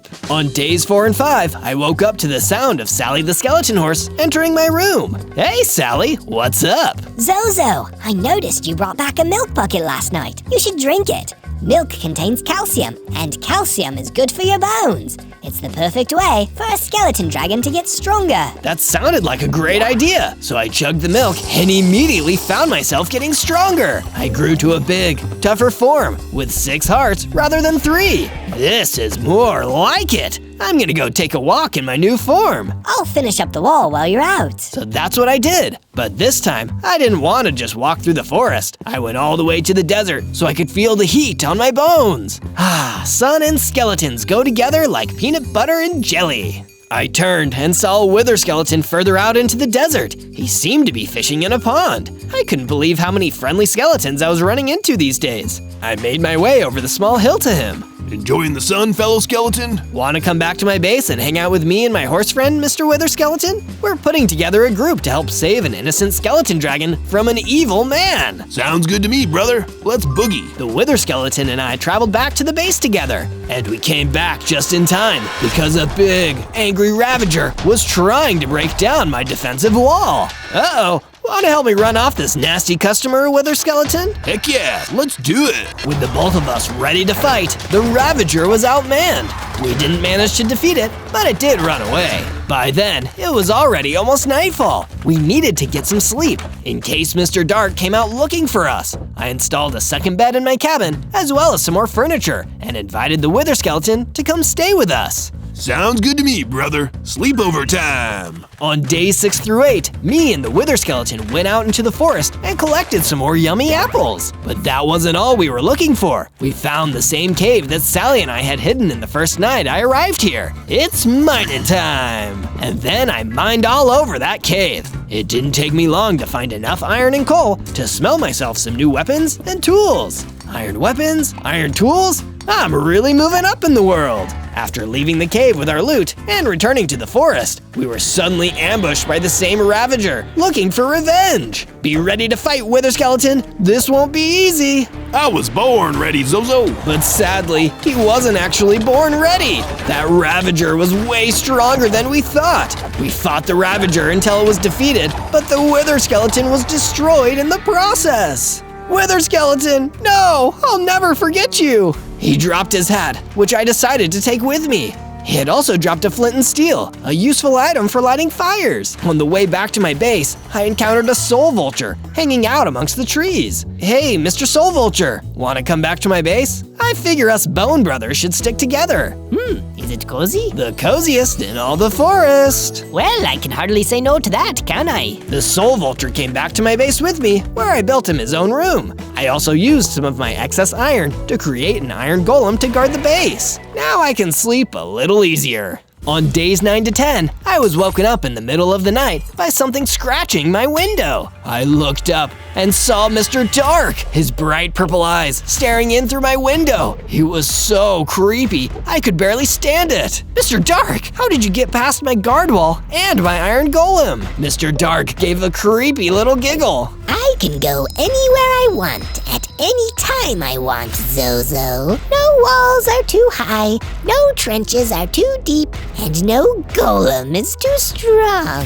If I wanted to, I could open your door and walk into your bedroom right now. Then why don't you? Because where'd be the fun in that? Silly little dragon boy, you'll choose to come to Playland with me. I just know you will, and you'll have a wonderful time. I'll be keeping my eye on you, Zozo. I'll come back when you least expect it, and then you'll be all mine. Then he disappeared, and I couldn't get back to sleep for the rest of the night. On days 11 through 12, still feeling shaken up from my encounter with Mr. Dark the night before, I decided to build some base improvements. I made the wall taller and started digging a trench around the outside of the wall, so the only way to get in or out would be the front gate, guarded by my iron golem. This should keep that nasty midnight creep away. After my work was done, Sally the skeleton horse approached me with a suggestion. Zozo, you should train yourself and get stronger by visiting new biomes. How about a trip to the beach? Yeah, I could use a trip to the beach after a week like this. I made my way to the beach with Sally for a mixture of relaxation and hardcore strength training. And it didn't take long for us to need it, because a bunch of angry iron chickens started attacking us. We're the iron chicken muggers, and believe us, we can be pretty foul. So you better hand over all your bucks. Thankfully, with Sally and I working together, we were able to defeat the iron chicken muggers and keep all of our hard-earned money. This kind of thing is exactly why I hate chickens. We kept exploring until we found another skeleton friend, a skeleton deer. So of course, I invited her back to my base. Gee, thanks. I'd love a new place to stay. I've been getting tired of all this sand. The skeleton deer followed us back to the base, where I built her a new section of the stable to sleep in. This is so comfy. Thanks, Zozo. Don't mention it, skeleton deer. And by the way, I saw you fighting the iron chickens. You were good, but if you want to get better, I recommend seeking out the necromancer. He can mentor you to greatness. The necromancer? That sounds like a plan. On days 13 to 15, I left my base and began searching the forest for the necromancer. I'm sick of being afraid and hiding away when the bad guys come. I want to be strong enough to be brave and fight back. But it turned out I was talking to myself a little too loudly because an angry stone monster came running at me through the woods. Uh-oh, sorry about the noise. I'm guessing we can't just talk this out. He did not want to talk it out. Instead, he chased me and I ran as fast as I could on my skeleton dragon legs, but he was faster. Oh no, no. But just as he was about to catch me, something burst out of the tree line as quick as a flash. It was the mutant skeleton I'd run away from earlier. He pulled out his bow and easily defeated the stone monster, really saving my bones. Thank you, mutant skeleton. I'm so sorry for running away earlier. I guess I learned a valuable lesson about judging on appearances. No problem, Zozo. I know I can look a little scary sometimes, but really, I'm out here trying to help. Wanna come and stay at my base for a while? I'm putting together a team. I'd love to, but there's too much work to do protecting people out here. Perhaps I'll drop in for a visit sometime, though, eh? Me and the mutant skeleton went our separate ways, and I continued searching for the fabled necromancer until I saw a gremlin hopping around, looking clearly distressed. What's wrong, little gremlin? I'm in trouble, man. These, nasty jungle spiders have been chasing me all day, and I'm worried they're gonna get me. Stand back, little gremlin. This sounds like a job for Zozo. With my trusty sword, I found that nasty swarm of jungle spiders and took them out before returning to the gremlin. Whoa, Zozo, you're like a real hero. That was awesome. No problem, little gremlin. Say, you know where I might be able to find a necromancer? Oh, the necromancer. You'll find him in the west of here. Keep heading in that direction, and you're sure to meet him. Thank you, Gremlin. That's exactly what I needed to hear. For days 16 to 19, I began my journey west in search of the necromancer, until I heard a terrible crashing noise coming from the distance behind me. It sounded like it was coming from my base. I immediately turned tail and ran all the way back, only to see that my defensive wall had been destroyed, and a dangerous zombie taiga was attacking my base. What are you doing, you meanie? It's nothing personal, kid. Mr. Dark told me to do this. If I don't hurt you, he'll hurt me. That's just the way it is. I turned and saw something awful. He'd already destroyed the skeleton deer and the soul vulture. Sally, the skeleton horse, was my only companion left. That's it. You're going down. I pulled out my sword and attacked the zombie taiga, but it seemed like he deflected the hits without any effort. He was almost unstoppable. That was just embarrassing. If you couldn't defeat me, you'll have no hope against Mr. Dark. I'm out of here. And with that, the zombie taiga fled, leaving me in the ruins of my base with two of my friends. Gone! I feel useless, like I can't protect anyone. That's when a gang of mossy skeletons turned up. They looked frightened and said they'd heard I'd been offering other skeletons a place to stay. Of course you can stay here, new buddies, but I'm gonna need to make a few renovations first. I built a new barracks on the side of my base for the mossy skeletons to live in. They seemed quite happy with their new place, and I took the time to rebuild some of the defenses that the zombie taiga destroyed. But I can't just defend my base. I need to be able to defend myself too. I mined for more iron and coal until I had everything I needed to smelt myself a new set of iron armor. I may have lost a battle, but I wouldn't lose the war! On days 20 to 22, I left my base to search for some statue building materials. After all, a cool statue is great for inspiring everyone to do their best. But on my way out to mine some stone, I was ambushed by a green troll with an axe to grind. Well, more specifically, he had a giant fist. I've got no interest in feeding any trolls today. With my sword at the ready, we engaged in a tense duel. Thankfully, with my new iron armor, I was able to withstand his attacks and defeat him. Iron and bone beats flesh. Afterwards, I traveled further through the forest until I stumbled upon a desert with the remains of a giant skeleton. Whoa, this is perfect for building a cool statue, and I know exactly what I'll make with them. I started mining the ribs one by one, making sure I didn't fall into the pools of lava. By the end of it, I had all the bone blocks I'd ever need. On the way back, I encountered a herd of wild sheep grazing and decided I'd tame them and lead them back to the base, because you never know when some wool will come in handy.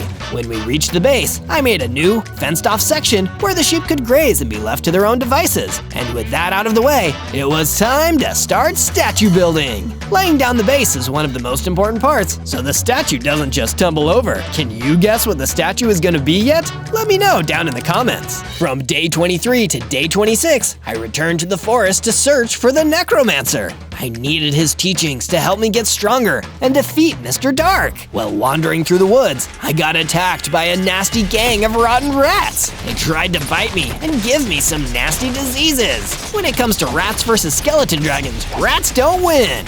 I defeated the last of them with my iron sword and continued searching. On the way, I ran into a wither skeleton jockey riding a spider. He reminded me of the wither skeleton who used to be my friend. Hey, Mr. Wither skeleton jockey, wanna come back and stay at my base? Nice offer, but no thanks. There are some evil things lurking in these woods, and I've learned not to trust anyone. Maybe some other time. All right, suit yourself. Stay safe out there. It felt like the day had been a total waste as I journeyed further into the forest. But just as I was ready to give up, I saw the necromancer himself sitting on a rock and meditating. No way! The necromancer! Is it really you? Those who seek me will find me, little skeleton dragon. And I assume you've been seeking me. I have. I want you to mentor me and help me become more powerful. Well, young dragon, with great power comes great...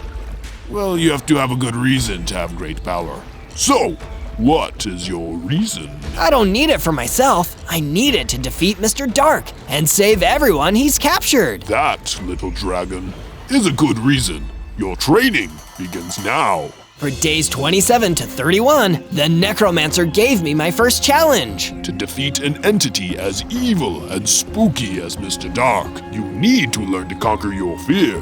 It's okay to be afraid, Zozo, but true courage is knowing that there are some things you must do, even if they make you feel afraid. What would you have me do, Master Necromancer? Do you see that nearby cave? It contains a monster. I want you to go in there and defeat it to help gain control of your fear. If you complete this first challenge, I'll give you a reward. I believe in myself. I can do it. Good, and you can take this bat to help you. It will freeze your opponents for 3 seconds. May it come in handy. I took the necromancer's bat and went into the cave. It was dark and scary, and I could feel myself getting nervous. But I took deep breaths and kept going. I needed to strengthen my courage to defeat Mr. Dark. The deeper parts of the cave weren't any better. Only some lichen and mushrooms giving off faint light. Suddenly, a scary, growling soul eater leaped out of the darkness toward me, ready to attack. I stayed calm and hit the creature with my bat, studying it. I'd passed the test. Okay, now it's time to get out of here. On days 32 to 35, my new mentor rewarded me for passing the first challenge by giving me a potion of strength. I immediately drank it and felt myself getting bigger and tougher. This training was really paying off. I have to be at least twice the size I once was. This whole thing made me feel so happy, I decided I'd go back to my base and tell the mossy skeletons and Sally the skeleton horse about my victory. And on the way, I encountered the wither skeleton jockey that I'd met a few days before. Hey, jockey! Have you had any second thoughts about coming to my base? Well, now that you mention it, I have been getting some eerie vibes lately. Maybe we should stick together after all. But those eerie vibes didn't come from nothing. Neither of us noticed it, but the day had gotten away from us. The sun was going down, and the night was upon us. That's when Mr. Dark himself came creeping out of the trees. Ooh, new friends. I'll take you to Playland with me. We'll have so much fun. He grabbed the wither skeleton jockey with his long, spindly arms. Zozo, help me. I'm being kidnapped. But I couldn't help him. Mr. Dark was too fast and too strong, and all I could do was run. My base may have been the only place that was safe at night. On the way back, I encountered an ancient spirit villager who started chasing me, and I was too afraid to even fight him. I just ran away. All that training, useless. I don't know if I'll ever be able to defeat Mr. Dark.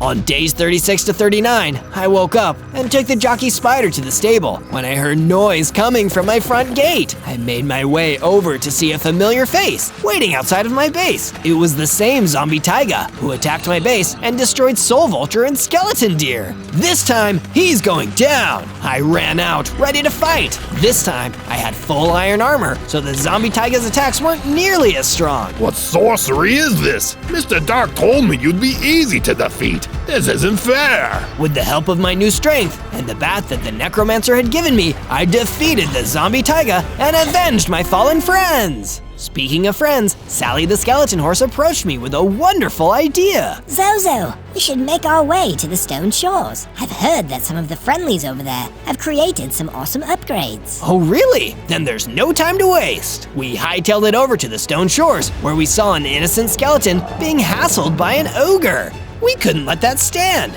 Get away from that skelly! Sally and I charged in, and that was enough to scare the ogre away. He seemed thankful and gave us 2 rewards, the knockback upgrade, which increased the power of my weapons, and a treasure map. You hear that, Sally? We can use this to search for buried treasure. Now that sounds like a cool adventure to me, Zozo. Let's do it. For days 40 to 43, Sally and I followed the map until we arrived in the warm, dusty Badlands. We were getting a little nervous because it was almost nightfall. We were right about that, but we didn't consider that Mr. Dark might send his minions to do the job for him. Look out, Zozo! Some night apparitions are coming straight towards us. Sally was right. 3 big, scary night apparitions. I pulled out my sword, now with increased knockback, and fought them off. They were tough, but luckily, Sally and I made a good team, and we were able to defeat 2 of the 3. The last one escaped to fight another day. Let's keep going, Sally. According to this map, we're really close to finding the buried treasure. Soon enough, we found an area of the ground with a big red X marked on it. Don't they always say X marks the spot, Zozo? Let's start digging. We mined down into the ground until we found a buried chest. And inside, there were a whole bunch of rubies. This is awesome! I know exactly what I'm going to use them for.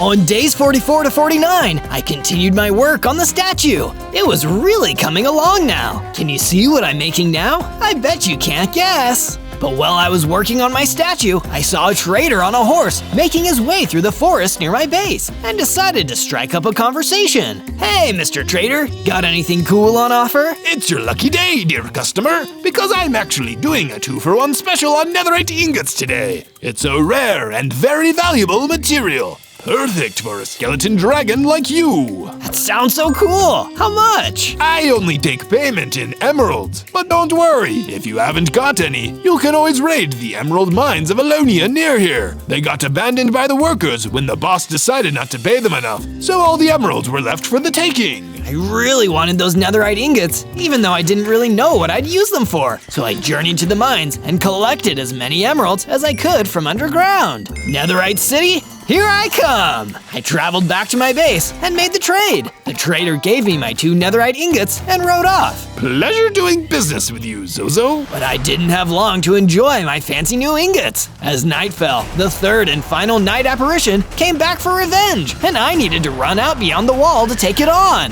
You guys don't know when to quit, do you? Soon enough, I defeated the night apparition, but it made me realize that my base needed better defenses. If these monsters in Mr. Dark mainly come out at night, maybe they hate the light. Perhaps adding some torches to my wall would help ward them off. On days 50 to 53, I realized something horrible. The night apparition attack had just been a distraction, while someone else had sneaked into the stable and kidnapped Sally the skeleton horse. I ran to my mentor, the necromancer, deep in the forest, and asked him where Mr. Dark's forces may have taken my best friend. Well, Zozo, I hate to tell you this, but it's likely that Mr. Dark's minions will be taking your friend to the Twisted Kingdom he calls Playland. But where can I find that? Even I don't know exactly, but my senses tell me that you should travel to the east. Your answers lay there. There was no time to waste. I didn't want Sally to get trapped in Playland, just like the other skeleton dragon's friend, so I immediately set off to the east, hoping to find her. But on my way, I was suddenly ambushed by a zombie Spartan, ready to fight. But unlucky for him, I was ready to fight too. Nothing is going to stand in the way of me rescuing my friend. The zombie Spartan was tough, but I had the power of friendship on my side. It didn't take me long to strike him to submission with my enchanted sword. In his defeat, the zombie Spartan dropped something, 2 voidworm mandibles. I already have a voidworm eye. I better take them. They might come in handy. On days 54 to 57, having defeated the zombie Spartan, I continued searching for Sally the skeleton horse, and my search soon led me to a deep cave. Suddenly, it felt like everything got much darker around me. I'm never going to let Mr. Dark take you to Playland, Sally! That isn't your choice, Zozo. I turned and saw one of the shadows in the cave moving with bright purple eyes. It was him, Mr. Dark, standing right behind me. Do you want to come to Playland with me now? What did you do with her? I swung my sword, and Mr. Dark teleported out of the way, appearing right behind me. She's playing with my friends right now, but later she'll play with me. Do you want to play with us, Zozo? I tried to hit him again, but Mr. Dark was too fast for me. He hit me with one of his long, spindly arms and knocked me up against the wall, knocking out half of my hearts in one strike. Still too weak. We'll play again when you're stronger, Zozo. Mark my words. And then he disappeared, leaving me with nothing. A silver Lobo approached me out of the darkness, looking worried, and gave me some apples to replenish my hearts. Thanks, Silver Lobo. You saved my life here. The Lobo told me about a secret room further into the cave where I might find some vital information. I went deeper into the cave, feeling around on the wall until I felt a button and pressed it, opening a secret door. There was blue fire torches on the wall and an old map left on the table with some locations marked. They must be keeping Sally at one of these locations. On days 58 through 62, I decided I needed to become stronger before I could find the location where they were keeping Sally. First, I went to the diamond mine the Silver Lobo told me about and took the old elevator down. I quickly found some diamonds near the entrance and started mining. I then saw what looked like an old abandoned mining camp. A chest inside of it had a book with the unbreakable enchantment. I don't think whoever owned this camp would mind if I used the crafting table to make my gear. I made myself a diamond sword and a diamond chestplate to match. I used the nearby anvil to put the unbreakable enchantment on my chestplate. Now this is one of the most powerful pieces of armor around. After that, I returned to my base to continue work on my statue. It's really coming along nicely now. I even got to use all those rubies that Sally and I collected. But I could use some more materials. I went out into the forest to hunt, but in the process, I found something remarkable. A magical, enchanted halo. I decided to try it on and immediately felt its magic empower me. I got stronger and healthier, going up to 14 hearts. Whoa, talk about a functional headwear. As I continued hunting in the forest, I stumbled upon a spider nest. I saw the same gremlin from before, stuck in their webs calling for help. The spiders noticed me and charged towards me. This was the perfect opportunity to test out my new gear, but they were no match for my diamond sword. After I dealt with them, I cut the web holding the gremlin and he fell down. He thanked me for saving him again and ran off into the forest. Next time I take on Mr. Dark, he's in trouble. I went back to my base, feeling a lot more confident, and found that a huge bone serpent was waiting for me. But don't worry, he was friendly. So, you're the skeleton dragon I've been hearing about. I heard something about this friend of yours. A skeleton horse? You want to find her? I recommend you look for an abandoned house on the plains. Finally, a break in the case. You're a lifesaver, Bone Serpent, literally. Want to stay at my base? Well, since you're offering, why not? I built a new room with a pool where the Bone Serpent could stay. But by then, it was already nighttime. Mr. Dark would be on the prowl. I'd go find Sally first thing in the morning. On day 63 through 66, I was preparing to go on a rescue mission for Sally. But before I could leave, my mentor, the Necromancer, arrived to give me a gift. Zozo, I wanted to give you a gift before you went on your quest. Mr. Dark is a mutant Enderman, and this dagger will do extra damage against Endermen. But be warned, it'll be incredibly weak against anything that isn't an Enderman. Thank you, Master Necromancer. These will come in handy. I left my base, passed through the forest, and ventured out onto the plains. This was the exact direction that the Bone Serpent told me to go in. That's when I ran into a group of zombies and decided to test my dagger on them, and it did almost no damage. Wow, Master Necromancer was right. This dagger is useless against things that aren't Endermen. Instead, I pulled out my diamond sword and easily defeated the zombie horde before moving on with my quest. I got distracted again when I saw a villager, dressed like a craftsman standing next to a burning house. He looked like he needed help. Hey, mister, I'm Zozo. Can I give you a hand? Yes, please! My wife is trapped in that burning building, and I'm too old to rescue her myself. Please help me! I ran into the burning building and found the craftsman's wife waiting inside. Thanks to my training from the Necromancer, I was able to stay cool under pressure and lead the craftsman's wife safely back out. He was delighted to see her. Thank you, Zozo. I owe you one for this, and I always repay my debts. On days 67 through 70, I arrived at the abandoned house in the plains where I figured they must be holding Sally. This place looks so spooky, but I need to do the right thing, just like my mentor taught me. I carefully entered the house, trying not to be detected. I noticed that there was a broken end portal inside. That's weird, but I was quickly distracted by the sounds coming from upstairs. I drew my sword and ran upstairs, seeing Sally the skeleton horse locked in one of the rooms. Don't worry, Sally, I'm here to help. Wait, Zozo, it's a trap. 3 Endermen suddenly appeared all around me. I tried to fight back, but I wasn't fast enough. They kept teleporting and attacking me back. Little by little, I was backed into the corner. It looked like I was a goner until I saw something on the floor. Is that a potion of fortitude? It was. I quickly grabbed it and drank it, and it made me tough enough to collect my thoughts, remembering the gift from my mentor.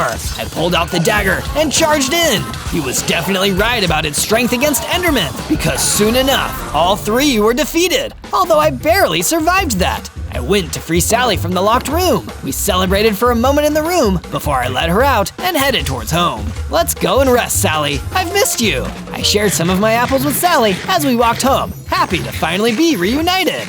On days 71 to 74, with Sally's help, I invited more skeleton horses to my base and let them stay in my stable. Though I had to take time to expand the stable so everyone could fit inside. Let me know if it gets too cramped in there. After I'd finished my renovations, I decided to journey down into the diamond mine again and collect more, you guessed it, diamonds. When I returned to my base, I used those diamonds to complete my set of diamond armor and enchant it with the protection enchantment to help improve my chances in an intense fight. When the armor was done, I noticed that I received a letter. Oh, it's the craftsman whose wife I saved from that burning house. He says he wants to meet me in the tavern of a nearby village. That's so exciting! On day 75 to 78, I did as the letter said and traveled to the nearby village. I found the craftsman waiting for me in the village tavern, just like he promised. Good to see you again, Zozo. After what you did, I've been thinking about a way to repair you. And while I'm not a rich man, as a craftsman, I can give you an idea of mine. If you're able to combine 2 netherite ingots, 2 void worm mandibles, and 1 void worm eye, you could create a dimensional carver,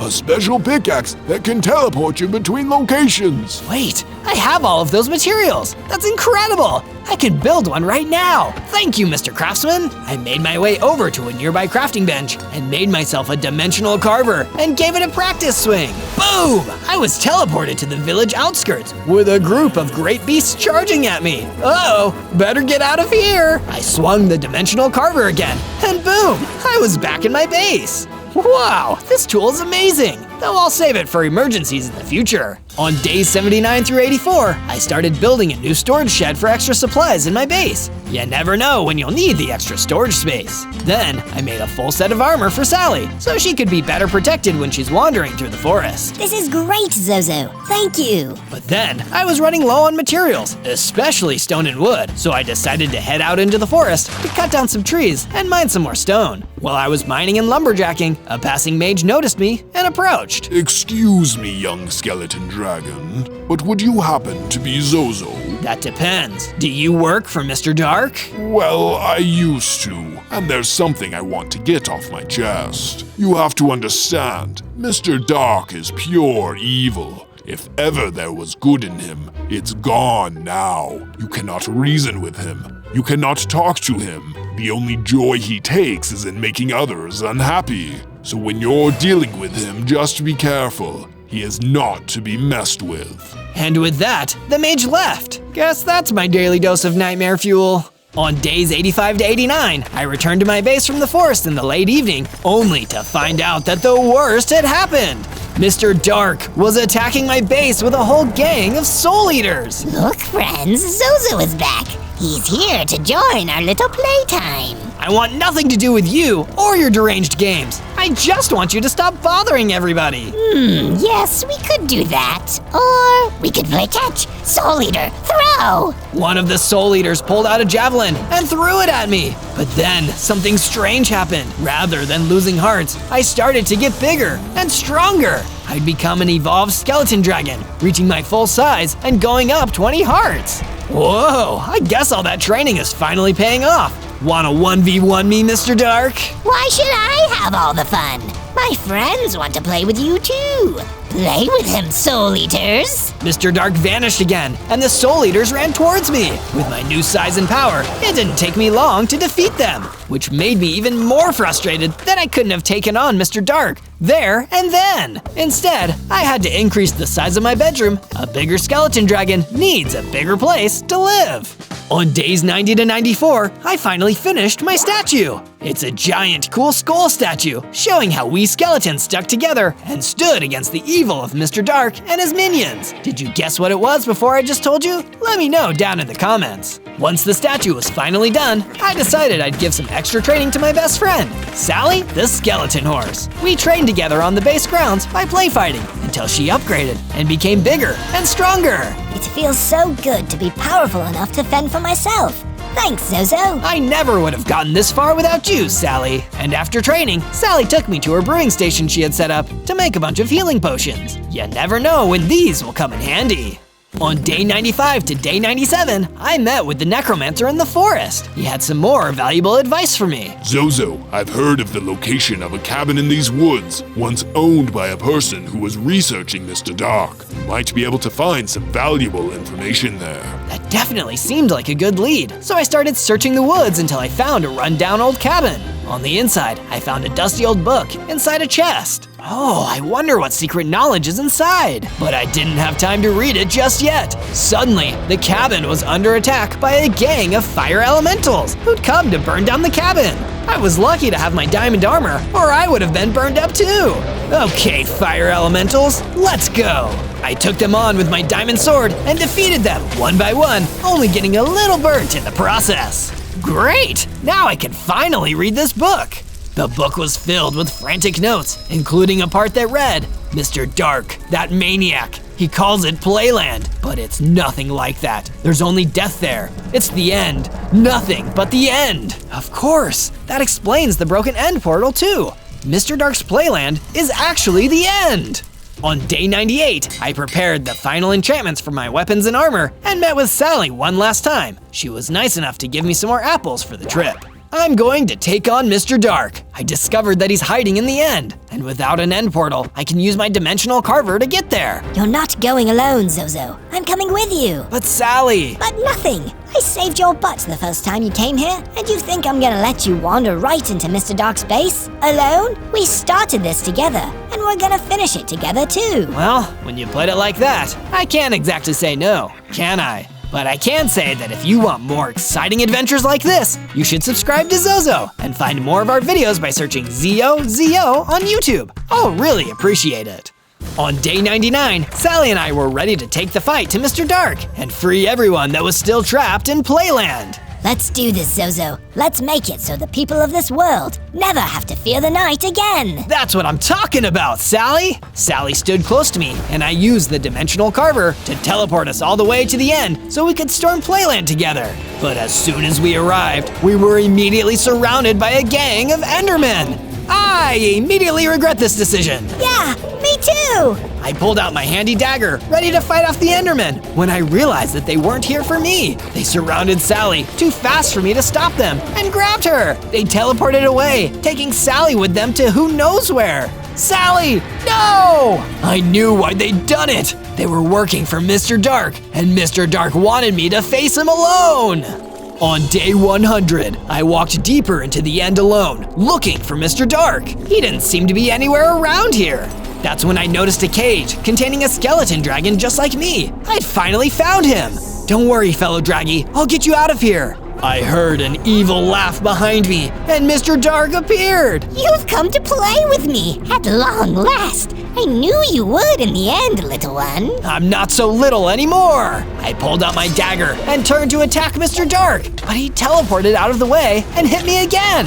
He was even stronger than I remembered. Thankfully, I had a spare potion of healing to take to offset the damage. Play along, Zozo. It's no fun if you don't play. I tried to attack him again, but it was like fighting smoke. Every time I went for him, he teleported out of the way and attacked me back. It felt like all of my training was for nothing against him. You don't play fair, Mr. Dark. That's because it's no fun to play like that. And I'm sorry, Zozo, but you're starting to feel awfully boring to me. I looked behind me and saw that a giant chasm had opened up in the ground behind me. It was so dark down there, I didn't even know if there was a bottom. You'll find more friends down there, Zozo. You'll never want to leave. While Mr. Dark was focused on me, I saw a figure charging up behind him. It was Sally, the skeleton horse. And still, Mr. Dark hadn't even noticed her. Any last words before you go into the dark, Zozo? Yeah, playtime's over. What? Sally the skeleton horse charged into Mr. Dark and knocked him into the bottomless pit. He screamed and fell, never to be seen again. Can't say I'm gonna miss that creep. Let's save the prisoners and get out of here, Zozo. You know, that sounds good to me. On day 1, I spawned in and ate my way out of a giant pumpkin as a fat dragon with 10 hearts. It looks like I'm way chunkier than the average dragon. It's okay though, because it's what's on the inside that counts. But my thoughts were interrupted by a huge fireball hitting the ground next to me. I managed to dodge it just in time and looked up to see a huge fire dragon floating in the sky above me. Sup, Tubby? What are you doing on my turf? You know this is Chad's place. Who? Chad's the best. Hey, don't call me mean names. And who's this Chad guy? I'm Chad, and I rule. And when I'm flying around here, taking selfies for my red-hot fire dragon Insta, I don't want your goofy butt sitting in my background, killing my vibe. But, you can't just call me names and kick me out. Yeah I can. I'm Chad the fire dragon. I'm number 1. You aren't the first loser I've chased out of here, and you won't be the last, baby. It's fire time! Chad the fire dragon blasted another fireball at me. I dodged again in the nick of time and flapped my wings, flying off into the air and escaping Chad's fire. Yeah, that's right. You better run. Nobody messes with Chad. Ugh. When I'd escaped Chad, I landed for a bit to breathe and calmed myself down. That guy was a major jerk. Why would you be mean to someone just because of what they look like? He must be evil. My thoughts were interrupted by a big angry dread beast who thought I looked like a filling snack. Oh no, oh no, oh no, no, no, no, no, no, no, no, no. All I could do was fly off before the dread beast pounced at me. This world doesn't seem too kind. I need to make things better around here before everyone hates on each other. On day 2, I landed somewhere that looked a little safer. At least here, nobody would start attacking me for no reason. I need a roof over my head before I can do anything else. Maybe it's time to build myself a fat dragon base. I used some of my natural dragon strength to break down a few trees. It wasn't long before I had enough wood to make myself a wooden pickaxe and a crafting table. Then I used my wooden pickaxe to dig up some stone and create a stone sword and a stone pickaxe. This is exactly what I need to build a base. But first, I need to get myself a sweet treat. I've had a hard couple of days. I've earned it. I flew off to a nearby area and found a delicious looking cake just laying around. The perfect treat. But then, a dread ghoul jumped out of the shadows and started laughing. My fiendish plan worked. I knew that a cake would attract a perfect fat little victim, and I was right. Oh, come on! Why is everyone here so judgmental? It's the way of the world, fat dragon. And now you've fallen for my trap. You're all mine. But before the dread ghoul could pounce, I flew away again, all the way back to my base to enjoy my cake. Wait, I got so distracted by the cake that I didn't even start my base. When I landed, I used my stone pickaxe and collected more resources and started building myself a basic base. At least it would give me somewhere to stay at the end of the day. I should work on a kitchen next. On day 3, I decided that I needed to make my base a little bigger. I wasn't the tiniest dragon out there after all, and I needed the base to be roomy to be comfortable in it. So I flew off to a new location to collect more resources. Of course, it wasn't going to be as easy as I'd hoped, because nothing seems to be easy around here. The second I landed, there was an angry-looking dread knight waiting for me. Avast! Thou art a hefty dragon, forsooth! Alack, 'tis a battle! A battle, good sir. I literally don't understand anything you're saying, but I still feel like you're being mean to me. Thou art correct. Battle me, knave. I was really upset about being called mean names again. Probably. So this time, I was ready to engage in battle. I attacked him with my stone sword until the Dread Knight gave up and moved away. Thou doth won this time, dragon, but next time I will have my revenge, forsooth. Stop saying forsooth. It doesn't make you sound cool or smart. It's just weird. With that, the Dread Knight ran away. Moments later, a different figure emerged, a big black hippogriff. Oh no, are you gonna say mean things about my weight too? What? Heavens no! I'd never dream of judging someone based on their appearance. That's a total Chad the Dragon move. I'm Buck the Hippogriff. Wait, Chad the Dragon? You know that guy? Huh, I wish I didn't. He's so conceited. If he was made of cake, he'd probably eat himself. Talk about a selfish meanie. Oh, speaking of cake, I have some back at my base. Come join me, we can share it together. I'm Zozo, by the way. Finally, someone kind around here. You seem hungry already. I'll let you have some of my fish. And let's go, Zozo. I'd made my first friend, and we started back to my base. Things were finally looking up for me. From day 4 to day 5, I returned to my base with Buck the Hippogriff. It felt nice to have someone who was so kind in a world that had been so mean to me. Let's build you a room, Buck. Something that really suits your awesome personality. You're too kind, Zozo. You were kind to me first. This is just me getting even. I started expanding my base, creating a nice new room for Buck to stay in. I even made it with an open roof so he could fly out and explore anytime he wanted. This is an awesome room, Zozo. I'm so happy that I met you. You're the coolest fat dragon I've ever seen. You're doing a lot to help boost my confidence, Buck. I love it. But our wholesome friendship moment was interrupted by a bunch of death worms slithering out of the ground towards me. Oh no, I need to do something about this before it ruins my whole base. I ran in and started battling the death worms. Lucky for me, in the battle of worms versus dragons, dragons normally win, and this was no exception. And once the worms were defeated, they dropped some delicious apples onto the ground. Huh, apples and worms. It doesn't normally go that way around. I stashed the apples into my inventory and went back to my base, where Buck the Hippogriff and I could hang out. With the death worms taken care of, I could work on expanding and improving my base. Yes. First, I need to make sure I have a fixed source of food, breakfast especially. I'd love some eggs. That's why I built a coop and some fences, then collected a few chickens and let them live inside. Free range, of course, because that's the kindest way to do it. It'll make the eggs taste better too. But while I was out searching for more chickens to add to my teeny tiny chicken farm, I saw the last thing I ever wanted to see, Chad the Fire Dragon. He was flying right above me, looking just as mean and arrogant as ever. Ugh, what are you doing here, chubby? Didn't the Chadmeister tell you that you need to get off the overworld? Maybe go to the Nether. That's where all the other weird, ugly beasts hang out. Nice one, Chad. You can't nice one your own joke, Chad. It doesn't work like that. Chad can do anything that Chad likes. He's the best. I mean, I'm the best. Whatever. Look at what I can do.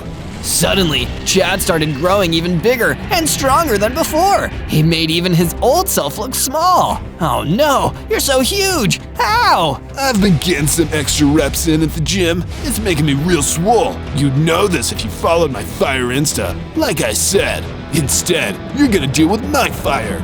Fire! Chad blasted an even bigger fireball at me. There was no way I could fight him like this. I needed to just get out of here. I flew off as fast as I could, just hoping that Chad wouldn't follow me. Getting rid of him was going to be a lot harder than I thought. From day 9 to day 10, I sat in my room at my base, feeling terrible about all the things Chad said to me and how much stronger he was than me. How can I ever expect to stop him from being so horrible to everyone if I can't even stop him from being horrible to me? Buck the Hippogriff seemed to sense that I was upset and came in to comfort me. Zozo, I'm so sorry about all those terrible things that Chad said to you. For what it's worth, he's only like that because deep down, he's so insecure about himself. He wishes he had the kind of confidence you have. Those are kind words, Buck, and they do make me feel a little better. I just feel bad that I wasn't able to defeat him. Maybe what you need is a little inspiration. Go look out into the yard and see a little something I've been working on for you. I ran outside and saw that Buck had been working on a statue. It looked incredible, but it was early enough that I couldn't quite tell what it was yet. Wow, this is amazing. What do you think it's gonna be when it's done? Let me know down in the comments. Buck came up to me again. Amazing work, Buck. I love the statue. What's it going to be? I couldn't give that away. And besides, there's something else you should see. I built you a base upgrade. I looked back at my base and saw that Buck had built me a storage room. The perfect place to store all of our weapons and supplies. Buck, you're the best friend I've ever had. From day 11 to day 12, I decided it was time to rest and recover from the stressful last few days. After all, it's important to take care of yourself and take time off now and then. But while I was sleeping, I started having the strangest dreams. I dreamed of how Chad the Fire Dragon was first created. He crawled out of lava, deep underground, a dragon of pure fire. Whoa, I'm a dragon of pure fire. This is crazy. I think I'm gonna call myself Chad. Yeah, that feels like a good name for me. But everyone was afraid of Chad because he was so big and so dangerous because of his fire powers. Chad felt bad about everyone being afraid of him, so to cover up how bad he felt, he decided to pretend he was confident in a completely over-the-top way. The Chadster's #1! Huh. But because Chad's confidence wasn't real, he could only protect it one way, by being mean to others, putting them down to make himself feel better. Everyone is dumb and ugly except me. Oh yeah, Chad is awesome, and I'm Chad, baby. Chad developed such a reputation for being rude and mean, nobody would tell him to stop. And as the years went on, he only got more powerful. Needless to say, it was a really weird dream, but I definitely felt like I knew more about Chad afterwards. I just wish I knew how I could use it against him. From day 13 to day 15, I decided I needed to settle a few old scores to improve my confidence. This fat dragon was through with running away. That's why I flew back to where it all started, to face the dread beast that thought I was an easy snack. Now I was going to show him that fighting me was going to be anything but easy. I landed right next to the dread beast, ready to battle, with the stone sword at the ready. Let's go, dread beast. We'll see who's really feeling the dread when I'm done. The dread beast ran at me, but I didn't budge. I fought back. And this time, I won! And with the XP I got from winning, I leveled up into a bigger, tougher, fatter dragon! Chad is gonna think twice about messing with me now. I've got an entire 30 hearts and a brand new weapon, Dragon Claws. I took to the skies, happier than I'd felt in a long time.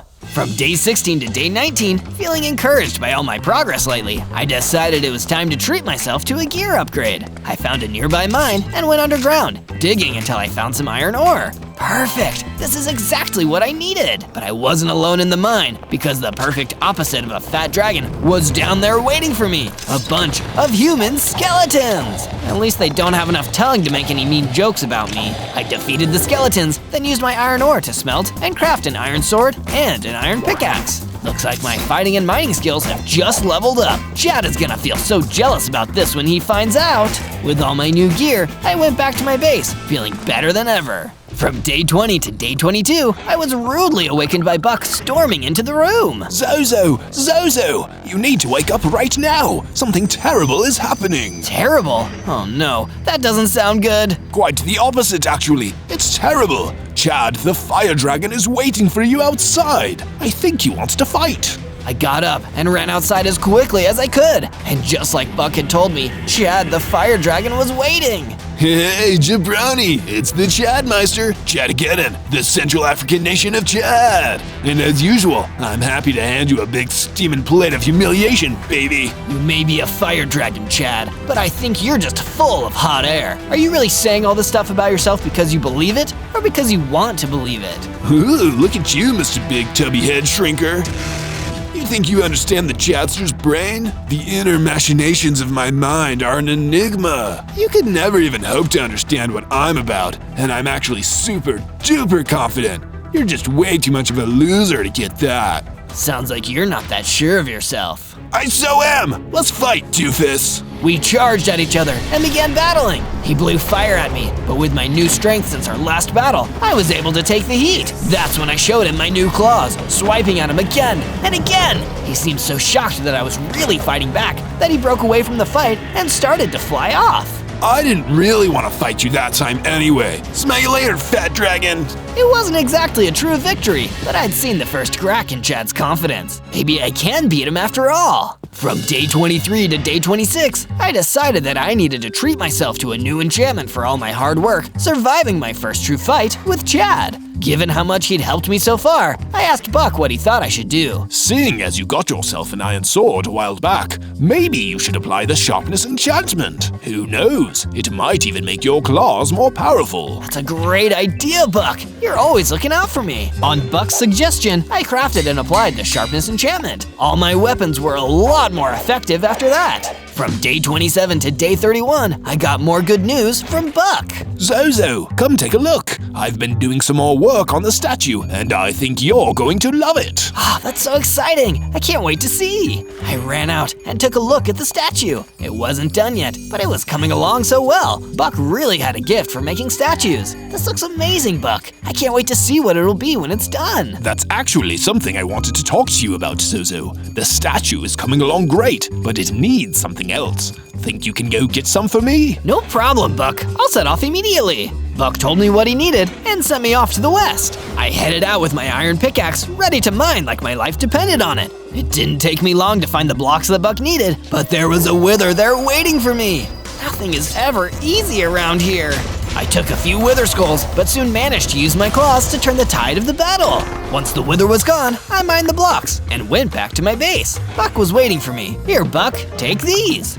Thanks, Zozo. This is exactly what I needed. From day 32 to day 35, I went out exploring again, wanting to increase my strength and confidence. If there were any quests for me to take, I'd be happy to take them. But my confidence was shaken a little by a huge creeper spider, suddenly skittering towards me. This is not how I wanted to spend today. I ran away as the creeper spider exploded, taking out a bunch of blocks beneath it, but thankfully not me. Creepers are one of those problems that take care of themselves. While I was wandering around the explosion-scarred area, I saw another strange creature, a rabbit wolf, hopping around and looking worried. Are you okay, Miss Rabbit Wolf? The truth is, no! Things are awful right now. Awful? Oh no! What happened? Is there any way I could help? My friend, the rabbit, was kidnapped by the Crimson Phantom. He's a local weirdo who thinks he's a supervillain. And if we don't save the rabbit soon, who knows what will happen? We'll never have to find out. Wait here, I'm gonna go save your rabbit friend. And with that, I flew off, ready to become a hero. From day 36 to day 39, I arrived at the location where the wannabe supervillain, the Crimson Phantom, was holding the rabbit. He was every bit as weird as the wolf rabbit had told me. It is I, the Crimson Phantom, the Lord of Darkness. I am the most powerful and evil villain in the overworld, and nothing will stop me from taking control. I'm #1. But isn't Chad the fire dragon #1? Oh no, Chad, is he here? No, he's not here. I was just talking figuratively. Phew, that's a relief. Almost lost my cool there. Hearing all of that gave me an idea. The Crimson Phantom may not be afraid of me, but he was definitely afraid of our mutual enemy, Chad the Fire Dragon. Maybe Chad can be useful for once. From day 40 to day 43, I flew out towards the Crimson Phantom and the captured rabbit, trying to look as intimidating as possible. Both of them turned to look at me as I approached. Begone, fat dragon, for I am the Crimson Phantom, the vilest villain in all of the overworld, and this rabbit belongs to me. Fool! I work for his Chadness, Chad the Fire Dragon, and he is extremely displeased that you're out here tarnishing his rad name. Oh no, please tell his Chadness I'm sorry. I didn't mean to cause any offense. I'll do whatever he wants, I promise. You'll give up the rabbit and let her go. His Chadness requests your presence. Of course, Wait, Fat Dragon? Chad's been making fun of you on his Dragon Insta for weeks now. You're not with him, you're trying to trick me. You can't blame me for trying. With my plan foiled, I attacked the Crimson Phantom with my powerful claws. Despite all his bragging, he was one of the easiest enemies I'd ever defeated. You saved me. Thank you so much. I was worried I'd never get away from that awful villain. Don't thank me, Rabbit. You've got a friend who cares a lot about you. As if on cue, the Rabbit Wolf hopped in. Thank you for all you've done, Zozo. Here, take this potion of swiftness. It's the least I could do. You're a true hero. Oh, stop it. You're gonna make me cry. From day 44 to day 49, I gave more materials to Buck the Black Hippogriff so he could continue work on the statue. Great job, Zozo! You're really pulling your weight with this project. I'll take that as a compliment, considering how much my weight is. I mean it, buddy. You're a kind and reliable person. Anyone would be lucky to have you as a friend. Thanks, Buck. Now I feel like $1,000,000. There's only one me, Zozo. Just like there's only one you. That's deep, but you knew what I meant. I let Buck continue working on the statue and realized that I was hungry. After all the quests I'd been doing, I had really worked up an appetite. It was time to add something to the base in order to help out with that. A proper kitchen. I'd craft a couple of cooking surfaces and shelves to store ingredients. That way, I'd be able to make the most nutritious meals when I was in the mood for food. It's like they always say, never trust a skinny cook and always trust a fat dragon cook. Once I had completed the kitchen, I went back to see how Buck was doing on the statue. It was starting to look even more like what it was supposed to be. I couldn't wait to see how it would look when it was done. From day 50 to day 53, I was minding my own business at the base when Chad the Fire Dragon decided to rear his big, overinflated head. Oh, hey, Chubster. Still your lame, roly-poly self, I see.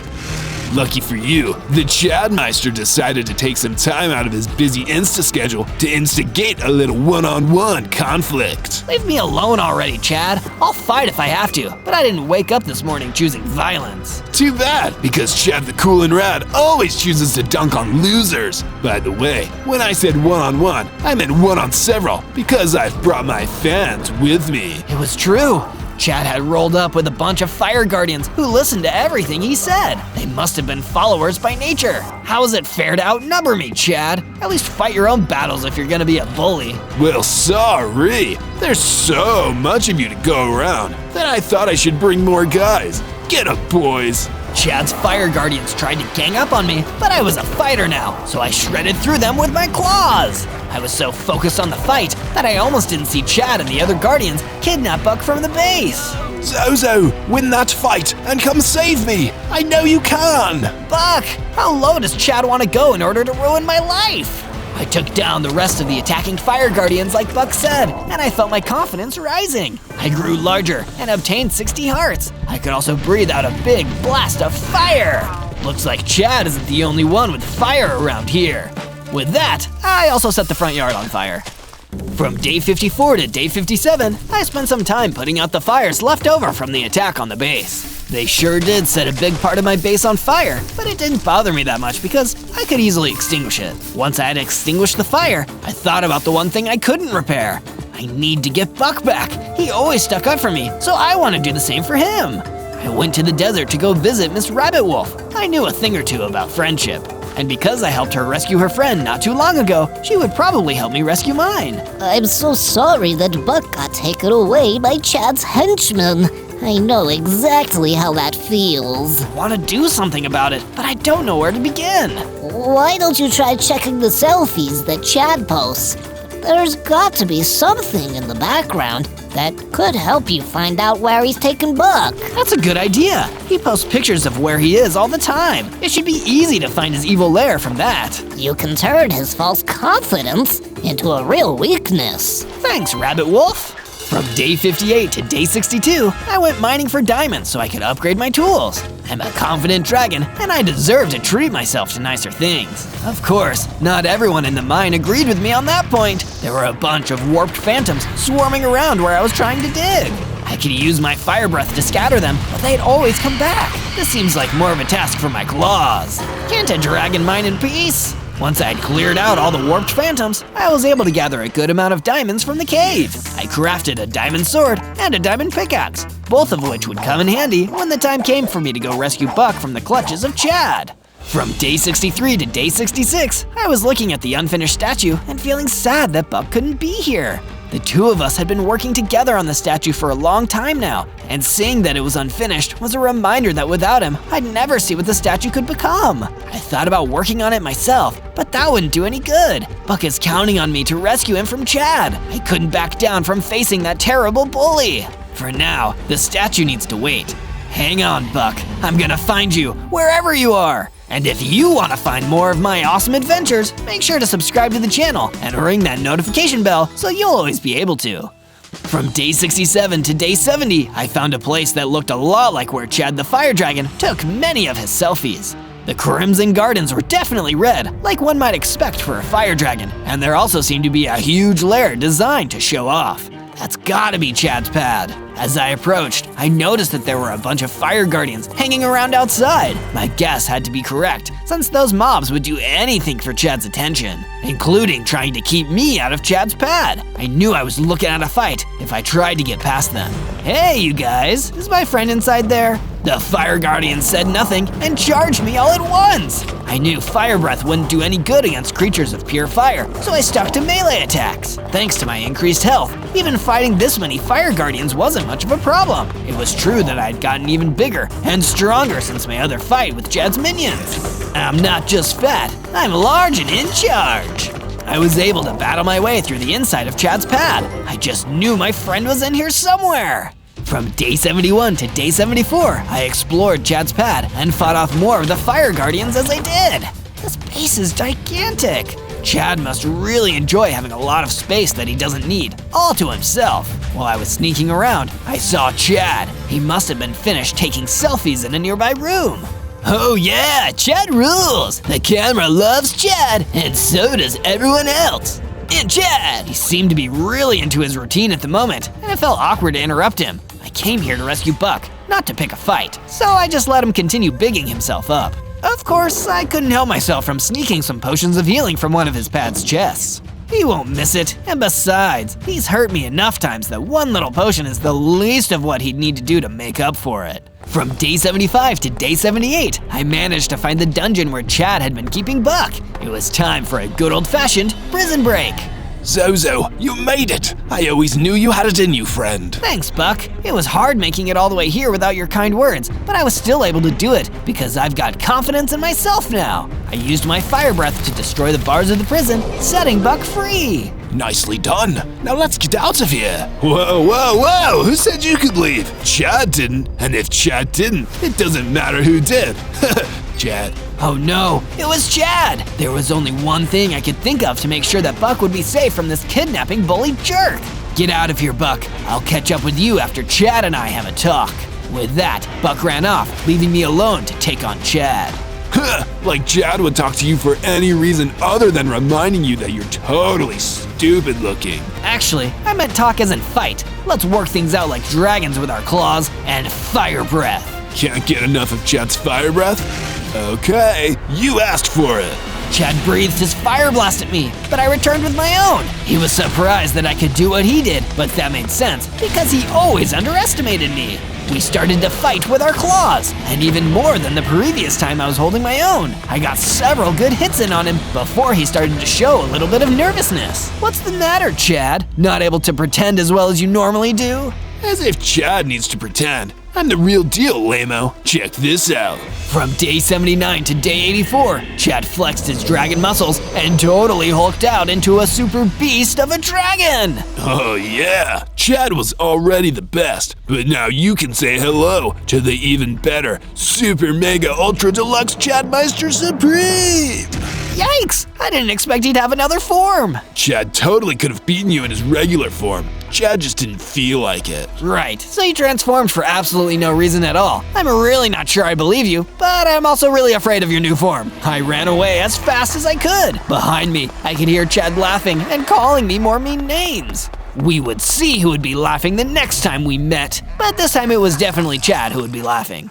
From day 85 to day 89, I returned to base and found that Buck had already made his way back there before me. I was really glad to see him home. The base had not felt the same without him. Did I miss anything, Zozo? I was gone for a long time at Chad's pad. That fire dragon was so annoying and talking about himself the whole time. I'm really glad to be back. I'm glad to hear it, Buck. Sorry you had to go through all that. It wasn't all bad. I did manage to swipe some relaxation supplies from Chad's relaxation room. I bet we could turn these into a room of our own. That sounds awesome. I love relaxation. I got to work on upgrading the base with a brand new relaxation room, while Buck chose to make up for lost time and work on the base's statue. I made sure to put all the right details into the relaxation room, including lots of couches for Buck and I to lounge around on. I bet both of us will really appreciate the work I've done on this room after Buck is done putting together that statue. When I was done with the relaxation room, I went to see the statue and found that it looked absolutely incredible. It was only a statue of me, but I never looked at myself so proudly before. Remember how you feel about yourself at this moment, Zozo.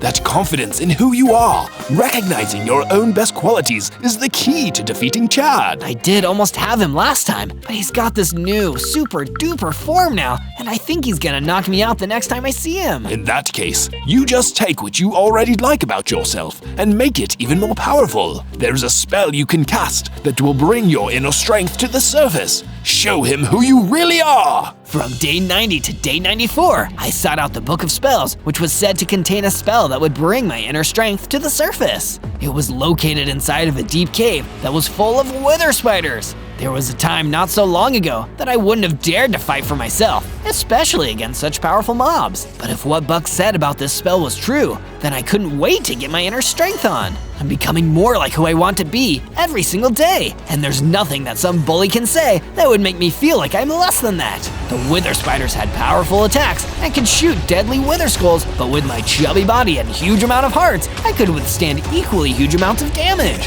Big is beautiful! I burned the spiders away with my fire breath and found my way to the Book of Spells. This must be the right one. I'll read it when I get back home. From day 95 to day 97, I was back at base, preparing for my showdown with Chad. I was determined to use everything that I had in order to win this fight and overcome that bully once and for all. I knew that I'd be having the fight at his place, so instead of doing any sort of upgrades on my base, I focused on what I would need to do to fight at my best. Potions are the way to go. I can drink a lot of those at once to give myself an advantage. First up was a standard potion of strength to increase the damage of my claws attacks. Second, I chose a potion of regeneration so I could get even more use out of my high amount of hearts. And the third potion that I picked was a potion of fire resistance. Chad is always bragging about his fire, but this should take the heat off of me. On day 98, I decided to relax so that I wouldn't stress out too much about the impending fight I was going to have with Chad. I couldn't let him get into my head, so I made sure to fill my brain with fun and positive feelings. And if you want to feel fun and positive too, you should type ZOZO into the search bar so you can find more of my videos. Also, while it's just us relaxing, go ahead and leave a comment about what I should be next. On day 99, it was time to settle my score with Chad once and for all time. I walked through the Crimson Gardens and straight inside Chad's pad. That mean and nasty fire dragon himself was lying in wait, and he was still in his tricked out new form. Back for more, you little dragon tender? Chad is better than Chad has ever been. This new form is totally awesome, and definitely better than anything you could do. I now understand why you decided to take that form, Chad. 'Cause I'm a beast like that? No, it's because you have something to prove. You may have scared everybody else, but I was able to rattle that fake confidence of yours. You're the one who is actually scared, Chad. What? No, you don't know what you're talking about. Chad is the man, or the dragon man. Actually, I'm just a dragon. Yes, and I'm just a fat dragon who's got inner strength. I downed my potions and used the Book of Spells to cast the Spell of Power and unleash my inner strength. My heart rose to 100, and I now had a mighty tail slap attack. Ready to throw down, Chad. Chad is having second thoughts. I mean, now Chad's the best. Chad will take you on in any form, Tubbo. The fight began, and I whipped him with my new tail slap. He tried his fire breath, of course, but I was resistant. Your fire can't hurt me anymore, and neither can your words. I gave him serious claw strikes and even more tail slaps. Then I unleashed my own fire breath. No way. You can't be fire. Chad is fire. Chad is fire as fire. Not anymore. Then I tail slapped Chad one more time, and he was done bothering me. On day 100, I was once again relaxing at the base with Buck, the black hippogriff. Chad won't bother me or anyone again. I really taught him a lesson. You sure did stand up for yourself, Zozo. And you never let anyone tell you who you should be or how you should look. You said it, Buck. I'm the best at being me, and that's what counts, more than anything else. On day 1, I spawned into the Badlands as an awesome lava dinosaur. I may only be a baby, but I think when I grow up, I'm gonna be the coolest creature of all. But being that cool comes with certain drawbacks. You attract a lot of attention. That must have been why a terrifying soul blaze suddenly appeared in front of me. Behold, 'tis I, the ultimate being, the Lord of Souls, and I wish to add yours to my collection, Zozo. Wait, how do you know my name? I know all. I see all, and in time, I will be able to do all.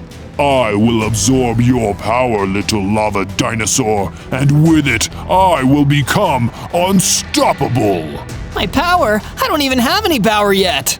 Oh, but you will, Zozo. You will.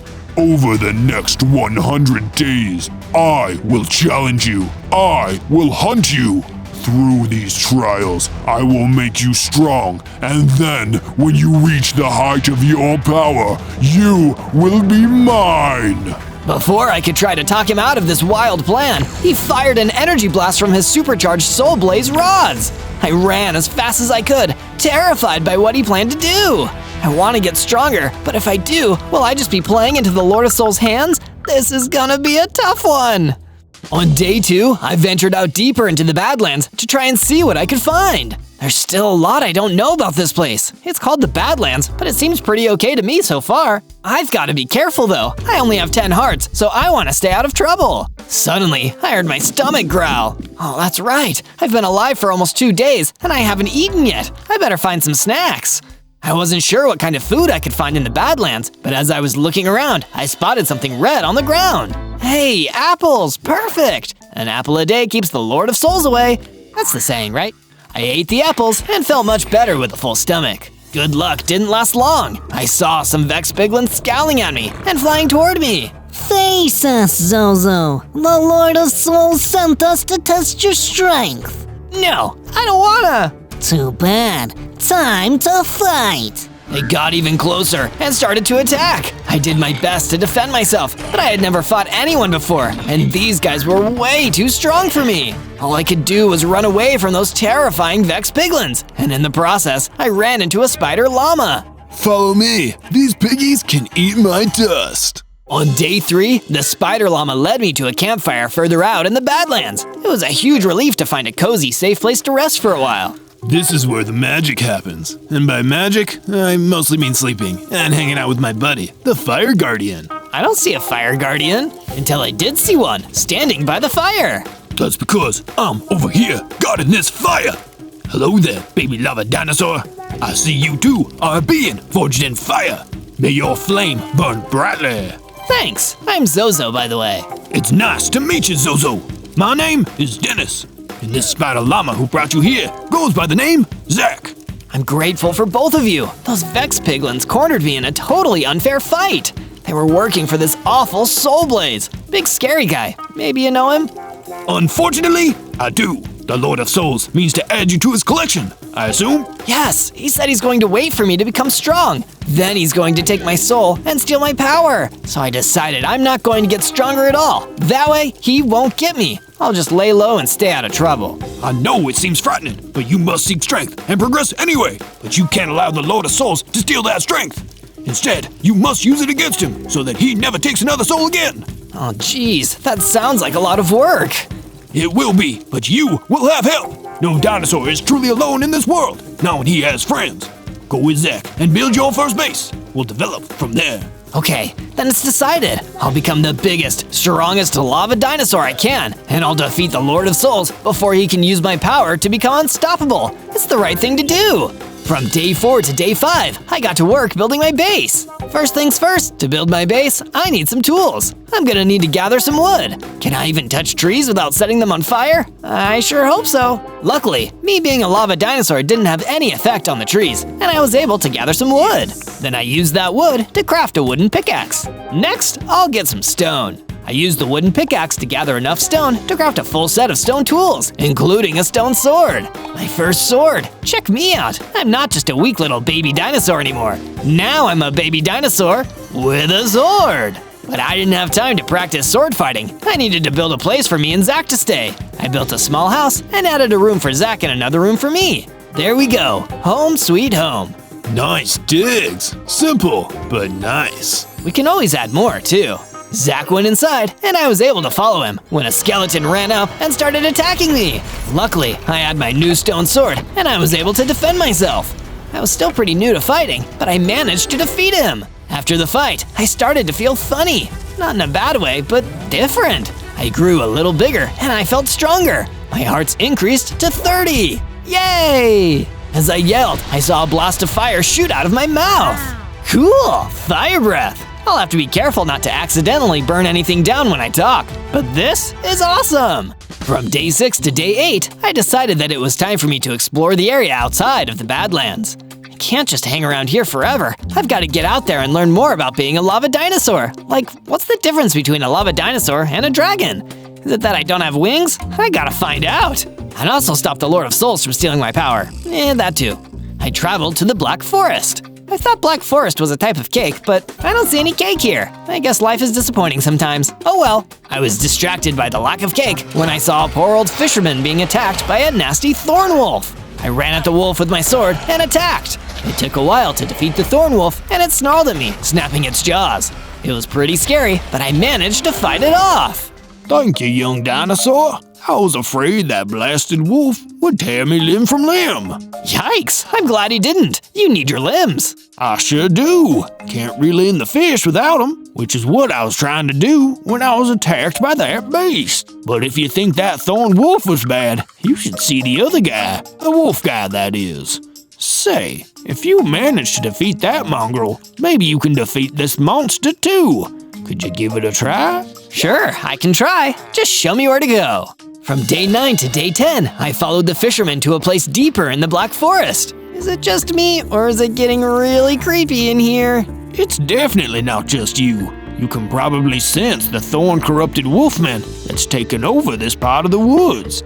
Which is a shame, because some of the best fishing is over here, and I can't get to it with him attacking anyone who gets too close. That's not fair. I'll do my best to make sure you get your fishing spot back. Up ahead, the thorn-corrupted wolfman appeared.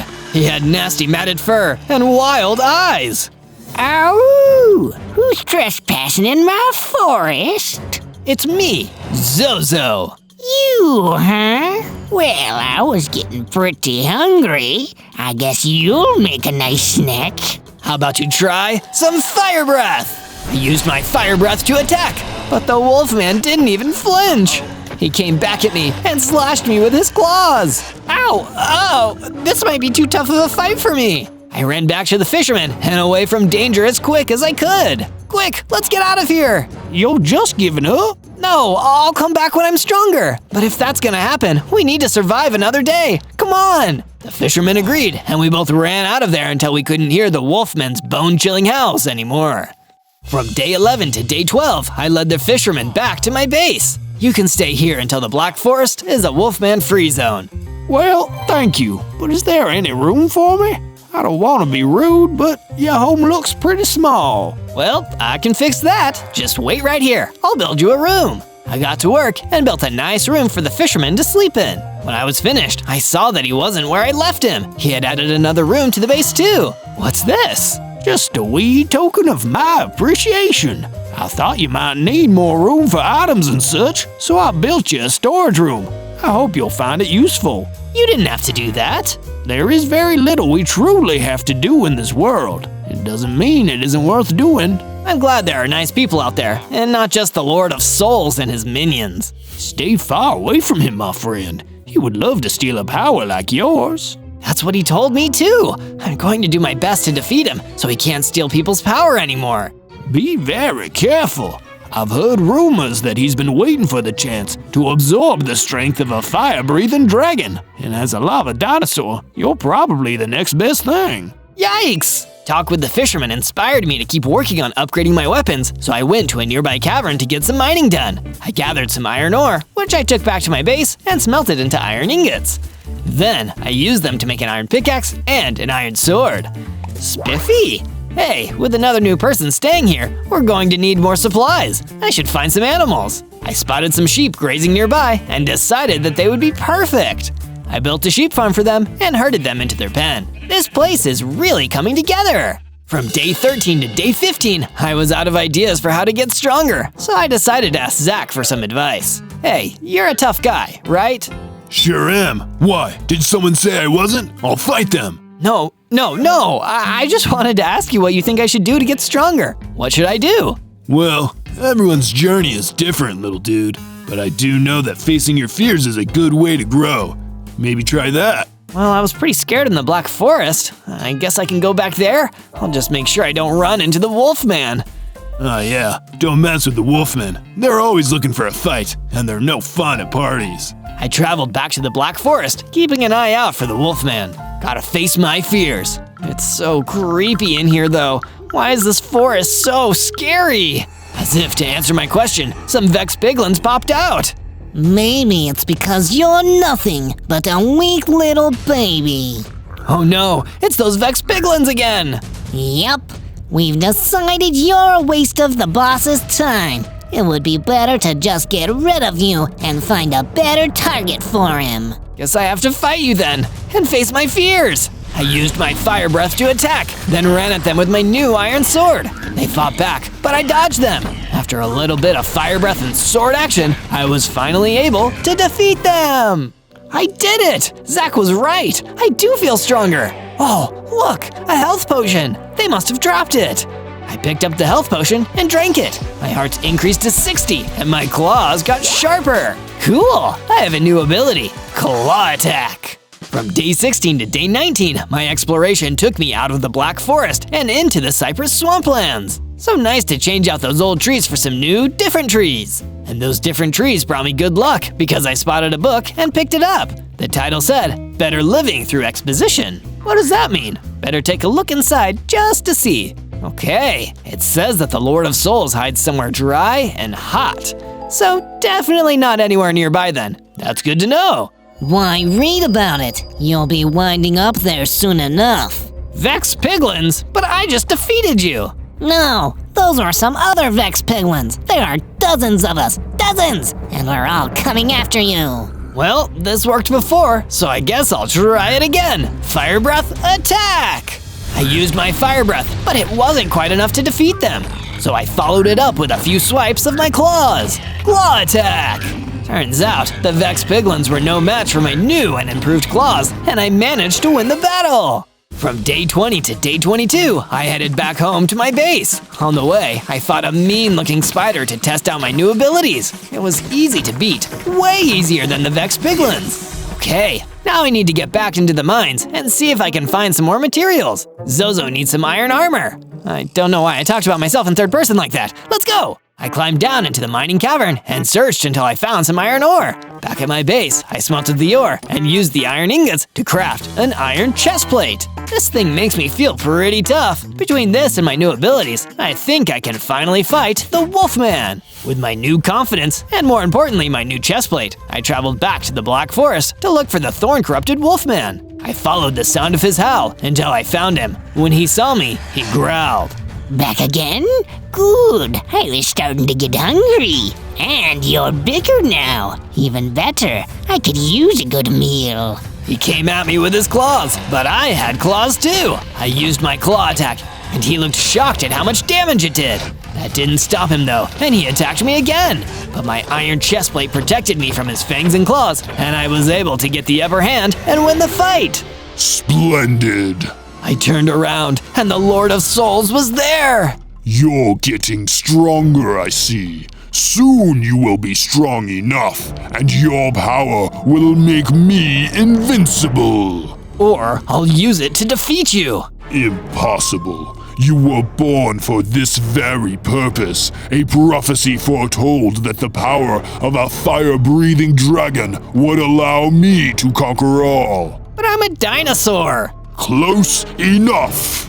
I didn't want to stick around to hear what else he had to say, so I got out of there as fast as I could. From day 23 to day 26, I ran away from the Lord of Souls and headed back to my base. I can't stand that guy. At least I have good news for the fisherman. Speak of the devil. You do? I love good news. Yes, the Wolfman is finally gone. You can go back to your favorite fishing spot again. Thank you so much, Zozo. Next time I catch a fish, I'll name it after you. Okay. Next, I went back into the mining cavern to find some more iron ore. Once I had it, I smelted it and used the ingots to craft an iron helmet and boots. Pretty snazzy stuff. While I was admiring my new armor, the fisherman came to talk to me again.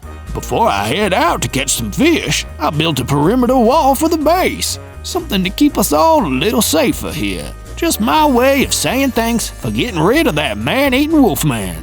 No problem. Whoa, it looks great. From day 27 to day 31, I decided to return to the Cypress Swamplands to see if I could find anything else useful. I found that book here before. Who knows what else I might stumble on? Turns out, the answer was a fire elemental, and he stumbled on me.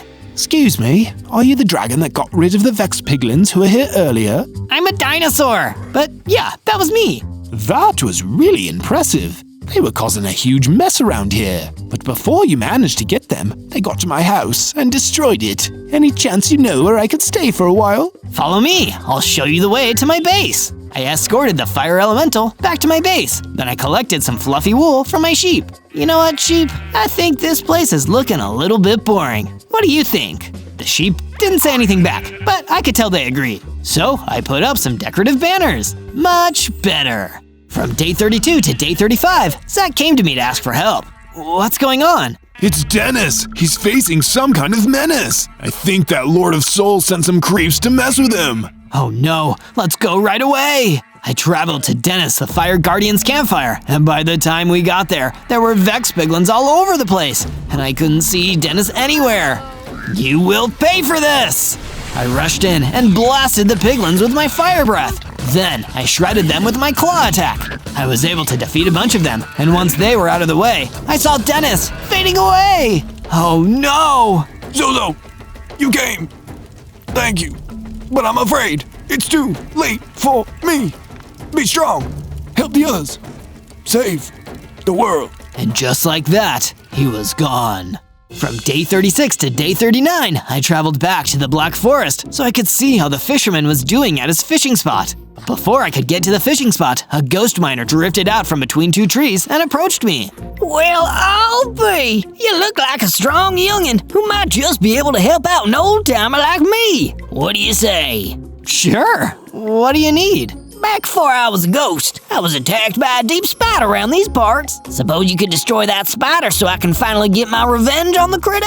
Sure. I searched the Black Forest until I found the deep spider. It was pretty easy to defeat with just a blast of my fire breath and a few swipes of my sword. Then I went back to the ghost miner. I did it! Hoo-hee! Feels good to let my soul be at rest. Thank you, Sonny. Speaking of souls, better be careful of yours around that soul eater fella. If he snatches yours, there's no getting it back. He'll absorb all your power and leave nothing but a husk behind. I'll make sure to remember that. Thanks. From day 40 to day 43, I returned home to my base. When I got there, I saw that someone had added a nice new lounge area outside.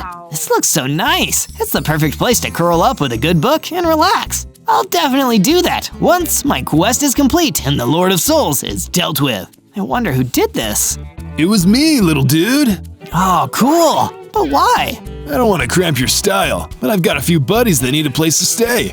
Mind if they kick it here with us for a bit? Sure, that would be great. A little while later, some other spider llamas came to the base. Zozo, these are my bros. Welcome to my base, everybody. After I said hi to the spider llamas, the fire elemental came to see me. I know you've already done a ton to help me, but could you do one more thing? There's a skulk scorpion that's, well, skulking around the ruins of my old house. Until he's gone, I can't rebuild it. I'll write him a strongly worded letter. Just kidding, I'll go out there and see if I can get him to leave. From day 44 to day 49, I traveled back to the Cypress Swamplands to look for that pesky skulk scorpion that was giving the fire elemental so much trouble. Is there a scorpion in the house or around the ruins of the former house? I didn't get an answer. What I got instead was an unwelcome surprise appearance from the Lord of Souls. Why waste your time trying to help other weaklings when you could be growing stronger, when you could be fueling my eventual victory over all? This isn't about you.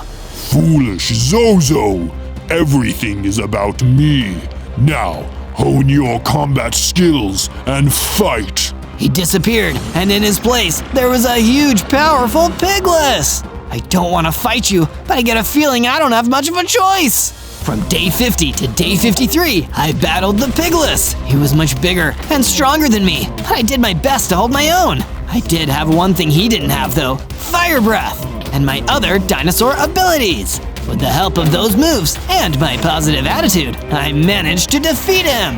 You may have bested me, but only a pure heart and a diamond sword can defeat the Lord of Souls. With those final words, he vanished into dust. Oh, that was a tough one, but I did it! Oh hey, sparkly! The Pigless dropped some mystical diamonds! I'd better take these with me. They'll probably come in handy later. From day 54 to day 57, I resumed my search for the Skulk Scorpion. No matter what the Lord of the Souls says, I know it's worth it to help out those who need it. I spotted the ruins of a house, and there, nested in the middle of it all, was the Skulk Scorpion. You can't just take this place, it's someone's home. The scorpion just approached me threateningly and attacked. But the scorpion stinger was no match for my claw attack. Pretty soon, I had won. I sprinted back to my base and gave the fire elemental the news. Wonderful, thank you, Zozo. You really are amazing. No wonder the Lord of Souls thinks you're the hero from the prophecy. He's convinced that you're the fabled fire dragon that can give him the power to take over the world. All he needs is for you to come into your full potential. Then he'll steal your soul. I keep saying I'm not a dragon. I know, you're a dinosaur. I've met others of your kind before. You have many abilities similar to those of dragons, but you're different, too. Thank you. I was starting to worry I might be wrong. So many people kept calling me a dragon. Never let anyone tell you who you are, Zozo. You know yourself better than anyone. From day 58 to day 62, I decided to make some quick improvements to the base. I built another sheep pen and found some more sheep to herd into it. Welcome home, little sheep.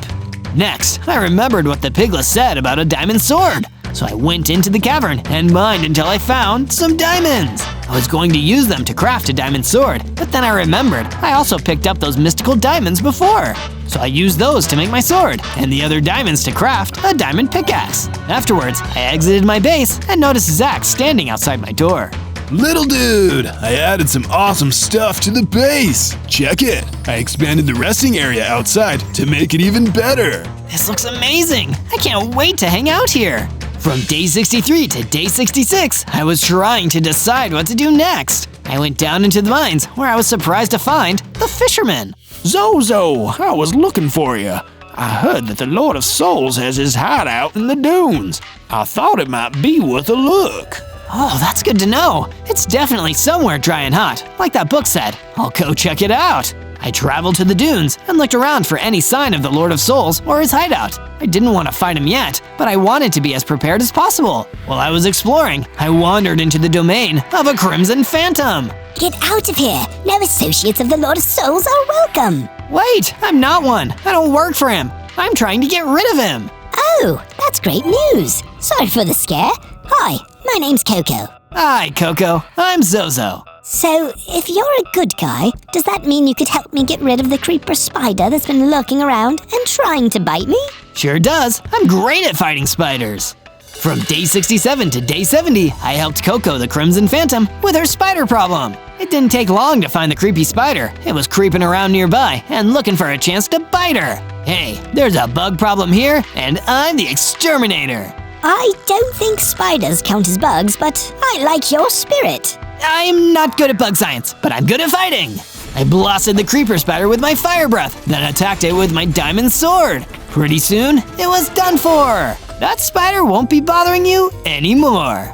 I can't thank you enough. I wish you lots of luck in your quest. From day 71 to day 74, I continued exploring the dunes. If I can figure out where the Lord of Souls lives, I'll know where to go when I'm ready to fight him. Speaking of fighting and adventuring, if you want to see more videos like this, search ZO.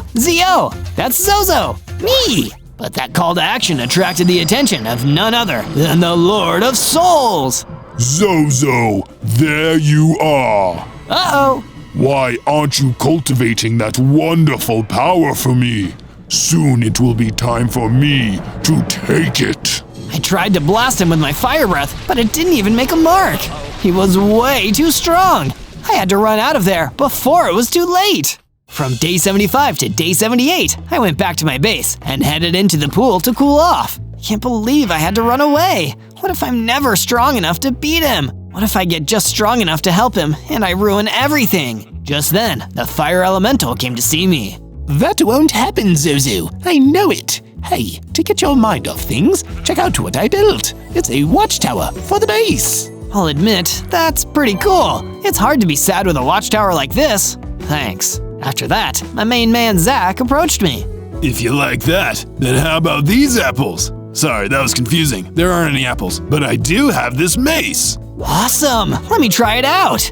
When I did, I felt magic coursing through me. I grew bigger and stronger. The gift increased my hearts to 100, and I felt like I had a new power too. I tested it out, and I was right.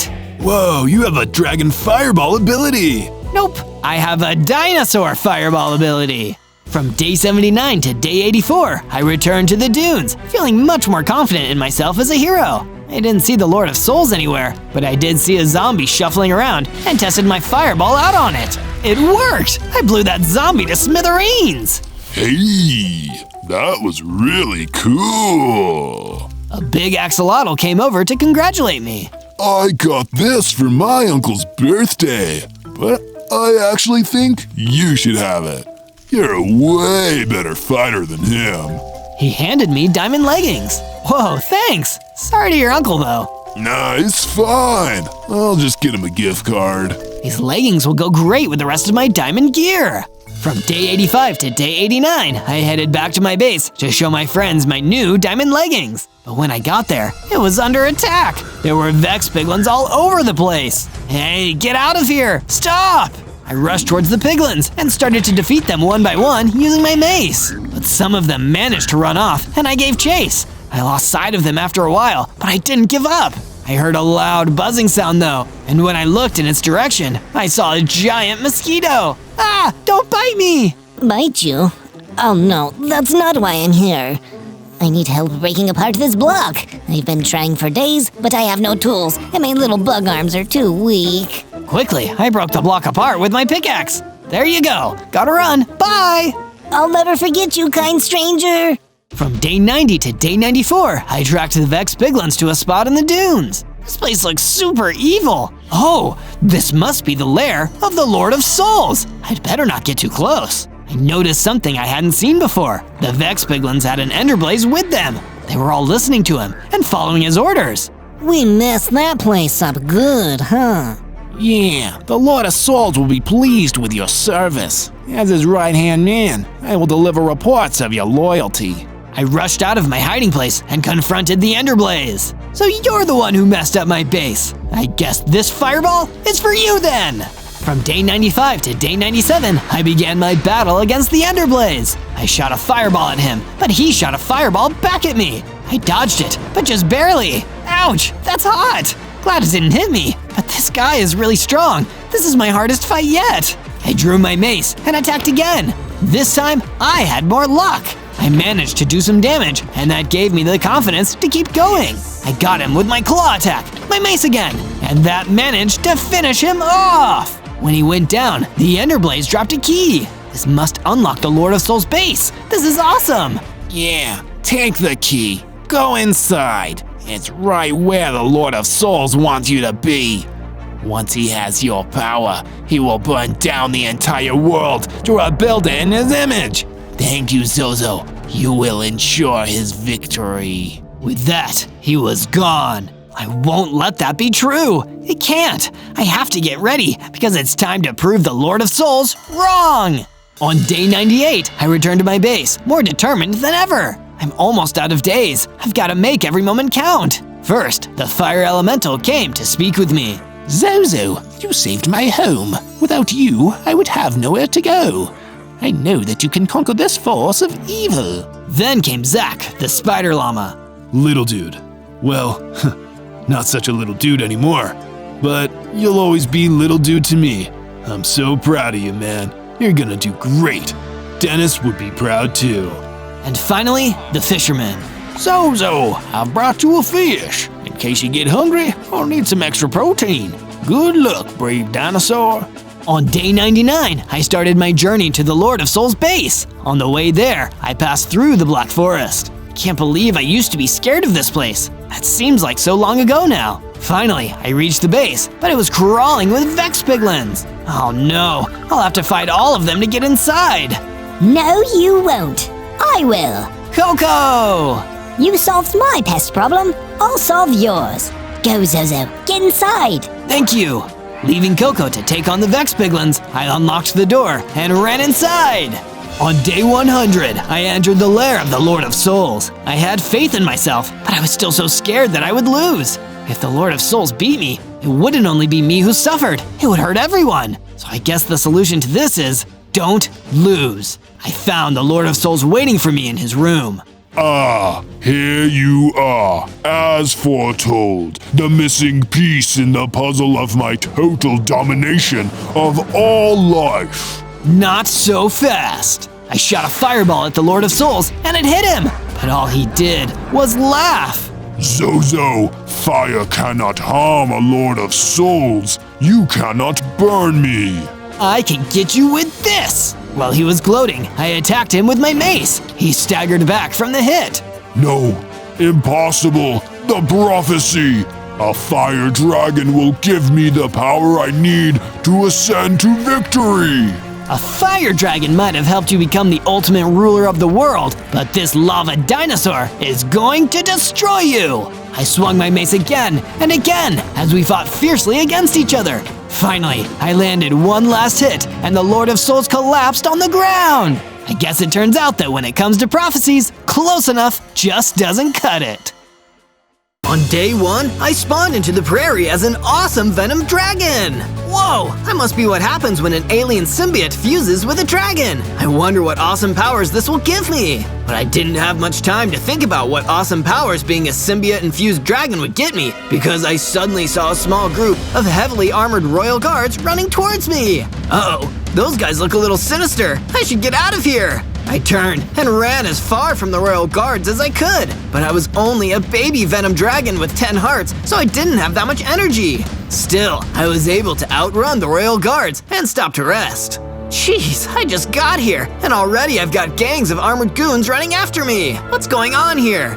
Your capture is going on here, knave. I turned and saw one of the royal guards standing right behind me. I haven't done anything wrong. Trespassing and suspicious behavior. Our master, the Chief Evoker, demands that we take in any possible accomplices of the Accursed One. Accursed one? I've never even heard of him. Oh, forgive me for not believing that. Come with me right now, little Venom Dragon, or I'll be forced to call in reinforcements, and they're a lot less kind than me. At my current tiny strength, I had no choice but to go with him. On day 2, the royal guard who'd captured me took me back to a base somewhere in the prairie. There was a small structure that seemed like a headquarters and a large walled courtyard protected by a secured door. What is this place? Is this where that Chief Evoker guy lives? The Chief Evoker is in a different biome, trying to build alliances with other factions so we can ally against the Accursed One. We will keep you in our storage center until he returns. I promise, I've never heard of the Accursed One. Can't you just take my word for it? The Chief Evoker has a good sense for the content of people's souls. When he returns, he will judge your worthiness. He didn't tell me anything after that. He just locked me inside the courtyard where I was trapped with a fungus thrower. Hey, bub. Name's Bogey. What are you in for? I'm Zozo, and honestly, I'm not even really sure why I'm here. I guess because I thought I had something to do with this guy they call the Accursed One. How about you? I'm in here because I don't like authority. The Accursed One, the Chief Evoker, doesn't matter. I don't think anyone should tell anyone what to do for no good reason. Can't say that I'm keen on them right now either. Before we do anything else, I need to get us out of this place. I'm open to ideas, fella. I've been in here for 3 weeks. I think I'm starting to go insane. Bogey's insanity aside, there was still hope here. I waited until nightfall, and then I put my plan into action. I have wings. Maybe, just maybe. I focused really hard until my wings started to carry me upwards. I flew up and out of the courtyard, and then landed next to the door outside. I opened it and freed Bogey. You're a real one, Zozo. I hope we meet again someday. We both ran off in different directions, relieved that the royal guards hadn't noticed our daring escape. On day 3, I took flight and sailed through the sky above the prairie. Everything below me looked so tiny. It was breathtaking. I felt like I could do it forever. But I couldn't, as I suddenly realized that my hunger bar was looking uncomfortably low. I needed to get back on the ground and quickly get some food. I landed and started searching for fruit or some animals. That's when I happened upon an apple tree and gathered apples. I tasted them and they poisoned me. I guess a dragon only eats meat. Apples, me no likey. I decided to stay on the ground and rest my wings for a bit when I heard huge thundering footsteps somewhere in the distance. It was way too loud to be one of the royal guards from earlier. Who could that be? I should check it out. I quickly ran over until I saw a massive figure strolling across the prairie. A giant, tough, redstone golem. Whoa, he's so big. I bet nobody messes with him. You're right about that, kid. Oh, you could hear me? I can hear a lot. Just because I'm big and tough, people assume I can't be smart and perceptive too. But I'm the whole package. My name's Red. How about you? I'm Zozo, and a lot of people have been giving me trouble lately. Can you teach me how to be big and tough like you? Sure thing, Zozo. So long as you pay me back. Follow me. I'm sure I can teach you a thing or two. From day 4 to day 5, the redstone golem led me to his home biome, the Red Desert. Fun fact, it's named after me, Red. I'm just that cool, you know? Whoa, you're awesome, Red. I'm so happy you're my friend. He led me back to his base and gave me a stone sword and a stone pickaxe. Take these and go make your own place. Red's a lone wolf. Well, a lone golem. You get the idea. First step of learning to stand up for yourself is learning to fend for yourself.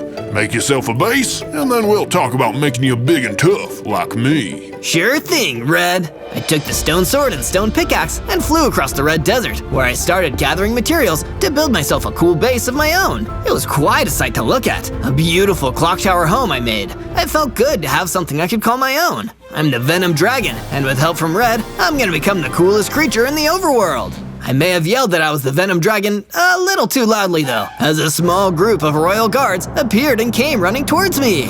Oh no, it's time to fight!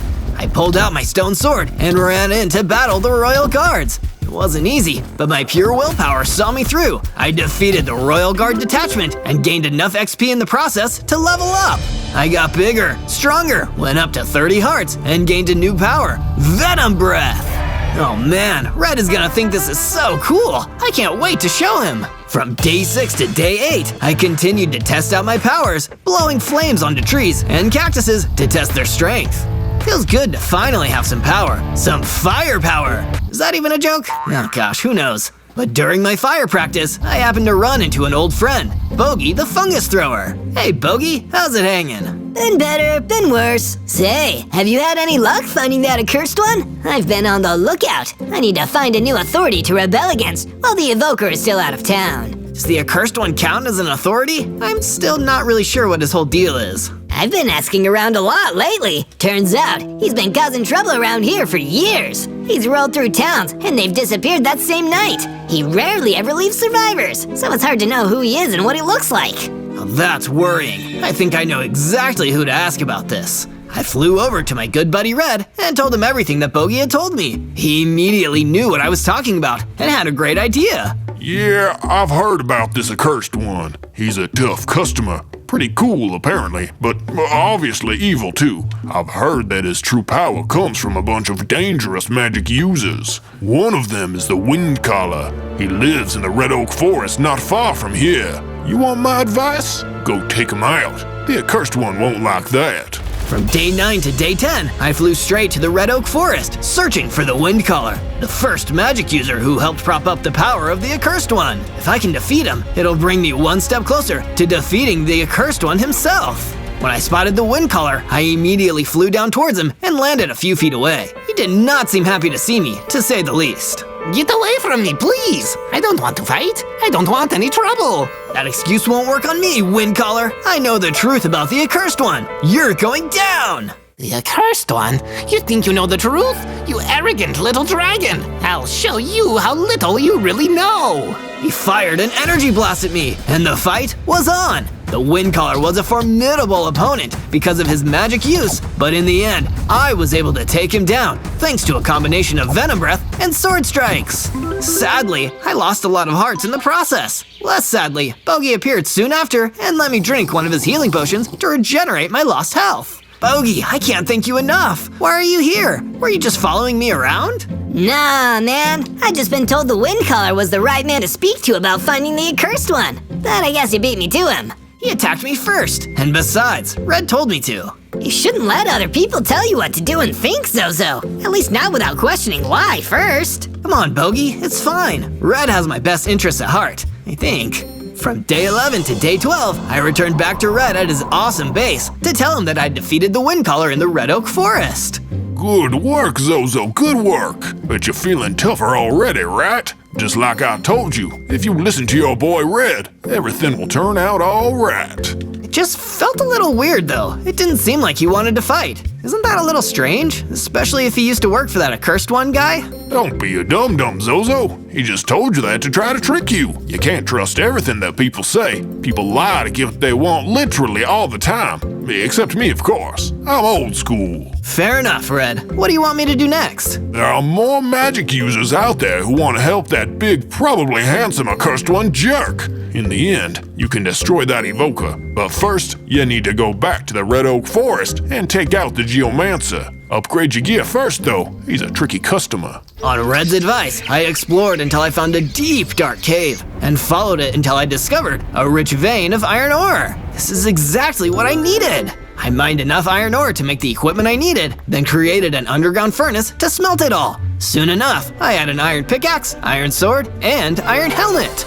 Just in case of a flying accident, my head is protected. Remember to always wear a helmet when riding. But on the way out of the cave, I found another royal guard blocking my path. I found you! The evoker has returned to the base, and he requests an audience with you! Oh, I'll see the evoker soon enough, but I won't be going with you! With a powerful burst of venom breath, the royal guard was gone. From day 13 to day 15, I returned to the Red Oak Forest, flying through the trees and keeping my eyes peeled for the Geomancer that Red wanted me to find.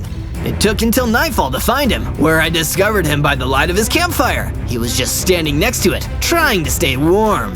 Rather than attacking him straight away, I hesitated, remembering that the Windcaller didn't want to fight me, or at least said that he didn't. Maybe I should at least try to talk to him first. That's the least I could do. So I descended onto the ground and approached the Geomancer. When he saw me, he didn't seem to be bothered. Hello, stranger. It's getting cold. Why don't you come over and warm yourself? I approached the fire and felt its warmth. The geomancer didn't seem aggressive at all. I had no idea why Red wanted me to destroy him. Mind if I ask you a personal question? I don't see any harm in it. Do you have anything to do with the thing they called the Accursed One? There was a long pause before the geomancer replied. The Accursed One is one of my greatest mistakes. It was me, the Windcaller, and the Evoker that created him. He was meant to be a weapon for good, but he developed a mind of his own. We have no control over him anymore. He's the monster we created. Something about this whole conversation unsettled me. I didn't know what to believe anymore. I needed to talk to Red as soon as possible. I left the geomancer to his own devices and flew away. From day 16 to day 19, I flew back to the Red Desert and returned to Red's base. But to my surprise, he wasn't there. Instead, I found a note left by Red, simply reading, "I'm going to do what you should have done. Don't contact me again. We're done, Zozo." It was a devastating note to see. But before I could even properly process this, a familiar person came walking up behind me. It was Bogey. Bogey, what are you doing here? I was about to ask you the same thing. I'd come here to pick a fight with that Accursed One guy. Wait, what? Yeah, I asked around. Some big stone guy around here is that Accursed One you told me about. I figured I'd come down here and beat him up. Big stone guy? That sounds like... Oh no, I need to get back to the Red Oak Forest. I took flight again and flew back to the camp at the Red Oak Forest as quickly as I could. But when I reached the camp, the fire was out, the geomancer was gone, and only Red remained. Red, are you? The Accursed One? Duh! I'm amazed it took you this long to figure it out. I wasn't even that subtle about it. The geomancer told me the truth. Yeah. That's why I needed to destroy him and the Windcaller. And after this, I'm gonna destroy the Evoker too. They made me, and once they're gone, no one will be able to unmake me. That's where you're wrong. I'm going to unmake you right now. I ran in, ready to strike Red with all my might for the terrible things he'd done. And he punched me so hard, I was immediately knocked unconscious. From day 20 to day 22, I woke up, my head still aching from that powerful strike that Red gave me. Ugh, even with that helmet, getting punched in the face by a literal stone fist, that's no fun. The dead campfire next to me only reminded me of the geomancer's horrible fate and the part I played in it. I didn't get to wallow in self-pity for long because Bogey the fungus thrower was emerging from the trees. Get up, bub. We don't have any time to waste. What do you mean? Well, we've got to defeat that big rock guy, right? The Accursed One or whatever. You're not just gonna let him walk all over everyone, are you? You still want to help me, even though I used to work with that monster? Let's not focus on the past. We're not going there. Instead, let's go back to your place and work on a plan to take on and destroy that doofus before he can hurt anyone else. You know what? I think you have a point. I went back to my base with Bogey and mined enough wood to build him an entire house for himself. He deserves it with all the help he gave me so far, and this way we can be neighbors and work with each other. I showed Bogey the house, and he loved it. I'm gonna make Red realize he messed with the wrong Venom Dragon! From day 23 to day 26, I returned to the prairie where I spawned in to do some exploring. I heard the telltale sound of a creeper nearby and flew into the air to get a better look at the terrain. From up above, I saw where the creeper was. It was heading for a witch who was completely oblivious to the hostile mob. Witch, watch out! There's a creeper behind you! I flew down and landed in front of the creeper, burning it with my venom breath. To my surprise, it didn't explode and struck back with a close-range attack. I fought ferociously until the creeper was vanquished. You've creeped for the last time. After that, the witch came back and cast a power-up spell on me. Here, Venom Dragon. This should enhance your strength and increase your health. And that it did! I gained 50 hearts and some mighty shooting claw attacks! But I won't use them without just claws. Like just cause? Get it? From day 27 to day 31, I found some sheep in the prairie and decided to pay them a greeting. Hello there, sheep! The sheep's wool looked very overgrown. Perhaps they had been wandering for a while without a trim. I invited them back to my base so that I could help them shed their extra wool. It was the biggest sheep barn I have ever built. Never have the sheep had so much space under the roof. I want to keep their wool nice and dry. When I had placed the last piece of the barn, Bogey the fungus thrower showed up. He had some news of his own about the state of the base. Great work herding those sheep, Zozo. While you were doing that, I built us a storage building. You're welcome. Super! I've always wanted a place to store things. Now all I need is some things to store. Let's gather some resources then. We'll have to be well stocked if we want to take on Red. You got that right, Bogey. Elsewhere in the Red Desert, our nemesis, Red the Accursed One, was gathering resources of his own.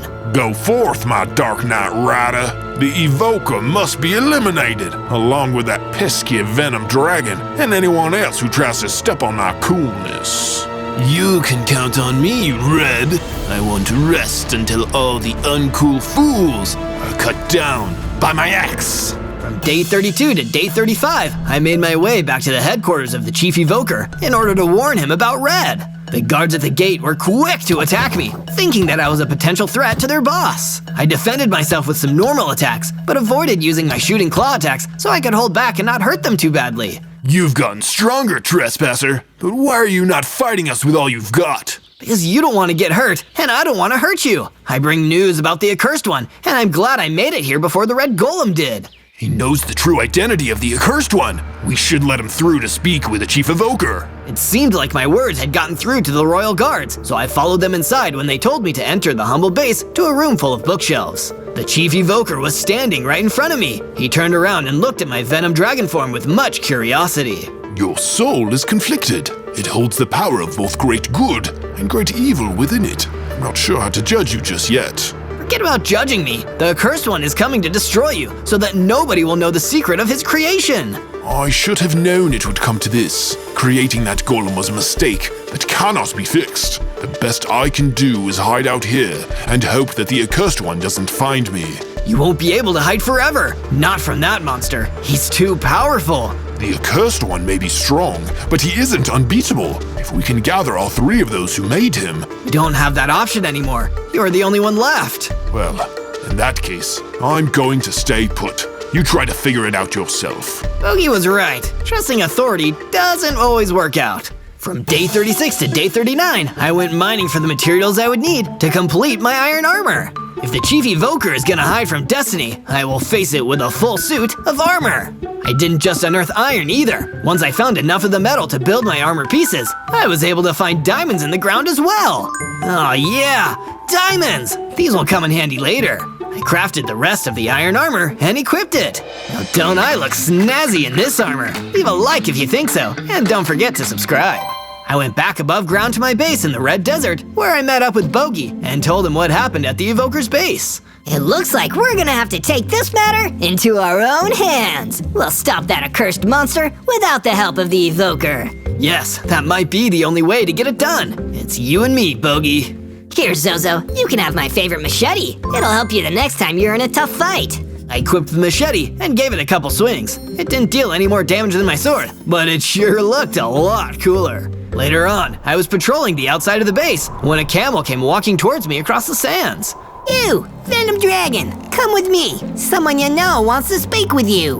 Bogey says I don't have to follow orders, but maybe this time I should do what this camel says. From day 40 to day 43, I went to the location that the camel specified and found out that it was none other than the Chief Evoker waiting to meet with me. I thought you were hiding, Chief Evoker. You thought right. I am hiding. Someone is coming after me. I need you to protect me. Really? Your guards throw me in prison? You let your fellow mages die, and you won't do anything about the Accursed One, but now I need to help you? Only if you want to. Your soul has the potential to protect or destroy. Okay. Where is this enemy that is following you anyway? It's coming. Prepare yourself. I looked across the prairie and saw someone on a horse. There you are, Chief Evoker. I'm going to chop you up for being so uncool. Who are you, buddy? I'm the Dark Knight Rider, and it looks like I've got another target right here in front of me. Not now you don't, because we're running away! And we did. From day 44 to day 49, I had run all the way back to my base, only to find that the Chief Evoker had arrived there before me. So it's not just hiding, but running you're also good at. I am not your enemy, Zozo. You don't need to get sassy with me. If you say so, but don't expect I'm going to let you hide here at the base. I'll return to my own base soon enough, but for now, I'm going to give you this. The Chief Evoker handed me a mace, even though I already had a powerful weapon. He also showed me a book of secrets full of magic spells. What are these for? My companions who helped forge the accursed one, the Geomancer and Windcaller, might be gone now, but the magic we used to create the golem existed before us, and remains without them. I have written my part of it in my book of secrets, and if you can find the other two, we can enchant the mace with a breaking spell to unmake the accursed one. Now that's more like it. I'll take on this quest and gain the power to defeat Red. Where should I start? Return to the Red Oak Forest. There you may seek the Windcaller's magical secrets. And with that, I was on my way. From day 50 to day 53, I sought the magical secrets of the Windcaller deep in the Red Oak Forest. Here, secret, secret, here, secret. Finding secrets was a way more difficult task than I had thought, but then again, I guess that's what made them secrets. In its current condition, the mace was not a powerful weapon, so I couldn't even use it to fight regular mobs. I was about to head back home when I ran into a mummy. Did somebody say secret? As in the magical secrets of the Windcaller? Yes, I did. But don't tell anyone. It has to be a secret. I remember back when the Windcaller and those other two were first building their golem with the intention to protect us all. The Windcaller said that the golem would have the power to listen to the wind and know when others are in trouble. That probably has something to do with finding the secret, but I can't figure it out right now. I walked away and traveled off through the woods. I'd be back to scout this area again on another day. From day 54 to day 57, I was taking a scenic walk through the prairie on the way back to my base when I encountered that Dark Knight Rider who was working for Red. Time for me to ask you a question, Venom Dragon. And the answer is your demise! Why are you even working for Red, Dark Knight Rider? Don't you know that he's a loner? Simple, because I've got a score to settle with the Chief Evoker. But you won't need to hear about that. I'll just chop you to pieces! The Dark Knight Rider ran towards me, and I used my Venom Breath on him. It barely did any damage, and he just kept charging forward. I'd better get out of here. I flew away, escaping through the sky where the Dark Knight Rider couldn't reach me. While his handyman was tracking me, Red was brooding all alone in his base. I can hear him now, those voices on the wind. Yes, that's a sure sign that my enemies are in trouble. It's cool to know that people I don't like are failing.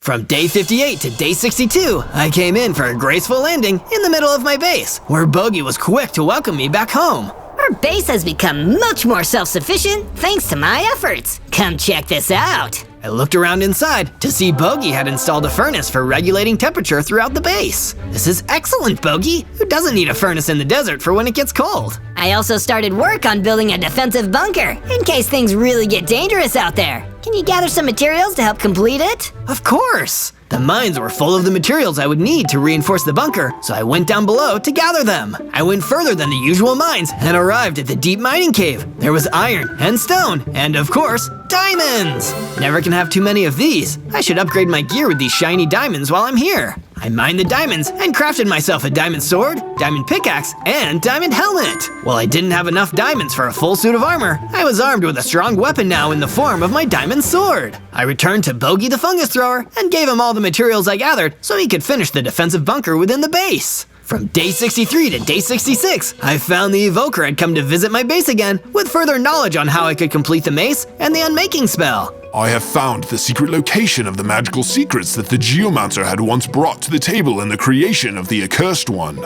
That's great news! I wasn't able to find the Windcaller's magic secrets, but at least we can use the Geomancer's secrets. They are in a new biome that you've never seen before.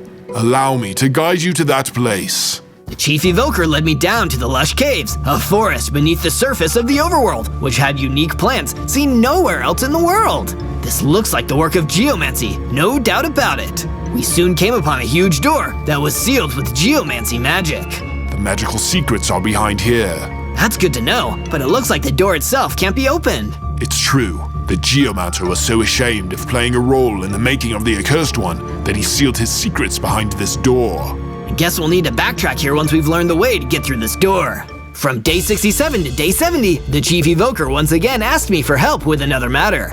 It is urgent. There is a bad soul running loose around the prairie. You have to stop it. I guess I've got to do what you say. I arrived at the prairie and saw exactly what the Chief Evoker was talking about. An evil wraith was going absolutely crazy and tearing the place apart. I drew my machete and moved towards the wraith, cautiously.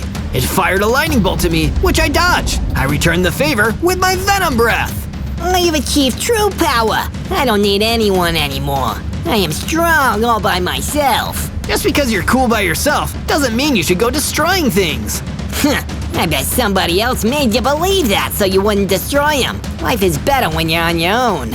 And you're only saying that because you aren't listening to others. If you listen to me, I promise you'll be stronger with someone to help you. The Ray thought about it for a moment. You have convinced me to accept help from others. If it really does power me up. I solved the problem without fighting. I guess not every bad soul is beyond convincing. From day 71 to day 74, the Dark Knight Rider showed up and started breaking down my base with his deadly horse. Not so cool after I pillage your base. Then again, you were never cool. You're the one who's about to find out what cool is after I slice you. I drew my machete and we battled each other, weapon to weapon. The fight was even for a while, but then the Dark Knight Rider disarmed me of my machete and stole it for himself. It'd be hard to slice me without this. See you later, you uncool fool. Wait, this isn't over! The Dark Knight Rider didn't wait, and just like that, he was gone. I may have survived with my life, but I lost Bogey's favorite machete, and that made me extremely sad. I ran into my room and cried about it for a long time, wishing I had only hung on to the machete a little bit tighter. After a few hours of crying, Bogey showed up in my room. I was almost too sad to talk to him. I'm sorry, Bogey. I can't believe I lost your favorite machete. Zozo, it's only a machete. At least you're still okay. You're my best friend. You're right. Thanks, Bogey. Come out and play. I've already fixed the base up from the Dark Knight Rider attack. I spent some time with Bogey, not knowing that Red was once again plotting something all by his lonesome. Try to unmake me, will they? I'll unmake them when I get my hands on the fully completed Mace of Magic. From day 75 to day 78, the Chief Evoker was back at my base once again. You show up here a whole lot, don't you? It's because you're so useful, Zozo. Now have all these javelins. Okay, I'll have all those javelins. I took the javelins that the Chief Evoker was giving me and asked him if there was any other reason why he was here. There is. I thought you could help me deal with the Dark Knight Rider that has been plaguing us. That is because he tried my magic secrets, but I said no, and kept him from learning. Why didn't you let him learn your magic? Who knows? But secrets are meaningless unless you keep them. That sounded kinda cool, but not in a nice way. Either way, I took my javelins and went to track down the Dark Knight Rider. From day 79 to day 84, I explored the Red Desert until I found Red's base. There, I saw the Dark Knight Rider, obviously about to report to his boss, the Accursed One. Eat javelins, you thief! I flew around the Dark Knight Rider and hurled the javelins one after another. He was barely damaged at all. The javelins were ineffective, so I switched to my shooting claw attacks. Why would I eat those? Javelins and claws aren't food, but you're going to be minced meat once I'm done with you! The Dark Knight Rider attacked me with his horse, which even with my diamond armor, still did a lot of damage. See? I don't need magic to be a cool guy. All I need is a horse and style, and I can do whatever I want with my life. You need more than that, Dark Knight Rider. Life isn't about doing whatever you want. It's about doing what must be done. That's what real coolness is all about. Inspired by my own words, I embraced the power of coolness and leveled up into a big-sized Supreme Venom Dragon with 100 hearts. How do you like me now?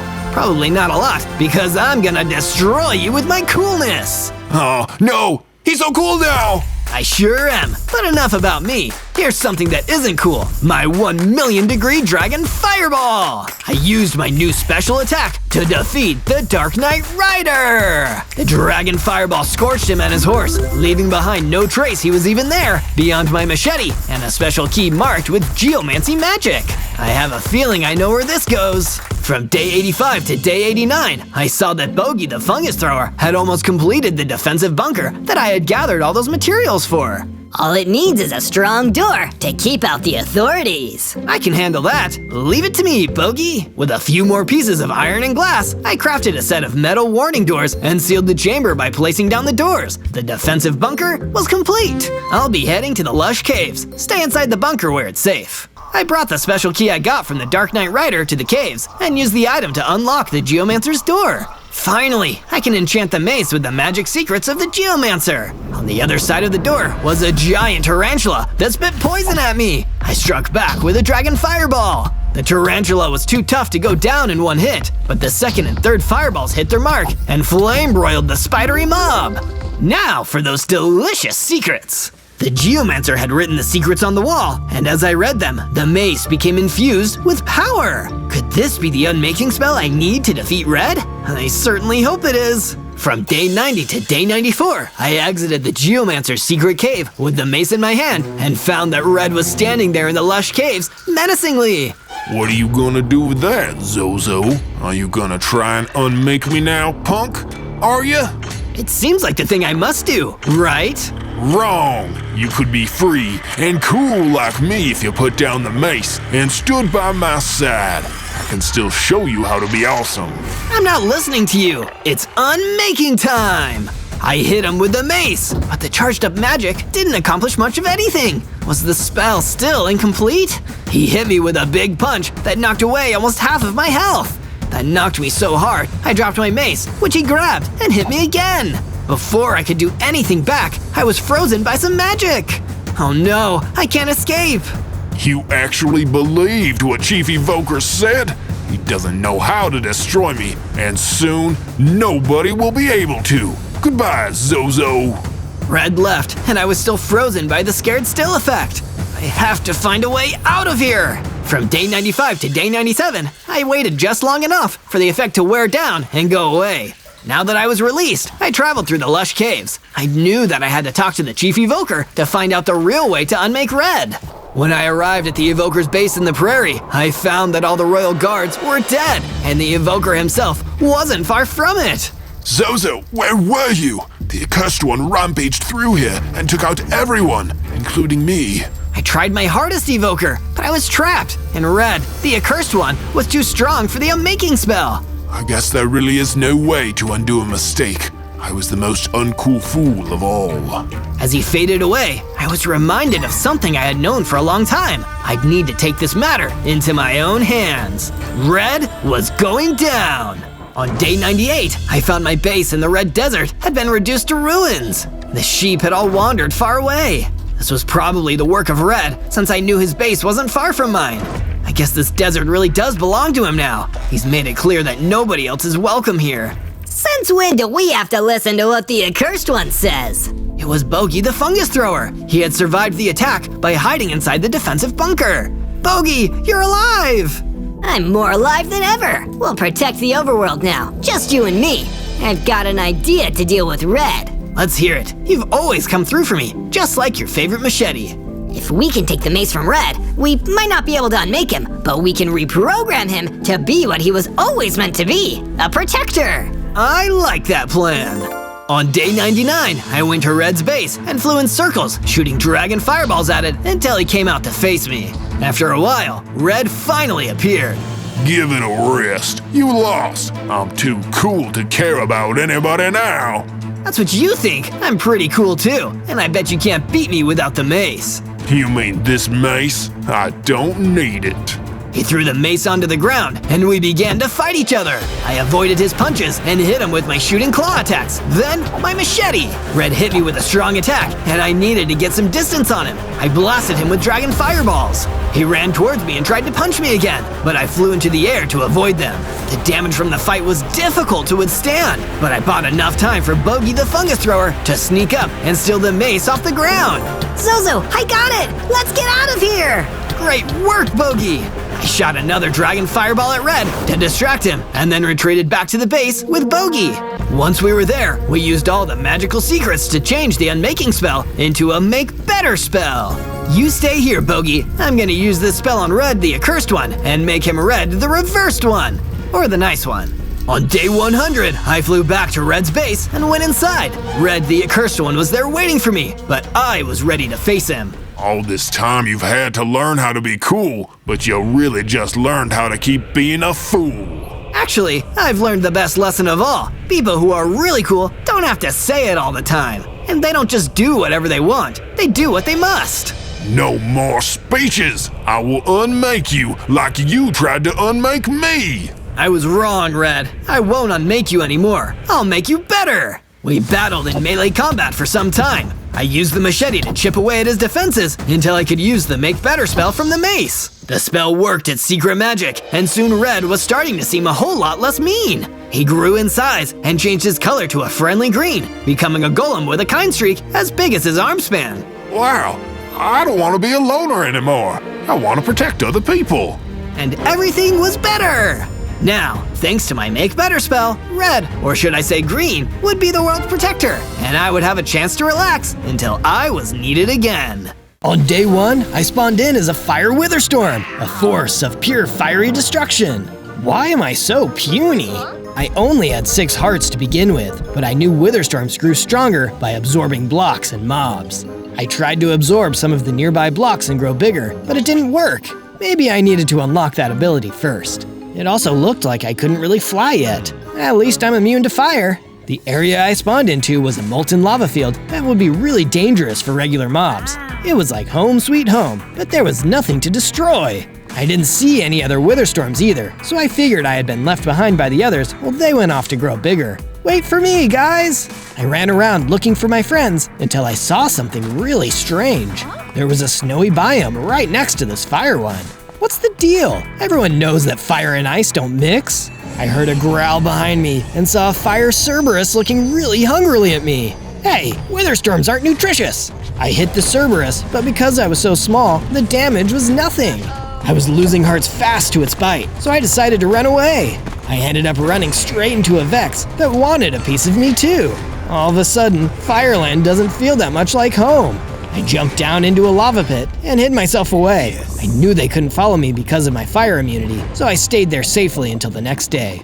On day 2, I hopped out of the lava pit and found some burnt out trees. It wasn't what I was expecting, but at least I could gather some wood to make my first tools. I've never seen a wither make anything before, but it's nice to be the first at something. These tools would probably burn up if I used them here, so I made my way towards that snowy biome that I saw the other day. On the border between the fire and ice biomes, there was a wide river with a strong current. If I try to cross that, I'll be put out like a campfire. I didn't have enough wood to build a bridge, so I followed the banks of the river to see if there was a place where it was safe to cross. That's when I noticed something small flying towards me from across the river. It was an imp with icy wings. Do not cross this river. I'm warning you, Fireface. That's rude. First of all, my name is Zozo. Second, why do you care if I cross it? It's not me who cares. The Ice Meister is the one who doesn't want anyone from the Firelands coming over here. I'm a Witherstorm first, and a fire creature second. I'll go where I want. My warning still stands. There's a war going on, and Ice Meister plans on winning it. A war between the creatures of ice and fire? That sounds heated and chilling. Steer clear of it, Fireface. Zozo. Thanks. I finished the day by mining some stone blocks from the side of the river with my new set of tools. On day 3, I started building a base on my side of the river with some stone blocks as the foundation. Whoever this Ice Meister guy is, he can't be mad at me if I don't leave the Firelands. I was still really weak for a fire Witherstorm and needed something to protect me from all the wandering mobs until I could unleash my full potential. I was betting that the mobs could sense my true potential, and that's why they were attacking me. Almost done putting up the walls, I'll be safe now. It turned out I spoke too soon, because a dread beast ran inside the base and started trying to infect me with its plagues. I pulled out my wooden sword and swung away at the mob. The wooden sword caught on fire as soon as I started using it. It felt good to be the one attacking for a change, probably because I hadn't gotten to do any actual destroying yet. With the final blow, the wooden sword got destroyed, but I downed the beast. Bye-bye, beastie. Hey, I wonder if I can use my absorb ability on it now. Come on, let's go! Absorb! The ability actually worked this time. The dread beast and a bunch of the surrounding blocks got added into my body. I had gotten way bigger, and my total number of hearts was 14 now. I had 3 tentacles now instead of none. I could make 3 times as many melee attacks now. The only downside was that absorbing more material into myself made part of my base disappear. I better be careful what I absorb in the future. I replaced the blocks that got absorbed and made sure to finish the foundation, and replaced my broken wooden sword with a new stone one. This one should last longer now. I plan to go and gather more stone tomorrow. On days 4 to 5, I went looking for more stone by the riverside. This time, I noticed that part of the river was frozen solid, like somebody had built a bridge of ice blocks over the running water. If I tried to walk on it, the ice would melt. But something told me the ice and snow mobs wouldn't have the same problem. I was right. There was already a taiga zombie on the fire side of the river. How many times does the Ice Meister need to teach a lesson? Hey, I've stayed on my side. Why can't Ice Master stay on his? It seems you don't remember what you used to be. What did I used to be? You were the Ice Meister's greatest rival, the leader of all the fire mobs in this world. You almost melted all of the snow zone before he defeated you. Whoa, I used to be the ruler of the fire side of the river? That's really cool. What happened that made me so small and weak? That's not your business anymore. I'll destroy you before you become that powerful ever again. The taiga zombie clearly wanted a fight, so I made sure to give it one. The zombie had only one weapon, and I had 3 tentacles and a stone sword, so he was quickly outmatched. I won! Now I'll absorb you too. The absorption didn't work this time, which probably meant that the ice mobs were totally immune. That was disappointing, but important to know. I finished off the zombie and gathered as much of the stone as I could before my wooden pickaxe broke. I went back to my base with the stone I gathered. If there really is a war, I need to get fortified. On days 6 to 8, I found some lost tentacles lying around in the Firelands. I wonder if these used to be mine when I was big and strong. The mysteries grow deeper. I couldn't attach them back onto myself, but I did know of another way to put them to good use. First, I had to gather sticks from around the burnt trees. Next, I upgraded my wooden tools to stone. This let me mine for a couple ingots of iron and gold beneath the Firelands. With access to both sticks, gold, and iron, I was able to craft a hook. Then, I combined the lost tentacles with my hook in order to make a tentacle grab. This special item would let me grapple enemies and keep them from getting away. It would be perfect for keeping mobs within melee range. Not long after I crafted the tentacle grab, I noticed a few ice mobs on this side of the river. They were ice piglins, and they were not happy to see me. Get out of here! Go tell Ice Meister that I survived, and I'm going to become big and strong again. They started moving towards me. Time to test out my new weapon. I quickly struck down the first mob, and then the second. I then snared the ice piglin with a tentacle grab and pulled him in for a tentacle beatdown. Bet you weren't expecting that. Those old lost tentacles were good for something after all. The piglin was defeated. Ice Meister would have to do better than that if he wanted to eliminate me for good. And next, I was going to strike back. It was time to see what this snowy biome was all about. On days 9 to 10, I gathered as much stone as I could find and built a sturdy bridge over the river. Now I can cross over to Ice Master's side of the river and see what I'm up against. The snowy biome had tons of materials that I had never seen on the fiery side of the river. There are blocks of lapis, and the polar bears dropped some pelts, which I used for decoration on my base. I continued through the tundra, seeing all sorts of wonderful things along the way. This was a nice area. It would be a shame if I had to burn it all down. That's when I saw him, Ice Meister. Memories of the last time we fought came flooding back to me. I was a lot bigger than I am right now when I lost to him, but it seemed like he used some kind of enchantment on me. I had to find out more. I approached Ice Meister confidently. Remember me? It can't be. You're the Fire WITHERSTORM from across the river. That's right. And you're going to stop sending ice mobs into the Firelands, or we're gonna have a problem. Pathetic little puff of smoke. I'll let you live just this once, but only because I've already sealed your power away. I didn't know what he meant, but I had the feeling he wouldn't be so understanding if I stuck around. I turned back towards the river so that I could make my way home. When I got to the stone bridge, I noticed a brown bear halfway over the bridge. Oh, hey, don't mind me. Please, don't tell me you're another ice mob invading my territory. Me? Not at all. I'm trying to get somewhere warmer. Are you from the Firelands? Actually, I used to be top dog over there. I am Zozo, the Fire WITHERSTORM. I'm Reginald. All the other bears like the cold, but I'd rather be in a nicer climate. Everywhere Ice Meister goes, he freezes the terrain and starts building cities made out of ice. Well, then you'll be right at home in the Firelands. It'll always be warm there. On days 11 to 12, Reginald and I returned to my base on the fire side of the river. I soon made an extra room for him with a sunroof so he could get the most out of the pleasant weather. After that, I went to mine for more iron with my stone pickaxe. Because of all the lava, the Firelands were rich in obsidian, which I could gather later. It's a sturdy material that would make my base stronger. But before I could get enough ingots, I was ambushed by a wildkin. It did a ton of damage with a single attack. Ow, my heart! I couldn't get any further into the iron mine with that mob down there, so I ran back above ground. I have to unlock more of my former abilities. What else do Witherstorms do? I concentrated as hard as I could on one of the nearby magma cubes. With some effort, I was able to fire a Wither Skull projectile. The mob was destroyed in one hit. Wither Skulls, that's it! The Wildkin would take more than a few Wither Skull attacks to be defeated, but I could at least weaken it before it got close. I went back down into the iron mine and put my plan into action. The Wildkin was waiting for me, so I wasted no time blasting him with 3 Wither Skulls. Now I could fight at close range without worrying about getting worn out. The Wildkin's claws were still doing damage to me, but I had 3 tentacles, so my attacks were much faster. Once I beat him, I crafted an iron pickaxe and mined the obsidian from the surface of the Firelands. This obsidian will look great on my base. I was right, the obsidian made a perfect addition to the outer walls. My base was becoming a real fortress. On days 13 to 15, I started to remember more of what happened back when I was a fully grown Fire Witherstorm. I was huge and absorbing everything in sight. I remember the terrain being covered in ice, but unlike the snowy biome next door, it was the middle of the ocean. I must have been able to fly here from the Firelands. Down below, I saw Ice Meister. He was slightly smaller than the present day, so this must have been his younger self. You're not so tough. Move aside, Pipsqueak. I won't let you destroy my home. He sounded really upset, and from the look of things, it seemed like I was the one who had attacked first. I saw Ice Meister hold a black block, and it began absorbing me. No, impossible! My destructive power!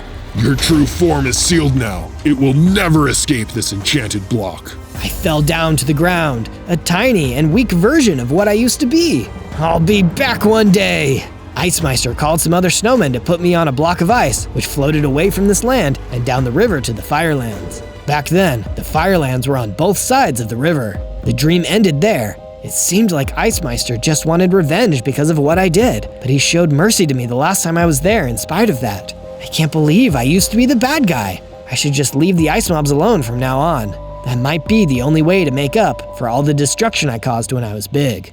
On days 16 to 19, I decided to tell Reginald about the memories I was having. I felt really bad about what I did, so I needed to talk to a friend.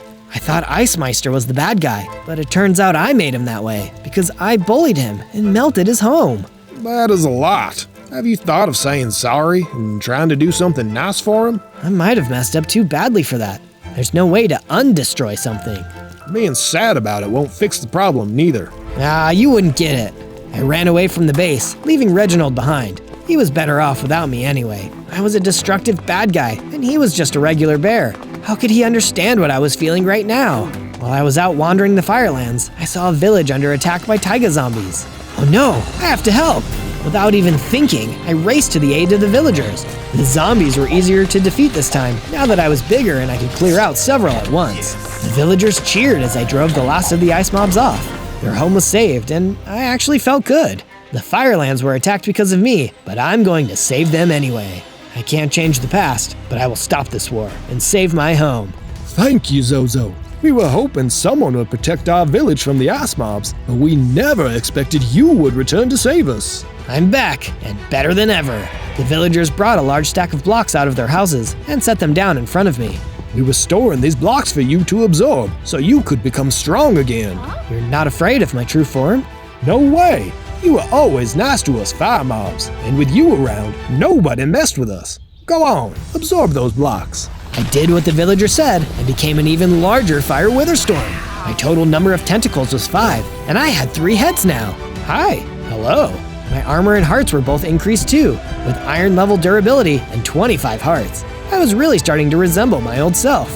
In a good way, I hoped. Do you villagers know anything more about how I used to be? We do know one thing. The legendary block that contained your true form was hidden away by Ice Master after he defeated you the first time. If you can find that, you'll be back to full power in no time. Full power? I like the sound of that.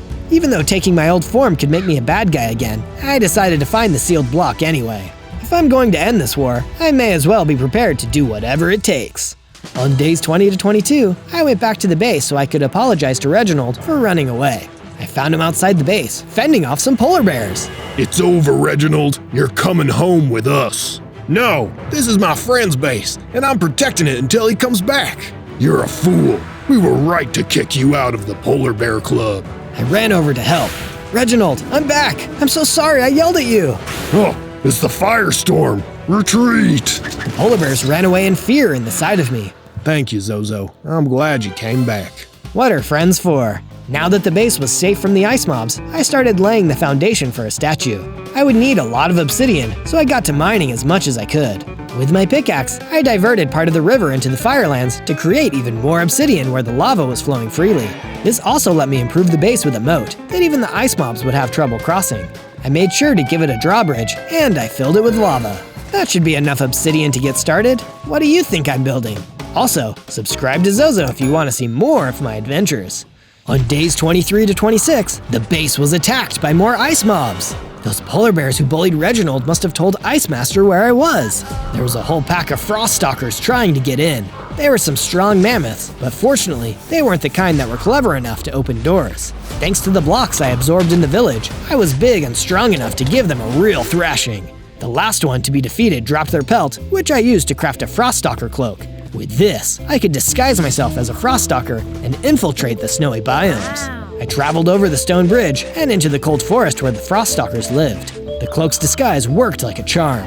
I could tame the frost stalkers and have them keep other mobs out of the forest. The trees here were made of spruce wood, which couldn't be found in the Firelands. I should take some home with me since I'm here. I would have stayed longer, but I was worried about being discovered by the Ice Meister. I went back to the base and built myself a fireplace that would put the spruce wood to good use. When I went back outside, I saw a fire elemental hanging outside the walls of the base. Excuse me, is this where the resistance is? Resistance? You know, the resistance against Ice Meister and his army of ruthless conquerors. Some villagers told me that the Fire Witherstorm was coming back. Is that you? Yep, that's me.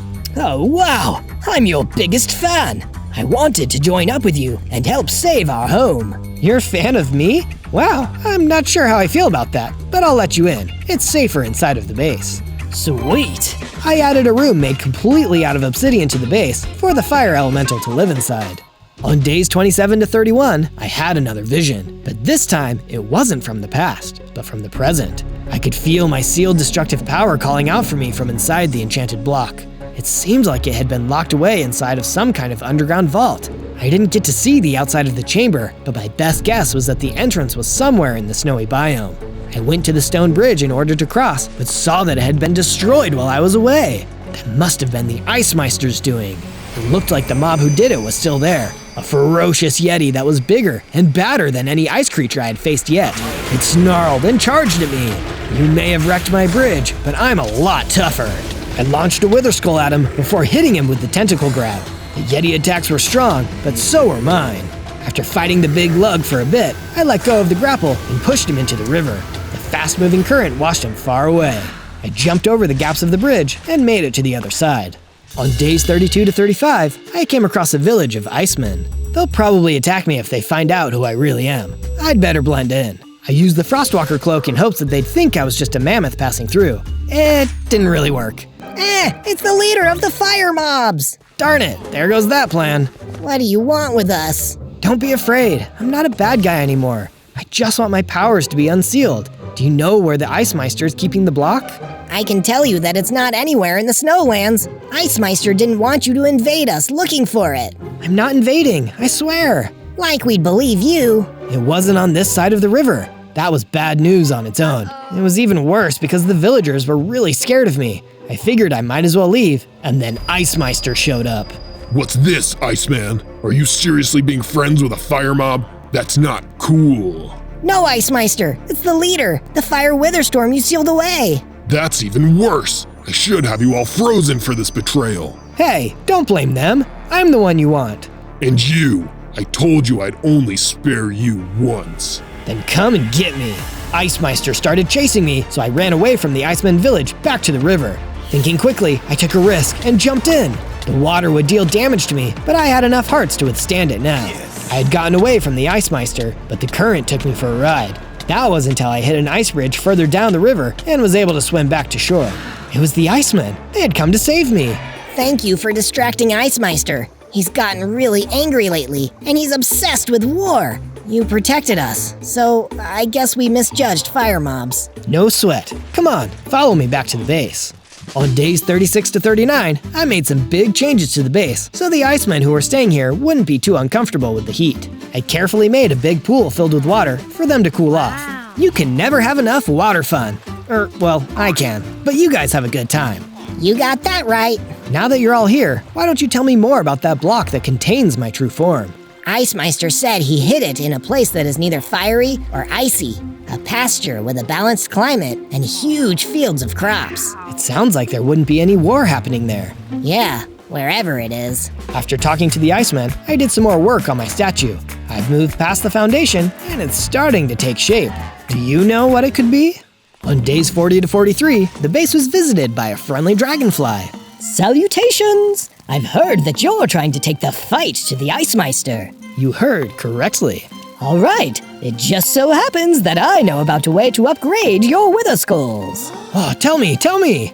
There's an ice mob outpost upriver from here, where they're keeping the power-up, which will turn your wither skulls to blue wither skulls. It's guarded by a goat centaur archer, so be careful. Followed the dragonfly's advice and went to the outpost. As soon as I got there, the archer started opening fire. I avoided the arrows and struck back with my wither skulls. Kablam! I'm a pretty good shot. Inside the outpost was the blue wither skull power-up. I absorbed it, and my projectile attacks became twice as strong. These blue ones do serious damage. I felt the call of my sealed self further upriver, so I decided to trust that feeling and keep going. On days 44 to 49, I was astounded by how beautiful the biome around me was. There were crops growing everywhere, and the grass was lush and green. So this is what the world would look like if fire and ice weren't fighting? There were still dangers out here. A whole pack of coyotes tried to eat me, but I was too spicy. That's a fire joke. The coyotes turned away from me and ran back into the field of crops.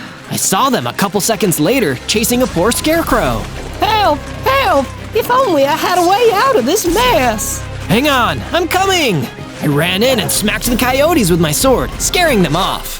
Why were they chasing you? I thought coyotes ate meat. They're vegetarian coyotes, and most of my body is made out of vegetables. Oh, glad I could help.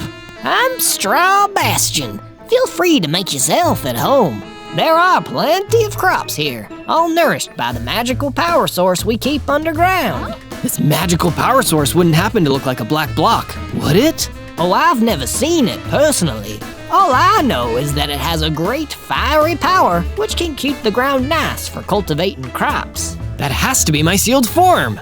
On days 50 to 53, I followed Straw Bastion as he showed me around his peaceful land. I was keen to get my hands on my true form, but I didn't want to scare him since he seemed like a nice guy. Has this place always been so peaceful?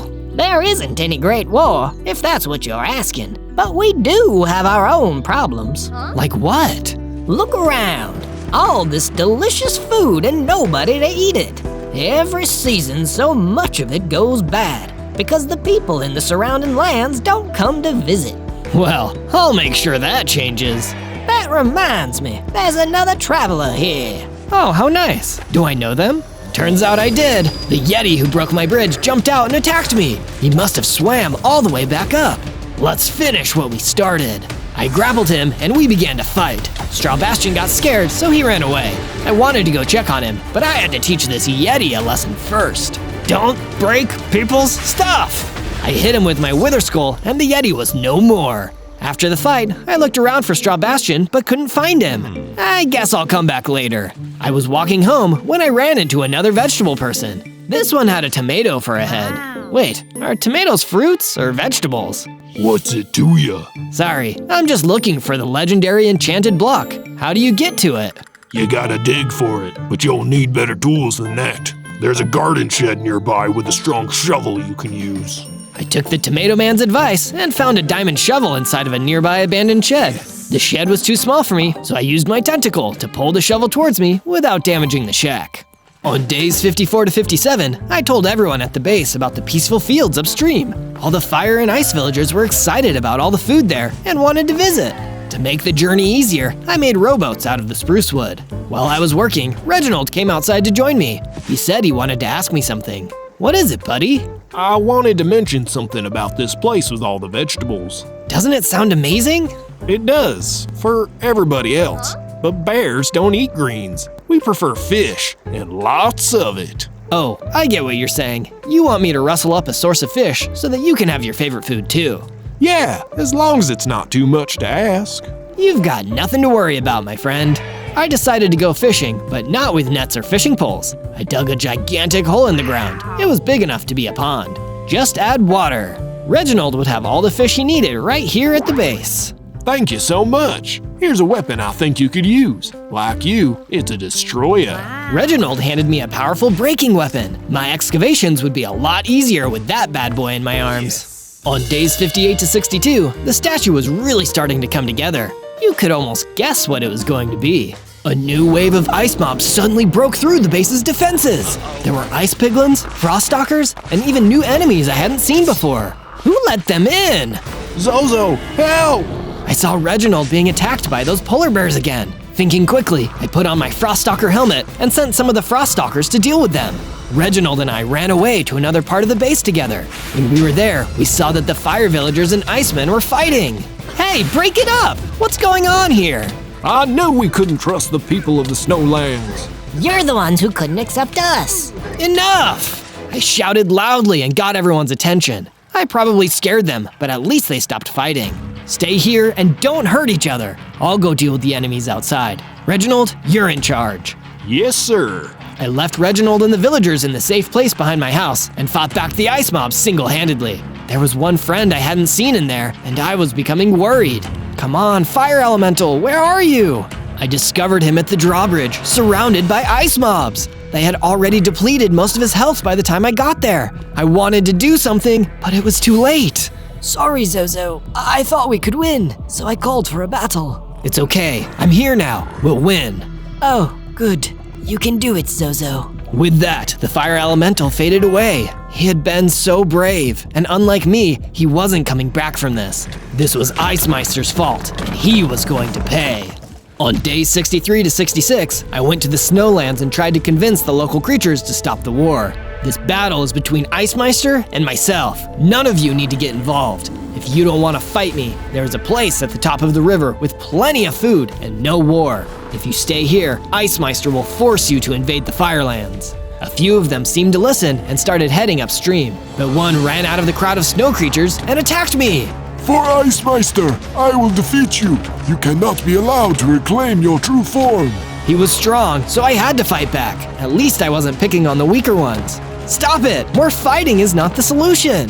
It's too late. You already melted our home once, and most of the world too. How do you think the Firelands ended up burned and destroyed? I did that? Yes, you are the Fire WITHERSTORM. You are the true evil in this world. Please, I'm going to be nicer. You don't have to do this. He wouldn't listen. I had no other choice. I defeated him with a blue wither skull attack. The other ice creatures ran away. I'm sorry. On days 67 to 70, I caught up with some of the other ice mobs that had gone to the crop field. At least they are safe. I saw some ruins in the distance and went to check them out. With the destroyer, I started to dig into the earth until I came upon a vault made of bedrock.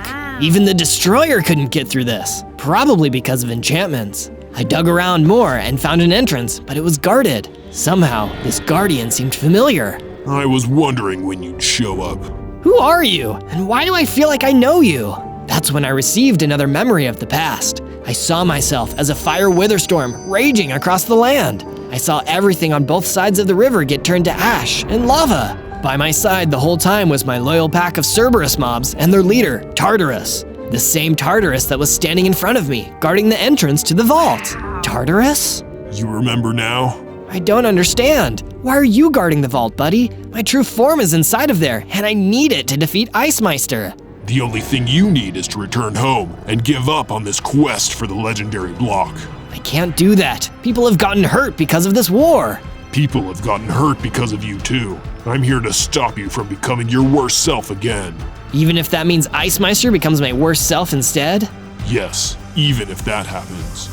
Then I'm sorry for what I have to do. As Tartarus and I began to fight, all of his special attacks started to come back to me. I avoided his breath weapon and his breaking claw strikes. I pelted him with wither skulls until we clashed head to head. You were really strong, old friend. Sorry again. I drew the destroyer and swung it at him, but he dodged and ran away. Rather than chase after him, I checked the vault for my sealed form. On days 71 to 74, I entered the room that had haunted my dreams. This was definitely where the block that held my true form had been. I said had been because it wasn't there now. Someone had taken it. I felt its call again from far away and realized immediately what had happened.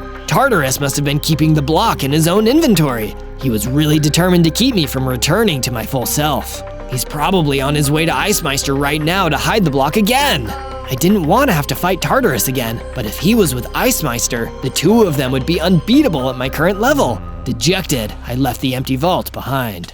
On days 75 to 78, I asked the Froststalkers I had recruited during the Ice Mob attack what they eat. Like Reginald, the Froststalkers ate fish too, so I used the destroyer to make the pond bigger.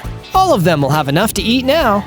You've really made this place feel like home for me. Have this. I think it'll help. Reginald gave me a book with an enchantment that could make me take no extra damage from water. Thanks, Reg. This will come in handy next time I cross the river. You're welcome, pal. Well, aren't we awfully buddy-buddy? Oh no, Tartarus! Seems like you have a new best friend. I should have known you'd leave me behind. Tartarus, where is my true form? Doesn't matter. You're not yourself anymore. I'm going to end this bitter memory, once and for all. He lunged forward. I drew the destroyer. Run, Reginald! Be careful, Zozo! The second battle between me and Tartarus began. I could still sense his moves, but he was fighting like I'd never seen him fight before. It took everything I had to keep on fighting, until I struck him down at last. That was a good hit. You weren't totally different after all. Tartarus, why? Listen closely, because I only have time to say this once. I brought Ice Meister the legendary block, and he probably still has it. That means I can get it back from him. Yes, but pay attention. That sealed block has had its destructive energy reversed through enchantments. That's why all the plants grew so beautifully in that field above. They are all going to wilt away if you don't put it back.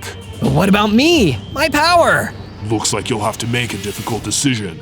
I wish you luck. Tartarus! Tartarus! Hey, I'll still be there for you. Just absorb me, and I can help.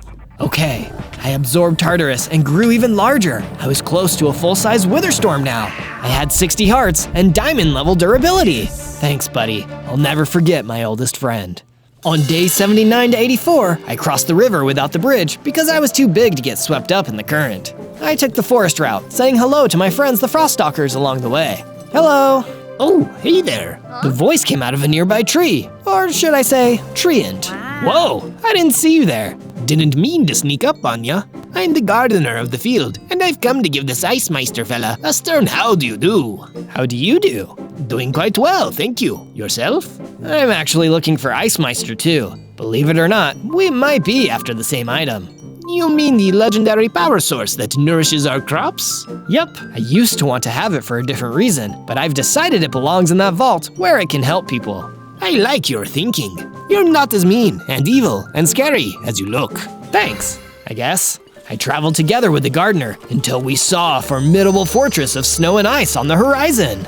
I suppose that must be Ice Meister's place. I would keep walking, but I'm pretty tired. You could say I'm bushed. Same, and I have a feeling that he's not going to make this easy for us to get the block back. How about we return to my base for now and discuss strategy? I like where your head's at, all three of them.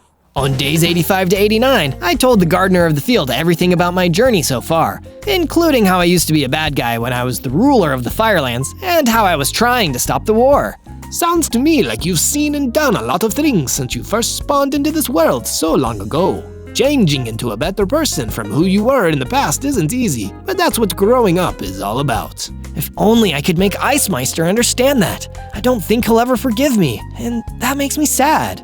Well, to be honest with you, Ice Meister and you might never be friends, but there's a lesson in that. You are a being of pure destruction who brings fire down upon the world, while Ice Meister creates snowy landscapes and gives a sense of urgency to all the creatures he meets. You two are polar opposites, and this world needs both of you.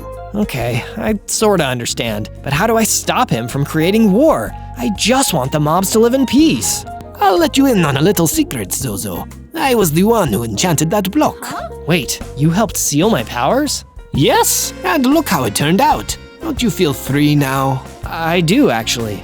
Well, there is your answer. Together, we will free Ice Meister from his ambitions, and the war will come to an end. I'll enchant the new sealing block, but you'll need to gather the raw materials. Done.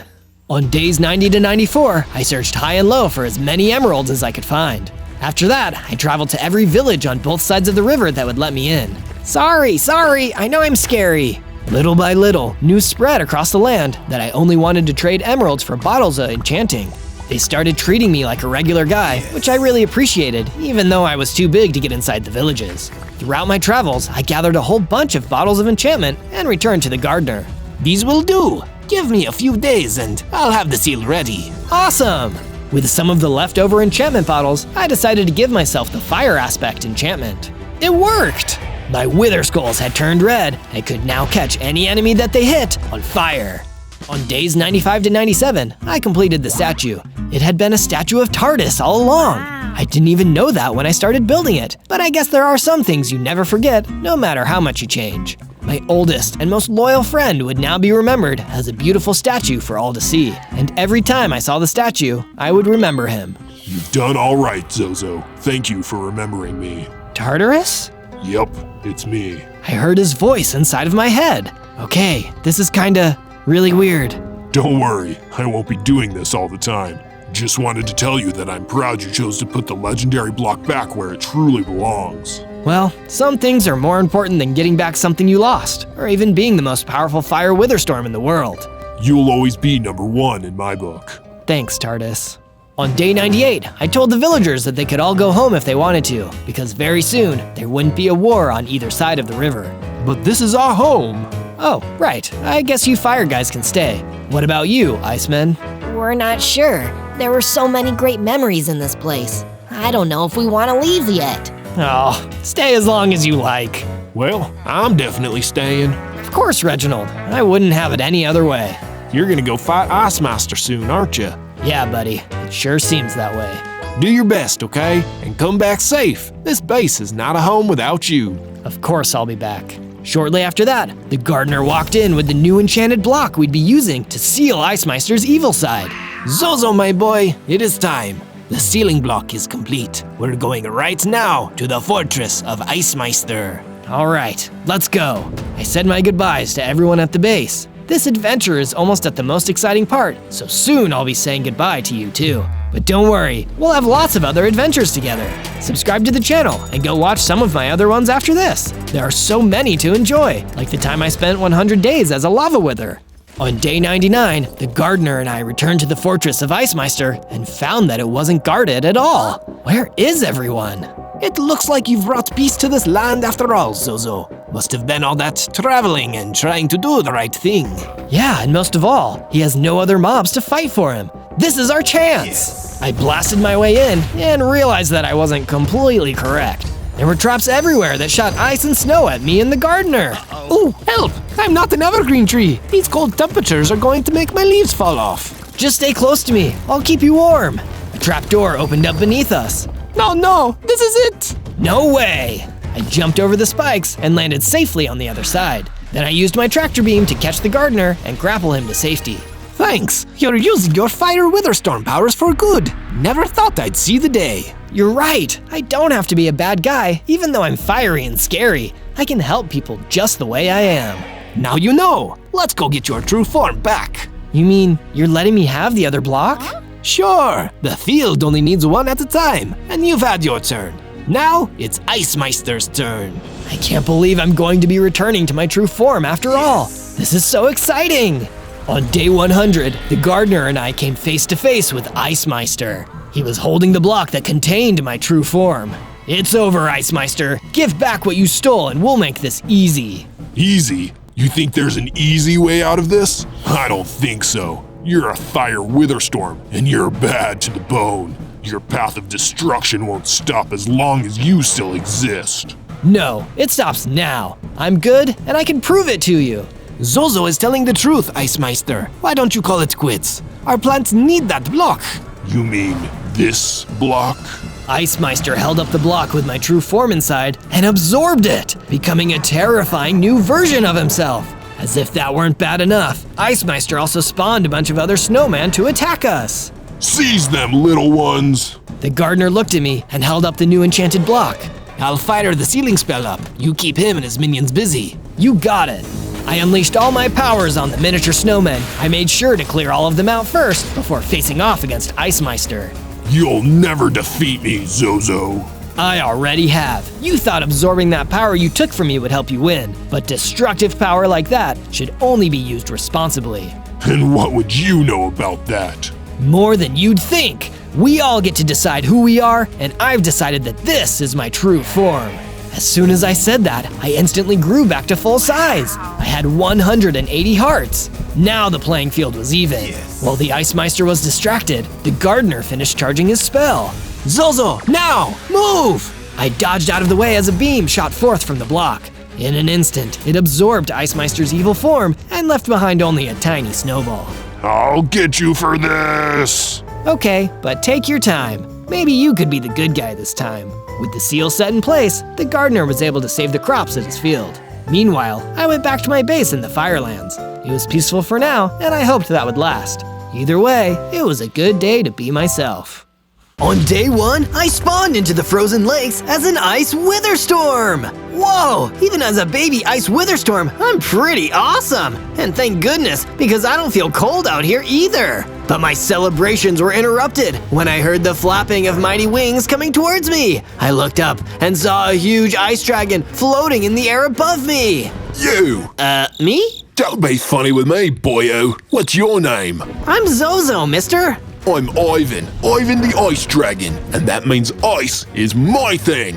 You think you can steal my thing, you wee little Witherstorm? I'll teach you what it means to be truly ice cold. Ivan fired a huge ice blast down towards me. It nearly hit me, but I was lucky enough to dodge at the last second. Hey, you almost hit me. Yeah, that's what we in the business call a warning shot, dummy. The next one will come when you least expect it. You want to keep the icy cred? You've got 100 days to earn it, or frostbite is gonna be the least of your worries. He unleashed an even more powerful ice blast, and this time I just had to run for my life. Gotta beat Ivan, or he's gonna freeze me to my doom.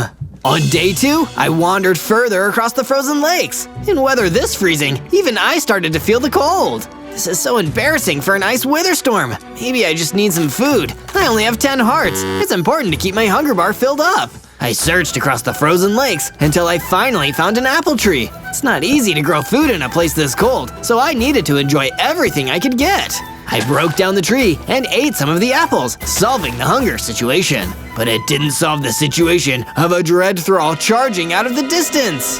Huh, enjoy those apples, you little baby. That's such a baby thing to do. Eat apples. Is it? I'm not sure I follow your logic here. It makes sense when you're a dread thrall, okay? It's like a cultural thing. Anyways, let's fight. Ivan told me that a Witherstorm was trying to jack his style. I owe it to him to put you down. The dread thrall ran at me and unleashed some powerful attacks. I wasn't strong enough to fight him yet, so all I could do was break away from the fight and run for my life. I got out of there as fast as I could, but as I cowered behind a pile of snow, I heard something approaching. I was terrified, worried that it could be the dread thrall. Instead, a Cyclops stepped out. Come with me if you want to live. How could I deny an offer like that?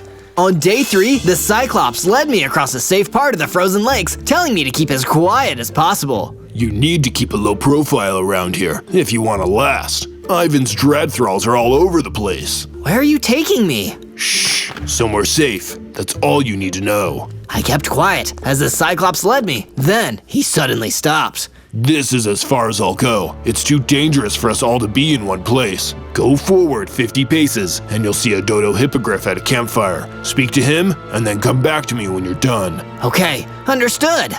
I followed the Cyclops' instructions until, predictably, I found myself at the campfire where the dodo hippogriff was waiting. He sent you. Good. You follow orders. You might have a better chance of surviving than the last one. Wait, what do you mean, the last one? You think you're the first Ice WITHERSTORM to spawn here? There have been many, and Ivan has destroyed them all out of his evil jealousy. But if he's after Ice WITHERSTORMs, why are you and that Cyclops guy so afraid of him and his goons? Your people have the worst of it, but Ivan is a nightmare for all of us. Anyone who bruises his ego gets destroyed. We want him gone, and with our powers combined, we can make it happen. What do I need to do? Go with Cyclops. Train. Get stronger. If he finds you this threatening now, imagine what you can do when you reach full power. From day 4 to day 5, I carried out the dodo hippogriff's wishes and left with the Cyclops. I knew that if I was going to survive this, I needed to put a roof over both of our heads. Sit tight, Cyclops. I'm gonna make us some tools and get started. I knocked down a tree with my WITHERSTORM strength and made the pieces into a wooden pickaxe. From there, I mined into the ground and collected some stone. I had to be careful where I mined and built, because some areas were just a thin layer of ice over water. When I had enough stone, I built myself a stone pickaxe and a stone sword. With my spare stone, I started building a basic 2-room base to protect myself and Cyclops from the elements. This is a good start, Zozo. Solid, but low-key. This won't attract any undue attention. Thank you, I think. But it may not have been that low-key. All that building had attracted a dangerous dirt scorpion a long way away from home. As it attacked, this time I fought back until the dirt scorpion was defeated. This gave me the XP to level up, getting 30 hearts and a new power, Ice Blast. Now I can finally start living up to my Ice WITHERSTORM name.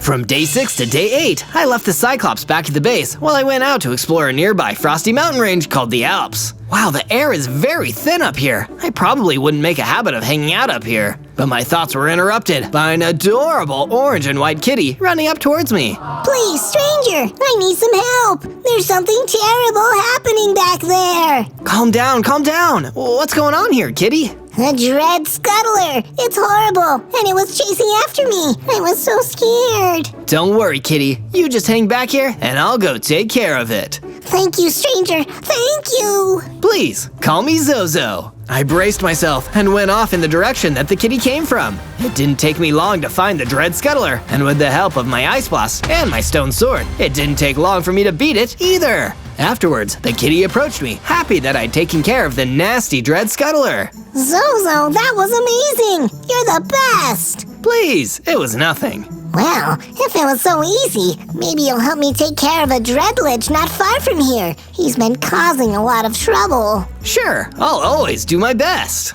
From day 9 to day 10, I followed Kitty's instructions and went further into the Alps. That's where I found the dreadlich waiting. So, you're the one who destroyed my dread scuttler. Do you have any idea how hard those are to summon? I'll make you pay for this, you wretched little ice WITHERSTORM. Talk is cheap, dreadlich. Let's duke it out. But it didn't take me long to regret being so gung-ho. The dreadlich was way tougher than I thought. He tanked my attacks and returned with some magical attacks of his own. My only option was to run away and survive to fight another day. I met with Kitty again and told her the bad news. Don't beat yourself up, Zozo. You tried your best, and you did an amazing job getting rid of the dread scuttler. And I'm gonna take care of the dreadlich too, but I need to get stronger first. Why don't you come and stay at my base in the frozen lakes? It'll probably be safer there. That's a very generous offer, Zozo, and I think I'll take you up on it. From day 11 to day 12, I returned to my base with Kitty and quickly set about building a new room in my base for her to stay. I made sure it was the kind of room that'd be really cozy for a cute little kitty. What do you think, Kitty? I think you did an amazing job, Zozo. So amazing, in fact, that I made a few base upgrades of my own to repay you. And Kitty certainly had made some awesome upgrades. She'd created a sheep farm full of, yep, you guessed it, sheep. She'd also created a furnace and a storage room. Are you implying I should go and forge myself some new weapons, Kitty? Nothing gets past you, Zozo. I searched until I found a decent cavern for mining, and searched until I found a healthy vein of iron ore. I dug up the ore and took it back to my base with me. There, I used the furnace Kitty built to smelt my ore into iron ingots. And with those and some sticks, I made myself an iron pickaxe and an iron sword. Now I'm stronger than ever before. That's what I'm talking about. From day 13 to day 15, I spoke to the Cyclops again, asking if he had any advice on how to get strong enough to defeat Ivan the Ice Dragon. Well, what have you fought so far? I've fought a lot of things. Fought and beat, I mean. Oh, a dirt scorpion and a dread scuttler. You're gonna need to fight stronger things than big bugs if you want to really level up, Zozo. Go back to the Alps and find something worth defeating there. Only true challenge will help you grow your skills. Great advice, Cyclops. Following his advice, I went back to the Alps. Even making my way up there was exhausting. This was going to be more challenging than I thought. Hey, if it isn't the big, goofy, apple-eating baby. I knew I'd find you eventually, and now you're doomed. It was the same dread thrall who'd hassled me earlier, but this time I wasn't going to talk to him. I was going to fight him, and I was going to win. With a combination of ice blasts and lethal strikes from my iron sword, the dread thrall was vanquished, and I picked up a healing potion he dropped. Once I'd swigged it down, I started to transform. I got bigger, stronger. I had 60 hearts and a new ability, shooting with a wither skull. Half ice, half witherstorm. My power is really coming along.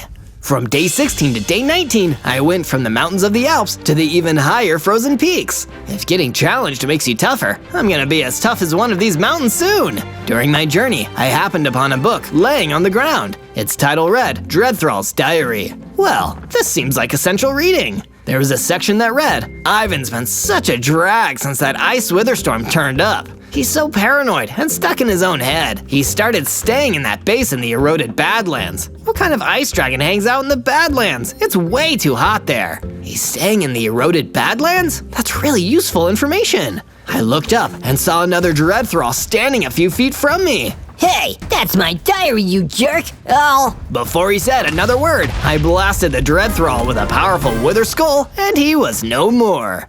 From day 20 to day 22, while heading back from the frozen peaks, I wiped out a small but vicious gang of coyotes. It feels good to be so powerful. I think I've earned myself a treat. I returned to my favorite mining cavern and collected a few extra chunks of iron ore. Then, I returned to my base and used the furnace to smelt them into iron ingots. From that, I built myself an iron chestplate and equipped it. You probably can't see it in all my witherstorm swirls, but it feels good to know it's there. With my new power and new armor, I felt the confidence to go back and settle an old score. I returned to the Alps, where I saw the Dreadlich waiting. Ready for me to hand you your Ice Witherstorm Heiny, eh, Zozo? I'd like to see you try, Dreadlich. This time, it was a much more even fight. With my Wither Skulls and Ice Blast, this time I put him down for good. Kitty is gonna be so pleased when I tell her. Suddenly, a chill went down my already chilly Ice Witherstorm spine. I heard the great flapping of wings in the sky above and saw Ivan the Ice Dragon coming towards me. Oh, there you are, you little plagiarist! You lazy copycat! I'm gonna be the only ice being out here! As strong as I'd gotten, I still wasn't tough enough to take on Ivan yet. I did the only thing I could and ran.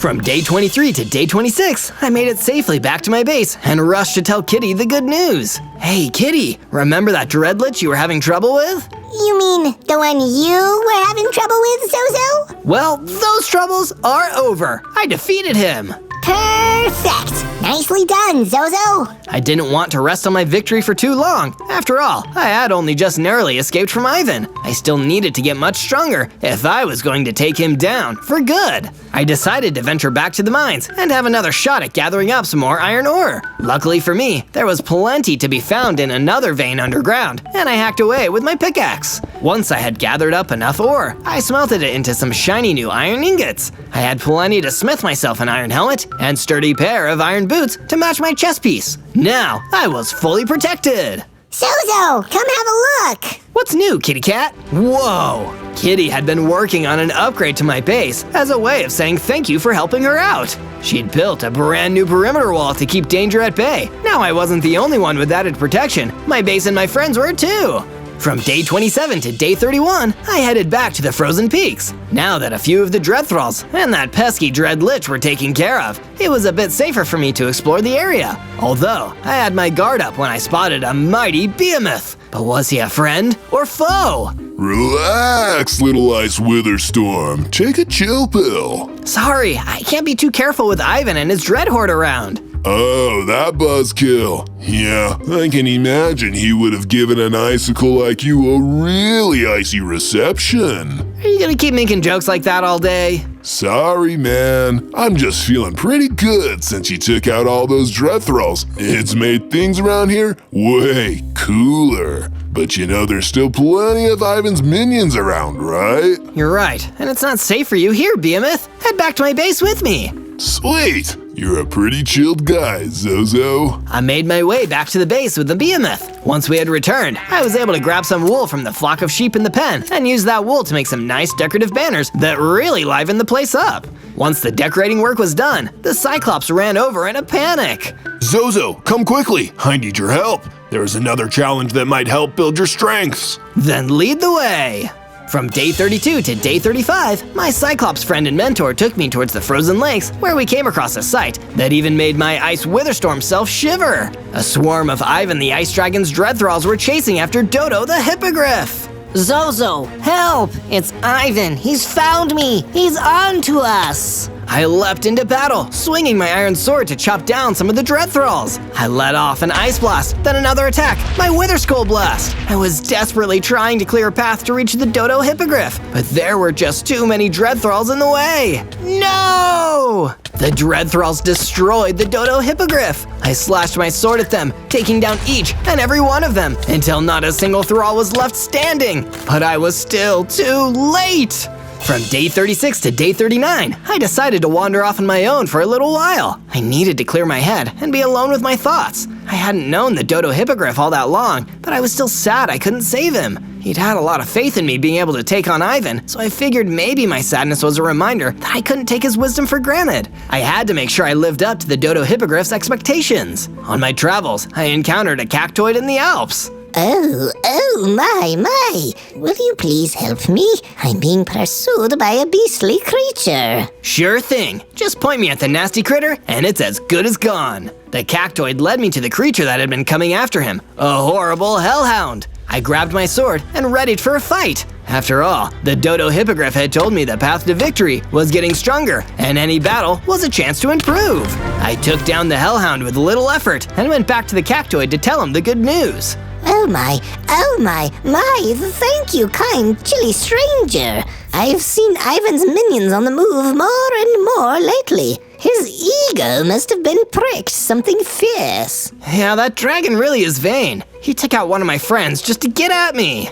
Well, he wants to be the only ice creature around. I imagine he feels threatened by you. Take it from a guy covered in spines. Some people only act tough on the outside to protect themselves on the inside. From day 40 to day 43, I decided it was time to rejoin my friends back at the base. The Cyclops and I had parted briefly after we lost the dodo hippogriff, but I thought about what he'd said before. Only with our powers combined could we take down Ivan. Hey there, Zozo. Glad to see you're back. Don't worry, I've been keeping an eye out while you were gone. Thanks, Cyclops. Say, this place looks a little different. Well, I wasn't gonna just sit around on my hands. Have a look around. The Cyclops had worked really hard at making the base more homely, just the thing I needed to lift my spirits after losing the dodo hippogriff. He'd built plenty of new bookshelves and even a few comfy couches. You know, Cyclops, it's not like we can sit on more than one of these couches at a time. About that, Zozo, I was wondering if I could invite some guests. There are more Cyclopses like me who have had it up to their eye with Ivan. Would you mind if they came to stay? Not at all. The more, the merrier.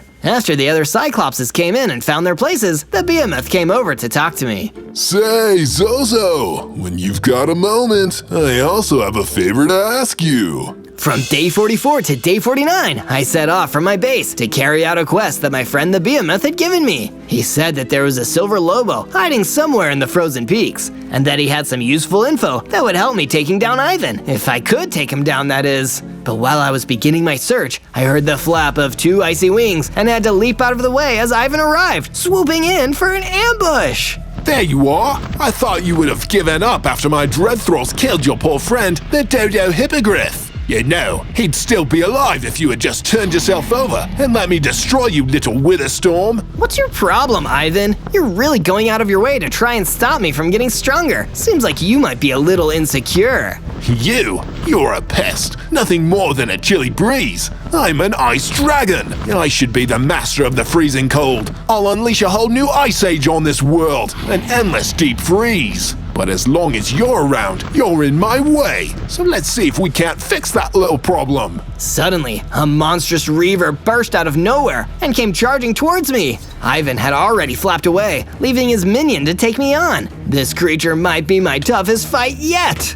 From day 50 to day 53, I got to fighting the reaver. This thing was one of the most powerful mobs I'd ever seen. It was all brute strength and rage. I deflected its blows with my iron sword, the occasional hit knocking into my armor and causing me a little damage. I'd need to keep my cool if I was going to defeat this monster. Wait, that's it! I blasted the reaver with my ice blast. While the icy attack didn't freeze it completely, it did slow down the beast's attacks. I could dodge out of the way of its fist a lot easier now and got around behind it to deliver the final strike with my sword. The Reaver fell. I had not only survived, but I'd beaten the creature too. But my trusty iron sword was looking a little worse for wear now. Although, much to my surprise, the Reaver dropped something that could come in real handy later on. Some mystical diamonds. I'll stash these in my inventory for now, but they could make me a great replacement for my sword. As soon as I touched them, I was granted a magical vision by the mystical diamonds. They showed me a little dragon, just newly hatched. It was Ivan, as a baby. He was scared and all alone, left abandoned on the top of a frozen peak. So that's why he was such a bully. He'd felt so helpless, and now he wanted to be the strongest around to avoid that feeling, even if it meant being mean to others. From day 54 to day 57, I continued my search through the frozen peaks until I finally came upon the creature I'd been searching for, the Silver Lobo. This thing was nasty. I didn't even have a chance to negotiate or come up with a peaceful solution. It just lunged straight for me. Lucky for me, I had already tangled with a Reaver and survived, not to mention all the Dread Thralls I'd taken down. So with a few blasts of Wither Skulls, the battle was over as quick as it began. And then, I saw the thing that was so handy that the behemoth had sent me here in the first place. The Silver Lobo dropped a map. It had been tasked with guarding a location that obviously Ivan didn't want me getting to, so I grabbed the map and made the trek back to my base. I needed to speak with the behemoth. Hey there, Zozo. It sure is cool to see you back in one piece. Say, behemoth, why send me after this map? Well, I figured you should go to where it leads and find out for yourself. Will I find out why Ivan wants to stop me from getting stronger? Oh, I can tell you that. He doesn't like being the weak one, and you intimidate him. An ice dragon like him can harness the frost and the freeze, but you're cooler than cool. You're ice cold. Ice withers are made of pure frozen magic. He only wants to hold you back because he knows you could outmatch him. From day 58 to day 62, I decided to do some more work on my base now that I was back for a while. I upgraded our sheep pen, making it more spacious for the flock so they could roam around a bit easier. Then, I took a look at the map I had gotten from the Silver Lobo and started to follow it to see what all the fuss was about. It only led to a mine filled with diamonds. No wonder Ivan didn't want me finding out about this place. I got to work mining as many diamonds as I could carry and raced back to my base so I could turn them into useful items. Before long, I had a brand new diamond sword to replace my worn out old iron one, along with a new diamond pickaxe to make mining a breeze. Then, just as I was finished, my Cyclops friend came up to talk to me. Zozo, I noticed some of my fellow Cyclopses were a little bit chilly, so I made a brand new fireplace with them. Hope that's okay. Sure, even though the cold never bothered me anyway, I'm glad you guys can keep warm. The Cyclops and his new pals had even built a whole new comfy living area for everyone to show their appreciation for being allowed to stay in the base. I had to admit, I was pretty impressed with what they'd done with the place. From day 63 to day 66, I decided to ask around my base for some advice. I knew I still wasn't tough enough to go head-to-head with Ivan yet, but I had to do something to get back at him. And besides, the Dodo Hippogriff had made me realize that teamwork was the best way to putting a stop to Ivan's plans. Eventually, the best advice came from Kitty. You know from that Dread Thrall's diary that Ivan has a base in the eroded Badlands, right? Well, why not go and scout the place out? You don't have to go in or try and face him. Just take a look from the outside to see what it looks like and how to get there. Good idea! A recon mission! Thanks, Kitty!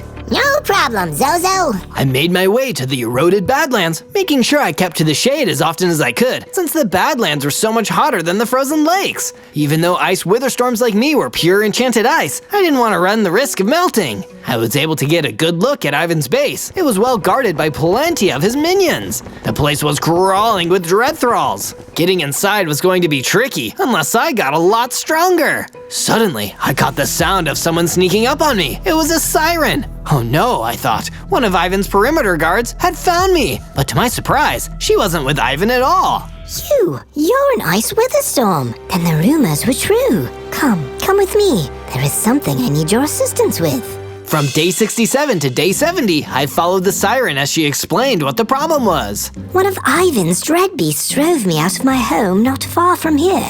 It's an incredibly territorial creature, and I can't convince it to leave. I need someone to, well, not to be indelicate, but someone that can remove it. No problem, Miss Siren. I'll handle it. Sure enough, there in a clearing sat the vicious Dread Beast. It immediately sensed the presence of an Ice WITHERSTORM in its territory, and I got ready for a fight. After all, I'd been looking for a chance to test out my new diamond sword. The snarling Dread Beast was quick, but only a little bit harder to defeat than one of the Dread Thralls. I swung my sword at the monster, and it fell, bested in combat, and now the Siren's home was free from the nasty intruder. Oh, thank you, Zozo. I wish I could offer you more than just my gratitude, but know that should you ever need a helping hand, I will come to your aid. Wow, thanks, Miss Siren.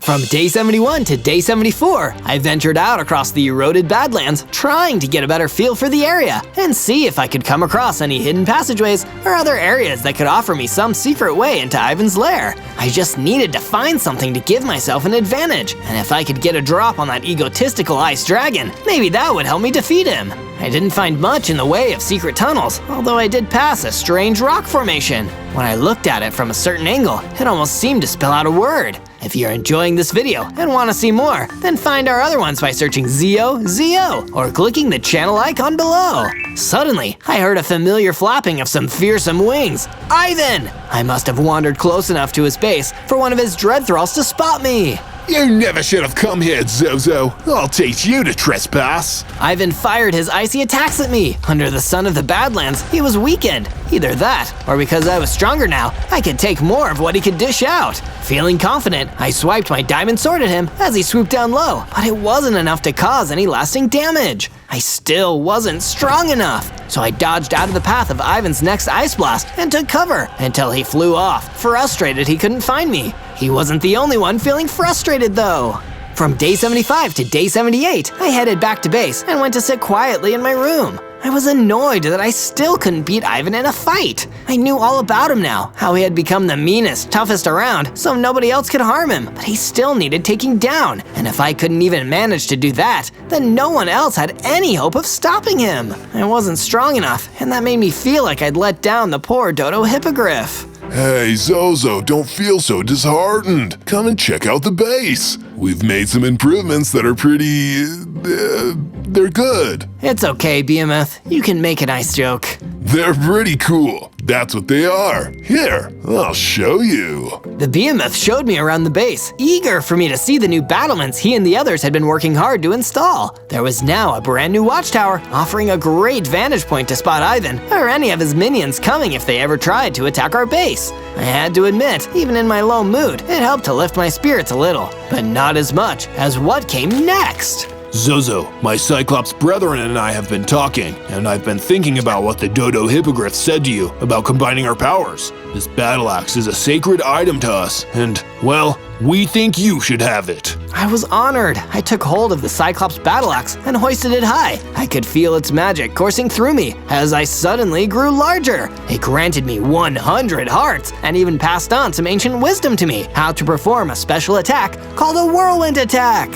From day 79 to day 84, I was feeling pumped for a rematch with Ivan the Ice Dragon, so I made my way back toward the Badlands to take him on with my increased strength and the Cyclops power at my side. Much to my disappointment, Ivan was nowhere to be seen, probably hiding back in the safety of his base. I did come across a fire ogre though. This was one mob I really didn't want to let get the better of me. His burning blasts of flame could have melted me. But luckily, a huge gust of wind from my whirlwind attack and some ice blasts for good measure quickly snuffed out the fire ogre for good. But before I could celebrate, I got quite the fright when a ghost appeared behind me. Hey, don't sneak up on me like that. My apologies. I've been wandering these Badlands for longer than I could remember. Just looking for where I fell in my last life. Well, I'm sure I could help you look. The ghost and I searched around for a while, and he seemed to be pretty grateful just to have someone to talk to after being on his own for so long. After a little digging, we came across a shiny diamond helmet.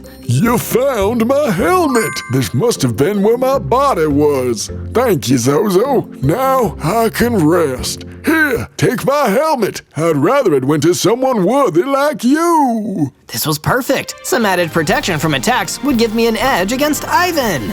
From day 85 to day 89, I headed back to my base, only to find a terrifying sight waiting for me, Dread Thralls! They were attacking my base! I jumped into action and drew my sword. I let out a blast of my whirlwind attack, sending Dread Thralls toppling over and flinging them into the air. I cut down 2 with my diamond sword, then froze another with an ice blast. A heavy strike with my sword, and he was gone.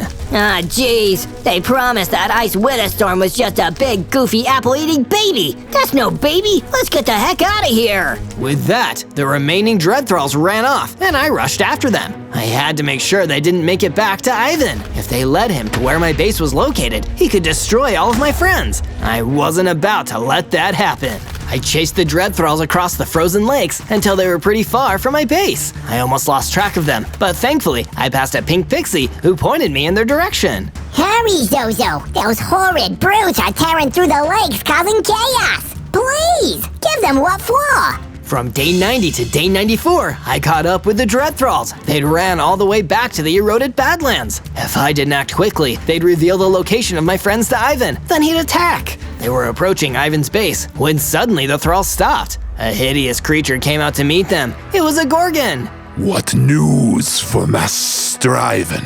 We found where the big, goofy, apple-eating baby was hiding, but he wasn't no goofy, apple-eating baby. He's a powerful ICE WITHERSTORM. Silence! Lower your voice. Don't let our master hear. I will break the news to him. First, tell me where I can find this troublesome ICE WITHERSTORM. After the Dread Thralls left, I ran in to take on the Gorgon alone. I'm right here. The Gorgon gave an angry hiss as I jumped out from my hiding spot and cut down one of the Thralls. I took them out much easier than when I'd first started out, but getting rid of them was only the beginning. The Gorgon attacked. I had to use all the attacks I had learned to fend him off. This was by far my toughest fight yet.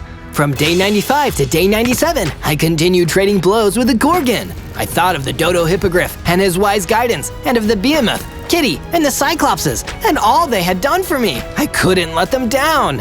An icicle like you can't best me. Out here in the Badlands is where a serpent like me can thrive. Yeah? Well, if you're anything like your boss, then you're just talking a big game to hide how uncertain you are. And I never met a snake I could trust. A snake, that was it! A cold-blooded reptile. That's why the Gorgon lived out here where it was warm. If I used my frosty powers, I could make him drowsy, slow him down. So that's what I did, firing off as many ice blasts as I could, despite the scorching sunlight. It was working. The Gorgon's attacks got slower, easier to dodge, and I could slash the frozen parts of his body to chip away at his health. Soon, he had been defeated. I'd done it. I'd taken down Ivan's top henchman. The Gorgon even dropped a key that would get me into Ivan's base. Wait, don't you want to know what happened to the others? Others? The other ICE WITHERSTORMs? Yes, how my master destroyed them all. With his dying breath, the Gorgon told me that Ivan, after being abandoned on a frosty peak, devoted himself to being the coldest creature around. He had hunted down other ice withers to absorb their freezing powers and make himself stronger. That was why he had been trying to get to me this whole time. I had to stop him, but I'd need to gear up before the final fight.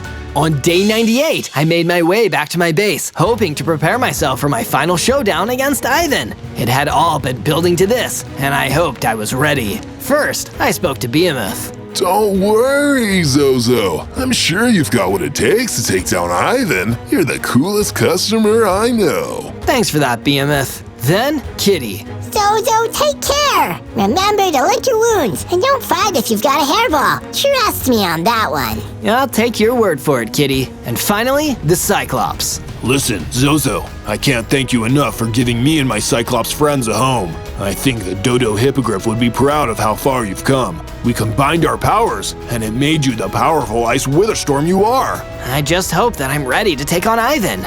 None of us are ever ready for challenges, Zozo. We just have to tell ourselves we are, and remember what challenges are for. They're to make us stronger.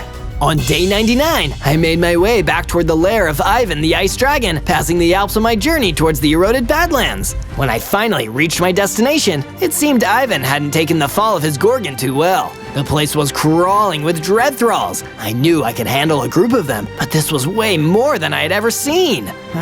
What I could really do with is getting help getting past these dread thralls. But of course, you only had to ask Zozo. Miss Siren! My siren song can distract these thralls for a time. That should help you deal with them. You go in there and take on Ivan once and for all.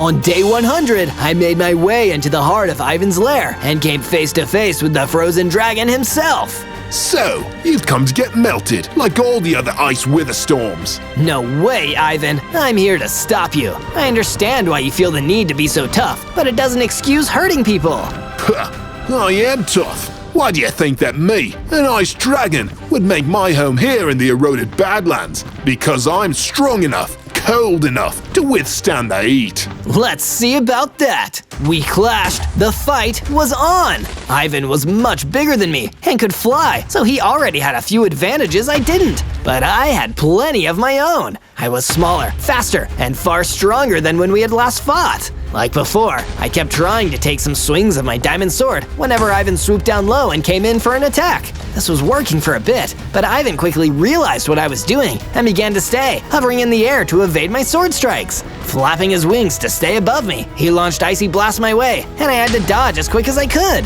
But that gave me an idea. Two can play that game, Ivan. I've got the power of ice, and the Cyclops is on my side. Moving quickly, I used my ice blasts. Then I stayed out of reach and fired some wither skulls his way. It worked. One more swipe of my diamond sword would finish it. Hey, Ivan, you really need to chill out. Boom! Ivan the Ice Dragon was defeated.